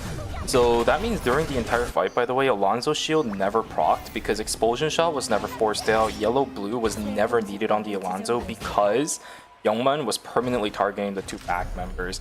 Alonso not really having as much value in that fight that I've seen him do in a few other fights that we've had so far. Regardless, we're going to go into our night number 2 rotation. Dimensional risk being taken from some of our teams. Is it going to be a fight? So at least one of them will be. We do have team, CNJ Esports versus Team Insider. Pyong sitting up in the front will use the White Lily to get into the back. Oh, there's a combo from the Adela. Combo over to KCW. Down goes the Ekion. Blackadder.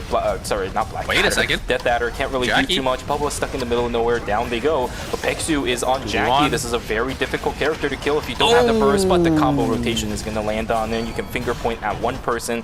Very similar to Nikki. If they can't get away, we'll get locked down. Nice combination. Another fight in the Dimensional Rift. As Head Auto Arms trying to fight it out. Beautiful combo coming in from Taegyung. They will save the fight. Their health bars were looking so bad. Jet's not going to be able to land the chain. Nizuka in trouble. They don't have timer. They don't have health. Taegyung saves the fight again and again and again. A beautiful Tomahawk roundhouse to set it up. Sadens is there to clean up. A killer fight from Head Auto Arms to wipe out Kwangju Slasher. And that is exactly what they need, especially because they do end up getting that mid-roll for themselves for that Rozzy there. It is going to be that tactical buy-in from that Maya as well. So they're going to be looking pretty strong here as they do end up winning that that rift for themselves. Young going to get some damage, and ooh, great ultimate coming out from the Alonso. They're able to pull them back in. Asika was going to be able to finish them off, but it looks like Yona already went down a little too early into that team fight, so Seiko is going to be forced to use that jump pad to get himself to safety. On the other side, though, there is Auto Arms going to be able to get some damage there. Jan going to be able to finish off the heart, so it's going to be a 1-for-1. But Sada is actually going to jump on full, and it's going to get caught by the Tia there, and Auto Arms actually going to lose out on a team fight. I think Sadhan's getting a little too overzealous to really see the Tia over that wall because of that nighttime vision, and just ends up getting caught. Yeah, he tagged himself into the yellow-red, and starting from there, when you don't have skills as a Rozzy, your DPS actually drops significantly, right? Because a lot of Rozzy's DPS comes from dashing around, but it also comes from making sure that you can use your skills to reset your skills as well. Tree of Life, though. Worked out in their favor. I mean, they would have never got this tree if they didn't end up losing that team fight because they were forced into the red to actually check the bear. So Alexander coming in then? It's just working out. It's just going in the hands of Team Auto Arms here. It is going to be exchanged out for a lot of timer on the side of Mai, but this is definitely a team that is confident enough in this composition to be able to win out a lot more fights. I don't think that timer is going to be an issue unless they start falling behind for some reason. I don't think they will, just because of how strong Sad Hands is right now. But the fights that they're going to have to take in the next few moments have to actually get a lot of value. If they don't get it, they'll still be in a little bit of trouble, because you never want to be in a situation where one of your players does have that low of timer this early in the game, just in case, right? Not Yeah. that important right now, but just in case you don't want one of your players being on single timer, which is where Team Digital Auto Arms is right now. See how this fight goes. Engage from both the Ekions, both jumping on the backlines, but the problem is the backline for the side team always Incheon are just really tanky, so not taking damage. Wait a second, Ekion is gonna as Asuna and the Tsubame are there, but Senafine is gonna be able to finish off the Tsubame. It's gonna be a 2v2, but the Suwa is not gonna take damage. Wait a second, actually the Suwa is actually getting chunked down here, but the spell are coming through. But no! There's Jin gonna be able to secure down the Suwa here.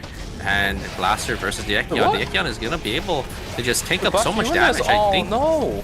I don't think Blaster can turn it. I think actually maybe with the ultimate, but it is a little risky because the Sella was just gonna come back up as well. Just has to make sure they get themselves to safety. And always Incheon, they lose out on 2 members. A little unfortunate. It's a minus 400. I thought they would have had it. I mean the Suwa, you know, having that sustain, it just I guess it just wasn't enough. The Ekion with his Sella just being there and just having that extra damage to finish off the job. She ate too many Wilsons to the face. But again, I genuinely think Blaster could have had it if they stuck the fight. But I see the safety in their player, right? It's still early in the game where you can res your team. Blaster definitely could have turned it onto the Ekion, but the problem is the Sella would have just walked back up. And once you're playing that 2v1, I don't think the Sella can win, or the Kiara can win into both the Sella and the Ekion. The only real chance would have been if the quick cut was still coming up, right? You just execute one person as fast as you can and then turn your attention to the other.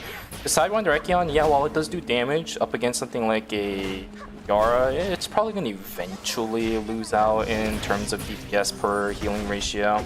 Well, regardless, always Incheon is still alive. All 3 members are back alive as well. Are they going to look for the fight? Yes, they will, but it's up against Daejeon Auto Arms. Kyungkwae going into Sad Hands is the worst option. Ekion cannot really deal that well with this backline. Look at the damage that this Ekion is taking. Chain's going to land over onto Cinema, but Taekun trying to put a little bit of space between the rest of his team. That's the last judgment going in all the way to the backside. But Sad Hands is nearly untouched through the entire fight. Look at this Razi just pumping in damage. Always Incheon just takes the wrong fight. Zua in the backside. Taekun sets it up perfectly. Sad Hands is there to clean up. And it's a story as old as time for Team Daejeon Auto Arms. That was really well played from Sad Hands because he read the situation so well in the way that he used the vault in and he hit the White Lily. He positioned himself in the way that the White Lily was going to knock everyone and get himself in a favorable position. So very nicely played from Auto Arms as they do end up winning that team fight. A clean 2 kills. Damien on the other side though, they get a nice 2 on the side of Team Slashers. Team Slasher is going to be on the back foot now. Minus 400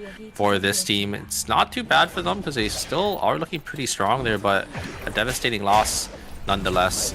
Losing out on a lot of credits and a lot of combat power that could have went to maybe a 4-score, maybe a tree or a meteor.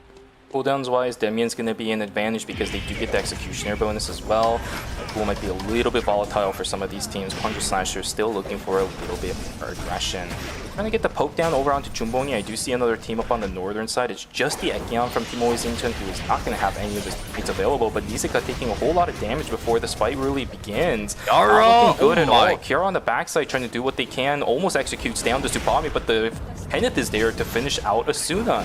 Down goes the Cecilia. The sustain is still going to be there. Jinhauer goes into Exuviation, cannot really assist on the fight. KCW potentially looking for a cleanup if he can. Does he give enough space for Jet and Yoha to get out? Because that Ekion with some of these low HP bar characters can be a bit crucial on the Death Adder.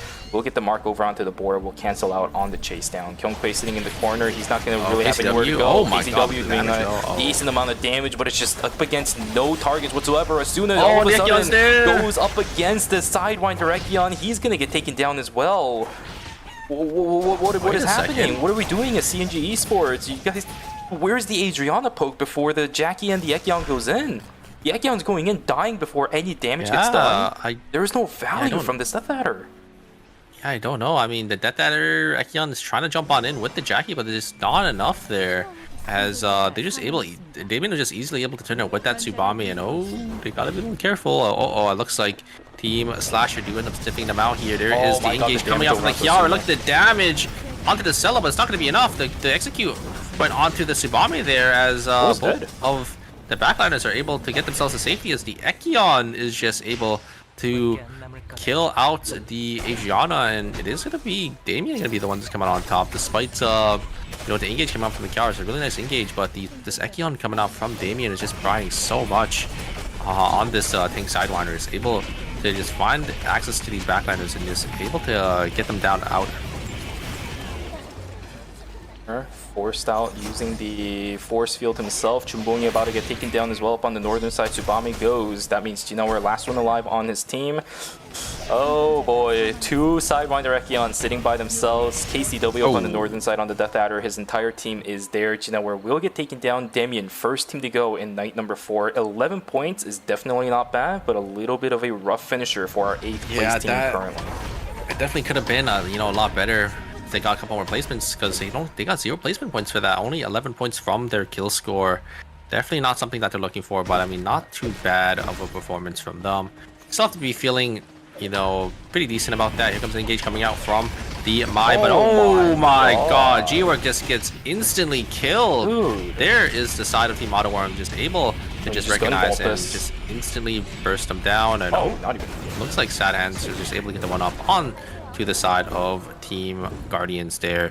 G-Work just not even able to react, not able to use their blink or their ultimate, just gets completely blown up there. Very nice combo coming out from Auto Arms, and I love their triangulation there with that Mai, and that's no, Sad Hands is a little caught here. Can they get the res off in time? I don't think so. Oh, I think he tried to blow up his body there. Yeah, you saw that he pressed Q at the very end, but just wasn't enough. That's a day 5 death. You can see the credits. They have enough to get the blood sample, but not able to get the buy-in, as he died at the worst time. It was 3 or 4 seconds left before the day swaps. Didn't have enough time to blow up his body, so Auto Arms gonna be on the back foot now. But looks like Team Auto Arms, they're still playing confident here. They know, so they're gonna try to bully some teams off to maybe get this res off. They could still try bluffing their way to getting that Lumi res. Because a lot of teams are still going to be scared of Team Auto Arms, because they're definitely a team to look out for. Up on the northern side, Jackie's going to land right on top of the Lumi, but look right below them. Team Insider is on the way. They're going to get canceled out at least for the second res. KCW's timer is just absolutely non-existent. He's going to try using this. He will be able to get out, but the Jackie needs to walk back in. Do they have information here, Team Insider? No, they do not. No, they do with the bat. Oh, Team Insider is going to find out C&J Esports. Pexu's in a little bit of trouble himself, trying to run away with the adrenaline rush. Oh my goodness, look at the movement speed with the chainsaw murder. Yeah, the movement speed, and Guardians was able to get 1 res here. G-Work down to 1 HP. This is a little tough. Oh yeah, Wisdom Robes and the ultimate movement speed there. And oh, look at the items from Kenneth. They tried to sell. They tried to sell everything to res. I think that's what they did actually. He doesn't have anything to his name, but he's gonna blow up, and he's there gonna run straight into the hands of C&J Esports. But wait a second, Char gonna get some damage off. No, he doesn't have. He's gonna go down. Auto Arm or Guardians gonna go down in 6th place here. As always, Incheon actually went down as well. 7. We actually didn't get to see that. Guardians gonna go down in 6th with only 3.5 points. I mean, definitely not the game they're looking for, but they're really in that top 2 spots. So I don't think they really need too many points left to secure themselves into the top 4. Find yourselves a partner that is willing to do that, right? Sacrifice all of their pretty much entire net worth in order to get you back into the contention for a life. Unfortunate for Team Guardians is they're not going to be able to find any success in that front, but the attempt was there, and we respect you for it, guys. Nice attempt from that team. G Esports looking to get a little bit better positioning inside of this game too. They are still alive, the last Ekion to do so. Death Adder, funnily enough, is the last one to stay alive, as all the Sidewinders are taken out. Wisdom Robes activated and online for the Ekion as well. Should be hovering around a 90% crit chance. Cut out here on the top side. Yeah, did end up placing that VLS. It maybe tried to rotate it around here. I think maybe gonna go into Chapel, maybe gonna try Warehouse. Well, Auto Arms is already secured down in Warehouse, and I don't think any team wants to fight Team Auto Arms down there. Timer's not looking good It'll be brought up to about 18 to 19 seconds as soon as the day swaps over. But the problem is there's a lot of teams hanging around this area. CNG Esports right around the edge. Nizuka gets found out. He just used the Maleficent Helix. We'll have to invest the Blinks to get out of there. Golden Light still looking pretty good. Gets caught out now by Team Insider. Stuck in the middle of everybody. CNG Esports Astro Burst to knock down Pixu. KCW has to run away. Adriana just has to use the Fire Escape over the wall. So, is Team Insider going to really let this happen? Oh, there is a camera in there, but now their attention is split. Yona is way too split away from the rest of his team. Hold up a second. Nice blink coming out from Fancy. They will keep themselves alive. Peacemaker, at least for the time being, will keep Sequel alive as well. But trade it out. It's a 1-for-1. Youngmun goes down. Sequel goes down. Yeah, CNG Esports gets the res while all that was happening because Yona was way too focused on splitting the attention back and forth. Fancy with the explosion shot, not going to be able to find it. Youngmun is dead. Can they get Sequel back up and alive? I'm not sure. The vision isn't there yet for CNG Esports. Nighttime is going to give them the leniency. Yona needs to get out of there, but I'm surprised CJ Esports didn't walk up here. They should know there's two teams. Yeah, they don't have the info, but they should know there's two teams fighting up here. And now they're gonna walk up, but the wipes are already there. The HP is gonna come back for the side team Insider, so they're gonna have a clean 3v3 now. And look at the item difference. It's definitely going to go to the side of the Insider. There is going to be the jump in from the Jackie, but the Jackie's just going to instantly die there. Oh, you can't, there's nothing. Ekion is going to come in as well, but the checkmate is going to be there to deny the crits coming off from that Death Adder, and that's going to be a clean 3 kills coming out from Insider. And look at this team. They are in first place, and they are going to secure themselves even farther in first. And oh my god, is that Seiko with... Sorry, Yona with 3 bloods on this Rio. They definitely are going to have a good shot here into Team Auto Arms this time. Eldritch Boots as well, right? Because if you're sitting on Eldritch red Boots. chest piece, that means you're on Burgundy. You need Eldritch Boots to hit that 100%. That's going to be Healing Drone already activated for Cinema. Not going to be available for about 30 or so seconds. Insider should have advantage in the zone at least for the time being, but this is they're just waiting. They're just waiting for the zone to close here. They have this White Lily. They don't see him. They don't see him down here. Oh, there we go. There's the EMP. They do see Taeyong down here now, so they have to be a little careful. That White Lily is going to be there for the extended range. A lot of people. Oh, there it is. Taeyong going to look for the angle here, but not going to find anything. There's Cinema going to try jumping on forward. I think really going to come out. That's going to get a lot of damage onto the Alonso, but they're just going to slowly start to peel back. Very nicely played from the side of Team Insider. Taeyong having the dash though is going to try to look for knockup, but not going to be able to hit anything there. There's the pull back, and they're just going to go down. There's Yona just dealing so much damage. The 3 bloods are just way too much, and the trap! The double guillotine is going to be there to deny side hands from going in, but I think the damage is also just way too much from Yona on this 3 bloods. I think just out DPSing the Rozzy there. Insider just playing it to a T, very nicely played by them, kiting back perfectly, and this time they went to one up side of Team Auto Arms. Great attempt from Team Daejeon Auto Arms though. I saw what Taekyung was looking for, but even Team Insider was a little bit hesitant about the fight. I think if both teams were really all in on the fight as soon as Taekyung sent the blink in with the Tetragon, then Team Auto Arms would have probably had the win. But because Team Insider was a little bit hesitant, Taekyung missed his initial combo onto Seiko. That was the real crucial moment there. He ends up landing the Queen afterwards to knock down Taekyung. The combo was there. Quick spin value from Taekyung was also really good, but because he used it in that little mini initiation they tried, he didn't have it available for the remainder of the combo that actually killed him. Yeah, I mean, the 3 bloods on Rio, I think is just a little too much DPS for the side of Team Auto Arms to really handle there. You saw the Rozzy trying to jump in. I think even without the trap, I'm pretty sure Yona would have just out DPS the Rozzy at the very end there. So I don't think it would have mattered. But I mean, it was a good attempt. It was just I think Taeyong tried to get the knockup onto Yona, but Yona had a really quick reaction there with the electric shift back away. Or I think he ended up jumping away from the Taeyong Yan knockup. So just very nicely played by the side of Team Insider. Absolutely. The threat of that triple blood Rio, I think, is a little bit too big that Seiko was able to pretty much do whatever he wanted throughout the course of the fight. He wasn't really the main priority of focus, and when he was priority of focus, it was a slight misplay from Taekyung, not really anticipating the fact that both teams not exactly all the way in until Taekyung sent. Yeah. I mean, I saw the vision, but I think Yona just reacted perfectly, right? The range for Yan is so far when you have the blink with the, I think the Yon was able to get full stacks up because he was able to hit those cameras.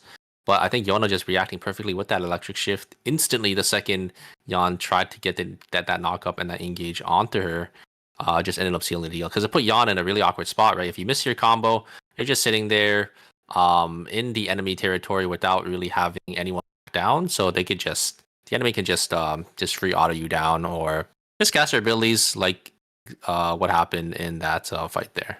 For sure. And then once again, that darn double guillotine.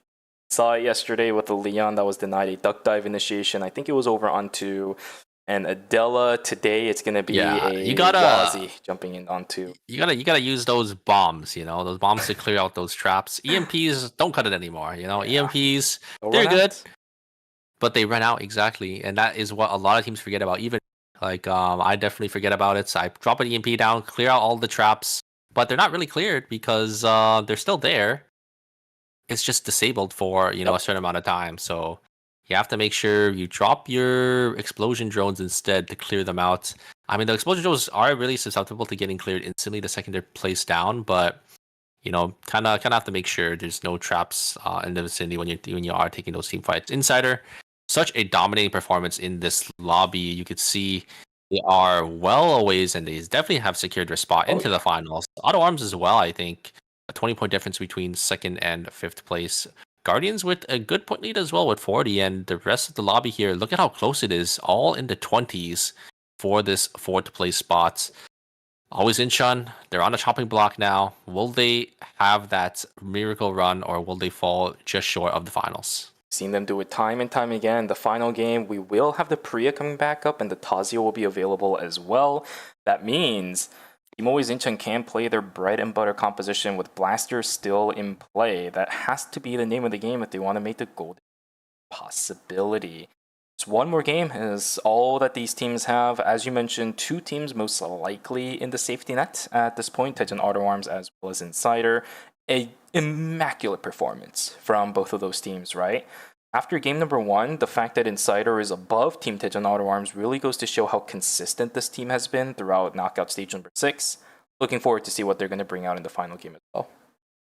Yeah, they have such a big point lead that they can really play whatever they want, and I think they'll be okay. And I wonder if that's what they're going to do. I wonder if they're going to have this game, but I think they're probably just going to maybe get some more practice before the finals for tomorrow would be my guess. But I'm very excited to see, how all these kind of do when they are, on the hot seat here, because this is the last game. I think there's only about 2 teams that are definitely secured. Guardians are looking like they're relatively safe, but if they go out in 8th place, we could see another time where they almost got eliminated. I think it was in stage number 4 where they went out so early in the final game, having only, I think, about a 10 to 12 point difference and almost getting knocked out. So we'll have to see if that happens again in this final knockout stage, or if they can just have a consistent final game here. Team Always Incheon, as predicted, will be going back to their bread and butter there. Really nice to see. I love what Gwangju Slasher is doing right now. Nizica on the Felix, this is like bread and butter for that player. Jet on the Jenny and Yoha on the Estelle. This is actually quite surprisingly enough, it might not look like it, but very kill-centric. With the Estelle sitting on the Soul Stealer, this team can really jump on top of you in an instant and get you caught up in a lot of crowd control without you noticing. Gwangju Slasher is also throwing hands at this point in the game. Demian, Love, and the Kenneth, we're going back to something that we saw during knockout stage number 5. This team will be bringing out that double front line with the Priya once again. Jenny coming out. We haven't really seen Jenny much at all in I would say the previous couple of phases, but seeing it come out, especially with the new changes of the new season, Jenny not having to reload anymore. I'm very curious to see, how she does end up performing here. It's going to be Jet on that Jenny for the side of Slasher here. We're going to have to see if they will be able to utilize this pick to their full potential here. This is the final game, so this is the last chance for them to qualify into the finals. So here we go, ladies and gentlemen, locked and ready, loaded into our final game of today. After this, we'll know which teams are going to be moving on into the finals to join our finalists, the first place teams for each individual group that we played last week. will have our top 8 teams after this game. Yeah. Which ones they are. Although 2 of them are guaranteed pretty much at this point, right? Insider and Tejan Auto Yeah. Arms. Almost the same thing for Diaz Guardians as well. I don't want to call it this early for that team because there is still a possibility. But There's a possibility that they could get eliminated. I yeah, think they could get there's, daydreamed. Yeah, and I think there's definitely a stronger possibility for them because it's only, I think, a 12-point lead. So if they go out in 8th, they will definitely get eliminated. But we'll have to see, right? Going to the final game here. But yeah, for the finals, that will be taking place tomorrow at the same time. And it is going to be 4 AM EST if you guys are interested in that. It is going to be 65-point checkpoints format this time. It's not going to be 70. So these teams will be able to get into checkpoints slightly earlier. And if you guys do like that checkpoint type of formats, it will be a lot of fun because teams, they'll have to get into that checkpoint breakpoint and then they'll have to win a game as well. Here we go, sad hands. Oh, smack them into the middle of it. Oh, okay. Yeah. Nice response from Yona though, right? You can jump over the Peerage Uppercut, but the one problem is you jump straight into the enemy team, you know? So you gotta be a little careful about that. It was a great reaction though from Sad Hands to actually dodge on the Peerage Uppercut, but yeah, the great response there from Insider to deny Sad Hands after coming out of that Spring Vault there. Youngman gonna get a lot of damage, but is gonna get locked by the ultimate coming out from the Kenneth, but there is that window after the Flame Crusher goes down to blink away. They ended up using that, so Blink was used by the Kenneth, and a huge explosive shot coming out from Fancy. Gonna be able to lock down that Kenneth. Oh, wait a second. Leon's gonna look for an angle back in, but the Executioner bonus is just gonna be able to keep them alive, and a great dodge out from the Heart. Huge sidestep coming up from the Heart, just able to bait the Leon in, and they will be able to get a nice 2 kills. Yeah, the Priya not able to respawn in time, as Team Damien are gonna lose out on that team fight there. Always in Shun. Yeah, they might actually catch Team Damien this time, as looks like they are a little split, but looks like the members of Team Damien are split themselves. They can maybe look for this Kenneth there. This Kenneth is going to get some damage. It's going to walk back up. The damage chart is already proc, but it is going to run straight in hands of GLT to be able to pick up that kill for himself. It is chaos in Lumia Island right now. Maybe not as much as we saw in Knockout Stage number 5, but still very hectic for a lot of teams that had a bit of a slower start to majority of these games. Mbongi jumping on in, it's going to be the exclusive, but that actually ends up saving them from the bear. 3 players starting to walk on in from Team Always Incheon, now looking for the counter kill instead. They need these points, trying to look for Asuna, but the speed gates are available. Leon, a little bit too of an X factor. There's the Kenneth on the backside. Flame Crusher going to go completely wide. Blaster trying to save the fight as much as possible, but it's a 1-for-1 trade. Ink goes down in exchange for the Kenneth. The Leon still up in front, trying to do a lot of damage as much as possible. Paradiso goes down. Wall push in. Nicely done from Blaster. That's going to escape Seraphine alive. Beautiful combination with the Paradiso to slow down the Leon so he can't easily catch up to the Priya. Straight with the Spada push into the wall. Fantastic. Yeah, and is able to get the reset again. Is able to pick up those shards and get another Spada there. So very nicely played from Blaster to get that extra kill. And they will be able to pick up, I think, those bears as well on the bottom side for Team Always Incheon. So great tempo swing for them, and ooh, a huge queen, and there's the combo coming out, but it's not gonna be enough, as Oman was actually able to get out of the stun there in time, and Seiko is gonna be the one to fall, but a lot of damage gonna be in exchange. The ultimate is gonna come down from the Cena, keep themselves alive. The hard ult is gonna be there as well, and wait a second, oh no. Young trying to play wait a second, does end up going down from the burn, or I think it was the Hex as well. Oh, no, it doesn't. Wait, he has no items. I don't know. I'm pretty sure it was just the helmet and Hex, I think. I'm not sure actually. Yeah, Hex. Helmet, Hex. It's probably the helmet from. Oh, you think it's like oh, I know what you're talking about. It's the debilitation helmet. Yeah. Vigilante plus Hex, and then maybe they also have the Scorch augment. Maybe Oh no. Not the glove. I think it's the arm piece. The arm piece has Hex, right? I think there's a purple arm piece that has Hex now. Oh, that's rude. Oh well. Well, regardless, here we go. More fights happening. It is day number 2 now. Down goes Asuna as the first sacrifice of day number 2. Damien about to go down very soon as well. Unfortunately, the damage on the counter side is looking pretty good. Good checkmate to deny G-Work getting killed. And the blink response coming out from Jinawar, just barely missing out on some of his Flame Crusher distance. It'll be a clean 2-for-0 in favor of Team Guardians. Bongi. So just... Oh, fancy with the fancy footwork there, but where is the third member of the side of GLT? They are going to TP on in, but oh my god, actually going to be able to get a lot of value before the Heart TP's back on forward there. Yona going to get some dashes in. The damage coming up from the Heart. Oh, but the Queen combo to finish off the Heart is going to be there, and I think they can actually turn the team fight. Seiko going to get some more damage, going to be able to dodge out on that yellow. Oman versus Seiko. I don't think Seiko can get away. Tries to use the Rook over the wall, but it's not going to be enough. The Suwa did end up going down as well, but I think the Kia was able to pick that up. So it looks like the fight did end up going into Shadow GLP's favor. They do end up picking 2 kills, and they get the buy-ins here. It's going to be those 4-score buy-ins coming in. Definitely got to make sure your first buy-ins are these 4 scores to make sure you are as strong as possible. Getting the timings in as well. The triple backliner, it caused way too much havoc, right? There's too many priority targets that you have to face down that if you try to knock down one with the classic bread and butter combination of the Nikki Adela, you still have to deal with the other two. And the problem is if you target the Lucina, they're gonna have their ultimate. You target the Heart, they're gonna have their ultimate. Oh yeah. So these targets that you want to go for, you don't really want to go for them. And there's the double ultimate coming out from the Kenneth. The double Flame Crush with the pre-ult is going to come down in response. It's not going to be enough though. The damage just isn't there for the side of Team Damien. I mean, they're playing these melee type of characters to try to get the damage there, but Itaja is going to be able to completely deny it. And yeah, there's the full combo coming out from the side of Team Guardians, but yeah, I mean, the combo is the combo just isn't enough damage for the side of Team Damien. They're playing 2 melees and they have to play into a Priya plus a Tazia. I mean, Tazia does really well until his melees because she has that spotter to just push them away. Yeah, the problem with Team Damien's comp is that, again, I will reiterate from earlier, they have a ton of AoE. They're landing the crowd control extremely well, but the big limitation about this composition is that the damage on the single target is really lacking at very specific portions of time.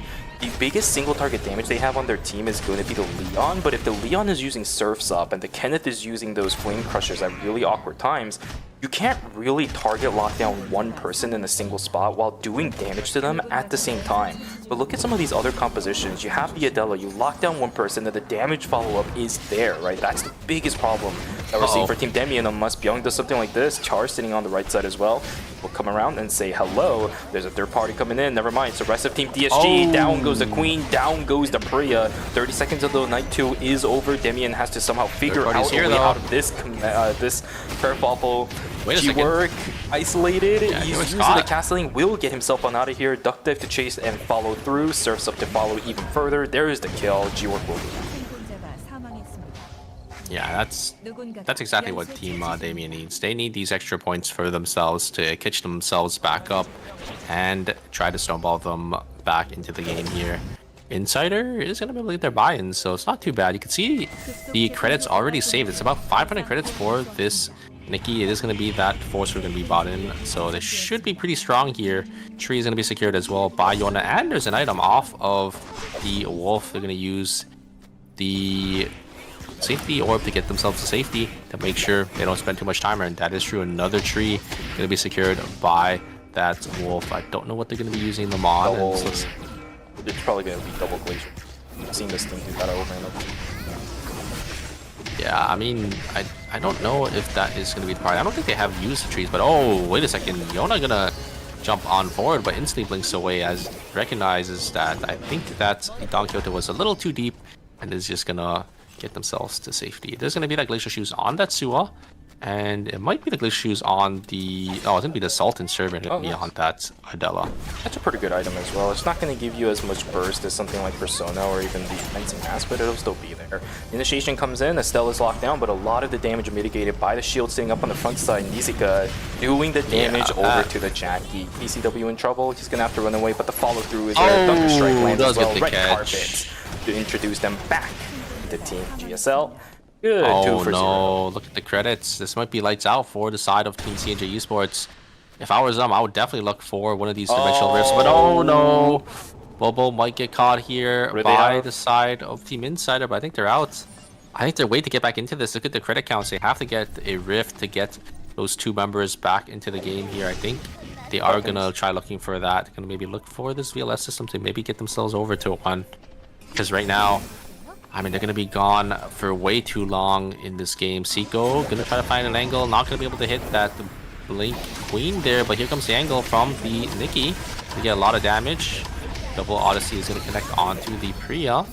But don't want to really pull the trigger onto them there, as Team Always Inshun is going to slowly back on out of there. Yeah, I like the call from Team Insider to just back away from that fight too. They're way too far into Research Center that Seiko can't support.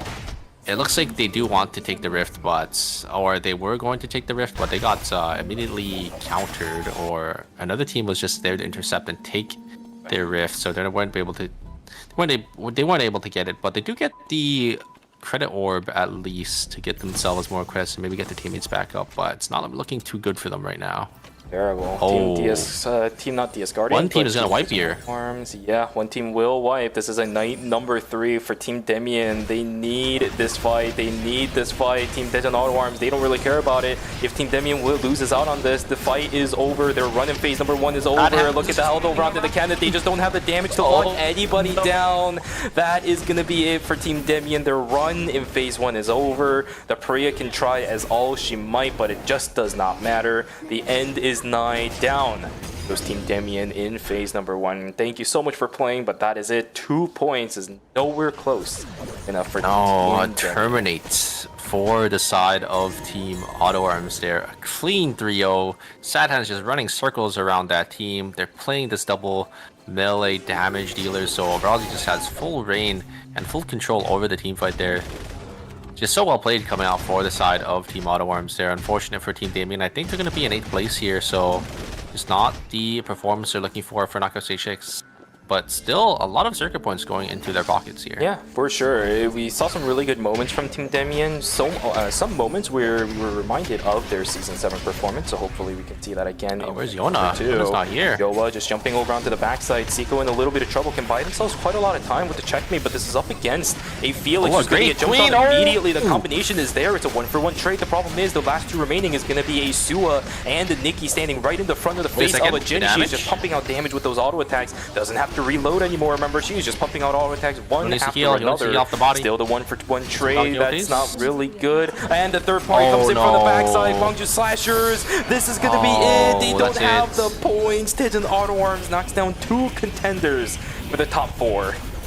They are the reapers of this lobby, just wiping them off, crushing their dreams. And it is going to be another team. And oh, GLT going to be able to get the one up onto the side of Team Always Jinshun here.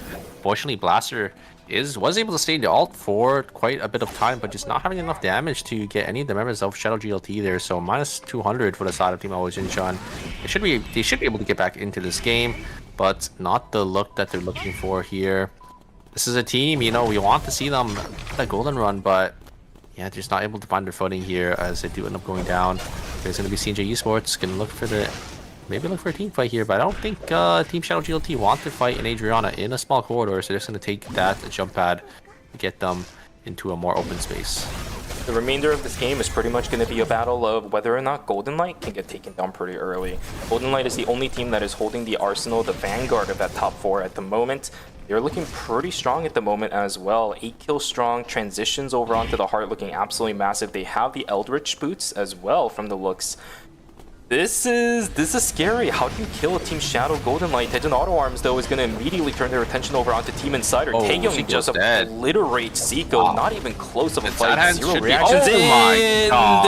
Oh my god. Oh my god. Dude. How do you even? Just nothing but air. Nothing but air for Yana. That is just. Yeah, I mean, yeah, that's the Rozzy Suwa. Just Rozzy. I mean, if the Rozzy has good reaction, just springfall right over the donkey there, and just not much Yona can do. Just, I mean, Sana just playing it perfectly. Taeyong as well, just able to just completely solo Seiko there. Insider, they were able to get a rift, so actually not the end of the world. They actually didn't lose out on any credits there because Nikki was able to get their teammates back into this game, and I think they got the rift completely for free. So this is actually nope. Another team's gonna always in Sean. They need to win this. They need to win this as well, or they're gonna be gone. There's the ultimate coming out from Seiko there. They're gonna get to knock up. They're gonna try down the Mai. The Mai is already getting chunked down. 21 HP. And there's the full damage, and I think that is gonna be it. I don't think Blaster's gonna have enough damage here. No, always in Sean gonna go down. Unless that's Blaster gonna can be pull it. something Blaster off. He is can look, healing. but the spell shields are there from the Suwa. Cenophine's still Seiko alive too. is gonna be there. No, Cenophine's gonna go down. Splitting away, and that is going to be it. The run of Always in Sean ends here in knockout stage 6. So close to be our team that was going to have 2 golden runs, but it's just not going to be there. Always in Sean, just short of that final stage. What a valiant effort from Team Always Incheon. Will most likely end out in either 6th or 5th place.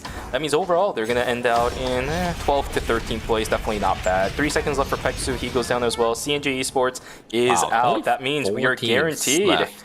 Yep, the top 4 teams are left now. This is but a formality, but still, it is going to be for that battle. Oh, you're right. All these 4 teams are already in our top 4. Oh, so yeah. I mean, yeah, it's just going to be our top 4 here. Wow, so many teams wiped this. I think this is the least amount of teams we've ever had in a year on night 4 here. Usually, there's a lot more. Teams don't usually wipe this early into the game. I think a lot of teams were desperate for those extra points, entering those rifts, and unfortunately getting wiped. Yeah, by these other teams that are in the top 4 here. Team Autoworms taking out 2 teams. Insider taking out 1. And unfortunately, CNJ just getting caught out at the very end. Really beautiful. Guys, we know what the result is going to look like, but we still have 4 teams left to go. Out of these 4, 1 will remain alive. Raise the morale boosts before you go into the finals. Raise the fanfare. Make sure your team is at an all-time high for how you feel going into our final couple of games. G-Work getting taken down to half HP. Fancy being returned in kind. Oh my god, G-Work. Goes Desi as well. What the hell happened to the health bars of our triple backliners? Fancy obliterated. Youngmun trying to do what he can, but the Garden Reverse will deny it. There's the Fury Jab. Youngmun trying to do what he can, but that is not a red. That is a yellow. Will not get any health back. Just deleting these backliners by himself. Just pawn the knight, 75% of your HP. Pawn knight into another 75% of the other backliner. There's not really much Shadow GLT can really do into that. Here comes the engage coming out from good spell shield coming out from Yoda, but a double taunt coming out. Not gonna be there's not gonna be really any follow-up there. Here comes the full damage, but a huge ultimate coming out from Cinema. Gonna be able to keep Taeyong alive, but Taeyong is gonna be completely out of the fight now. Now it's gonna be Sad Hands to turn it here. A lot of damage in exchange from this Rozzy, and he does get hit by. And Auto Arms are gonna be able to get out scot-free. I think they should be safe here, but wait a second. Chaw is trying to look for an angle in. They're not gonna be able to find anything, and Auto they just turn it and they're out. How does that even happen? Because I was just saying that Sad Hands was untouched throughout the entire fight, then he eats a double Odyssey straight to the face right as the third party starts to come in, but he somehow navigates the fight well enough to get out of the fight without using pretty much any of his very vital cooldowns. Yeah, the blink was invested, but still alive. His resource of that HP bar is still up to max. And a blood sample gonna be bought in for Sad Hands. God, this is gonna go come out. Burgundy Man. No, it's gonna be Elder Juice. Yeah.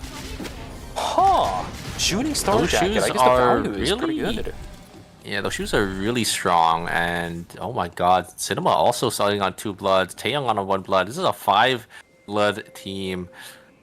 Oh, it's gonna be a little rough for these teams to fight in. But there's only 1 team left actually. It's it's Guardians. Seiko is the last one left. It's trying to get in the res, but they're marking him. Yeah, no. Guardians is gonna be there. Wait, doesn't have any credits. Oh, he's trying to escape. He's trying to escape here, and I think they should be able to get does he have themselves time? on out. No, Wait. he's gonna pop Wait. first. You can see the bottom. There's a failed escape. I think it's the first ever failed escape in Master. Oh, that is hilarious. That's funny. hilarious. That's funny. I mean, it doesn't really matter because they're placed, but that's funny. That's funny. I was keeping track of the timer for both the escape as well as the red timer. The red timer was like 0.1 second faster than the escape pod. That sucks. That I think- sucks. Do you think he had a? Oh, it's. Didn't he place down a key? Did he place down a kiosk? I feel like he had a safety orb, maybe. He put down a safety orb, and then I think he tried to get a res off, but the call was just to go for the escape. Aw. Maybe he tried to Yeah, res one yeah. person, but he found out that his credits were just in dire straits. I don't know what it was, but Yeah, I might as well just escape because it doesn't really matter here. It's just 2 teams left. Oh. It is going to be Team Auto versus Team Guardians. It is going to be just a formality here. They're going to try looking for Cinema. Taeyong over the wall, though. I don't think they see him. now Good knock up. Good check from G-Work. Going to be able to get that knock up onto Taeyong. this final zone sucks. It's for going to be a Taeyong. little safe. Here comes they're the gonna send angle, it but nice. there's the spring ball coming out from Sad Hands, so they're not going to have any Taeyong? access with the ultimate there. The pure jump cut is going to completely whiff. Taeyong's going to get a lot of damage. Sad Hands going to get some dodge out Maybe a on some fight of these reset? skills. It is. Yeah, I think it's going to be fight reset, but no cooldowns now for the side of Team Guardian. So Team Ottawa, I'm just going to send it here. Going to try to find an angle in. The Nikki not having it. Going to bait out the parry as well, and it's just going to be Team Ottawa is going to be able to just completely maybe clean this up here. God. There's a double stun coming out from the Nikki. It looks like Team Guardians is going to be able to get out with their lives. And the bombs are going to come in. 안전지대가 이동합니다. Masterclass between these two teams. Like the fact that we've had these 2 close fights already. Both teams are able to reset. Cooldowns are going to start coming back for both of them now. Peacemaker up, Purage uppercut up. 5 seconds to go until the checkmate comes up as well. Every cooldown available from Team Dead and Auto it's Arms. The going only to thing that they're Guardians. missing is the blink for Taegyung. He'll have the Engage. initiation angle. Cinema going to go straight over onto the backside. NCMB is in a little bit of trouble. Half HP for that player. There's the spring jump coming through, lockdown on and the it's Nikki. just not even close. Sad Hands never in trouble, dodging out on everything from G-Work as well. Oh my. Blinks over the pawn. Oh, it is an absolute cinema. my They can't even God. kill cinema. Dejan Auto Arms, a newly revitalized version of themselves. Not even close, baby. 27 points to finish out. Knockout stage number 6 will punch and, quite frankly, hand their ticket into the admins going into the finals. If they show this performance tomorrow, I think the finals team have a quite formidable opponent. Yeah, I was surprised, they weren't pulling out the Rozzy and the Yan in the previous phases of the last season, because I feel like this is their most 2 picks for these 2 players. They just look so strong, and they could just pilot these characters to a T. Like it's just so beautiful to watch. This is this is how you play Eternal Return, everybody. Just watch games 1 and 4 for how Dejan Auto Arms was able to navigate some of these fights. Final zone was also disadvantageous for them, right? You have something like a Rozzy that can't jump walls at all outside of using your blink. They're still able to navigate things correctly. Sad Hands gets jumped on first by the Nikki. Still able to navigate the fight correctly. Taegyung is always sitting right in between Kyungkwae as well as... no, sorry, not Kyungkwae, but Cinema as well as Sad Hands. He's always able to respond perfectly depending on who is the one that is in trouble. Nikki Purage uppercuts the Rozzy. He immediately turns around, times his tomahawk roundhouse perfectly so that by the time Nikki is done with her animation, she can't respond to it. Gets the stun to the wall. Yeah, it's just perfect. Always coming out from these roundhouse kicks from Taeyong. And then Sad Hands just always able to respond to the Purage uppercuts as well, just able to always spring vault over them. So that means there's just no lockdown on the Rozzy, and if there's no lockdown on the Rozzy, the Adela just has no target to really go. Just has to hit and play off of themselves. But Auto Arms is playing so well, is able to dodge out all skills as well. It's just yeah, such a masterclass coming out from the side of Team Auto Arms. This is one of the reasons, by the way, when you're playing a melee character, it feels like hell to catch up to a Rozzy. You saw how much mobility Sad Hands had without his skills. He's auto-attacking, weaving left. He auto-attacks, and by the time a skill comes down, he twirls around, another skill comes down, moving reload, you have jump vault of... disgusting. Yeah, and one thing you see from these high-level Rozzy, players, in like Eternal Masters is they hold their Q. So a lot of Rossis, they just press Q and then they instantly use their dash. But you see these Rossis press they hit their Q and then they hold their dash and they wait until they see a skill being thrown out and they use it to dodge skills or to use it at the right time to gap close and navigate around these teams. That's the difference between these Master Rossi players. Some decent Rossi players or some good Rossi. Just knowing when to utilize your ability to navigate these team fights. For sure. Oh my god, what what a day we have had. Knockout stage number 5 was very intriguing to say at the very least. There is so many more words I could use to describe that, but I think intriguing is probably one of the best ways to talk about it. And then knockout stage number 6 was just a masterclass. Textbook definition of how Eternal Return is meant to be played. Zero counterplay available when Team Pigeon Auto Arms was playing at their best. What a show had today. I think tomorrow, after what we saw today, it's gonna get even better. It's gonna get even better.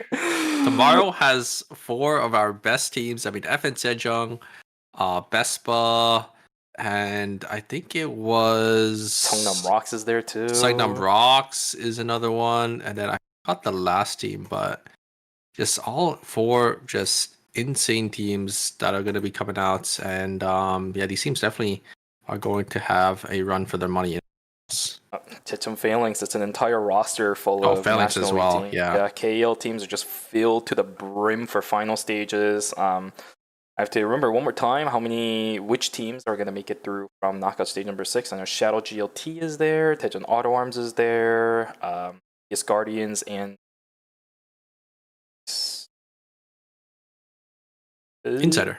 Team Insider. So it's going to be a pretty even split between some KEL teams as well as non-KEL teams. But all the teams that are playing in this finals is one that we've seen previously, going into whether it's a season finals or a ERM phase finals. It is stacked to the brim. But yeah, here are our final leaderboards for you guys. Unfortunately, Always Incheon in that 5th place spot just wasn't able to make it to the finals. Their run will end here at knockout stage 6. But Insider, Auto Arms, Guardians, and Shadow, see them tomorrow for the checkpoint format finals. That's going to be a fun one, folks. Remember, once again, same time as today, 4 a.m. Eastern time, right here on the Eternal Return game channel to make sure we know which team is the best at the beginning of Season 8. Now, we have Phase 2 that is still going to be coming up sometime later in August, I believe. If I remember correctly, it's towards the August section, maybe the last week or two. But till then, get your ranked boots ready, boys. We're going to see a lot of these characters starting to make their way on in. The Korean side is also doing an interview, which means we're probably going to call it a... I want to stay here for all of that. Insider is absolutely fantastic, but we can ask them ourselves because Seiko is very active on the Eternal Returning game channel as well as in Super's DMs. I do talk to Seiko, every now. I've been playing some with them. But I mean, I had a great time today shooting games. So good to watch. I'm definitely satisfied. But remember, guys, we are gonna have some more Eternal Return for you guys later today. There is going to be the NA side. Is going to be the ERCS going to be kicking off its first games today at 7 p.m. EST.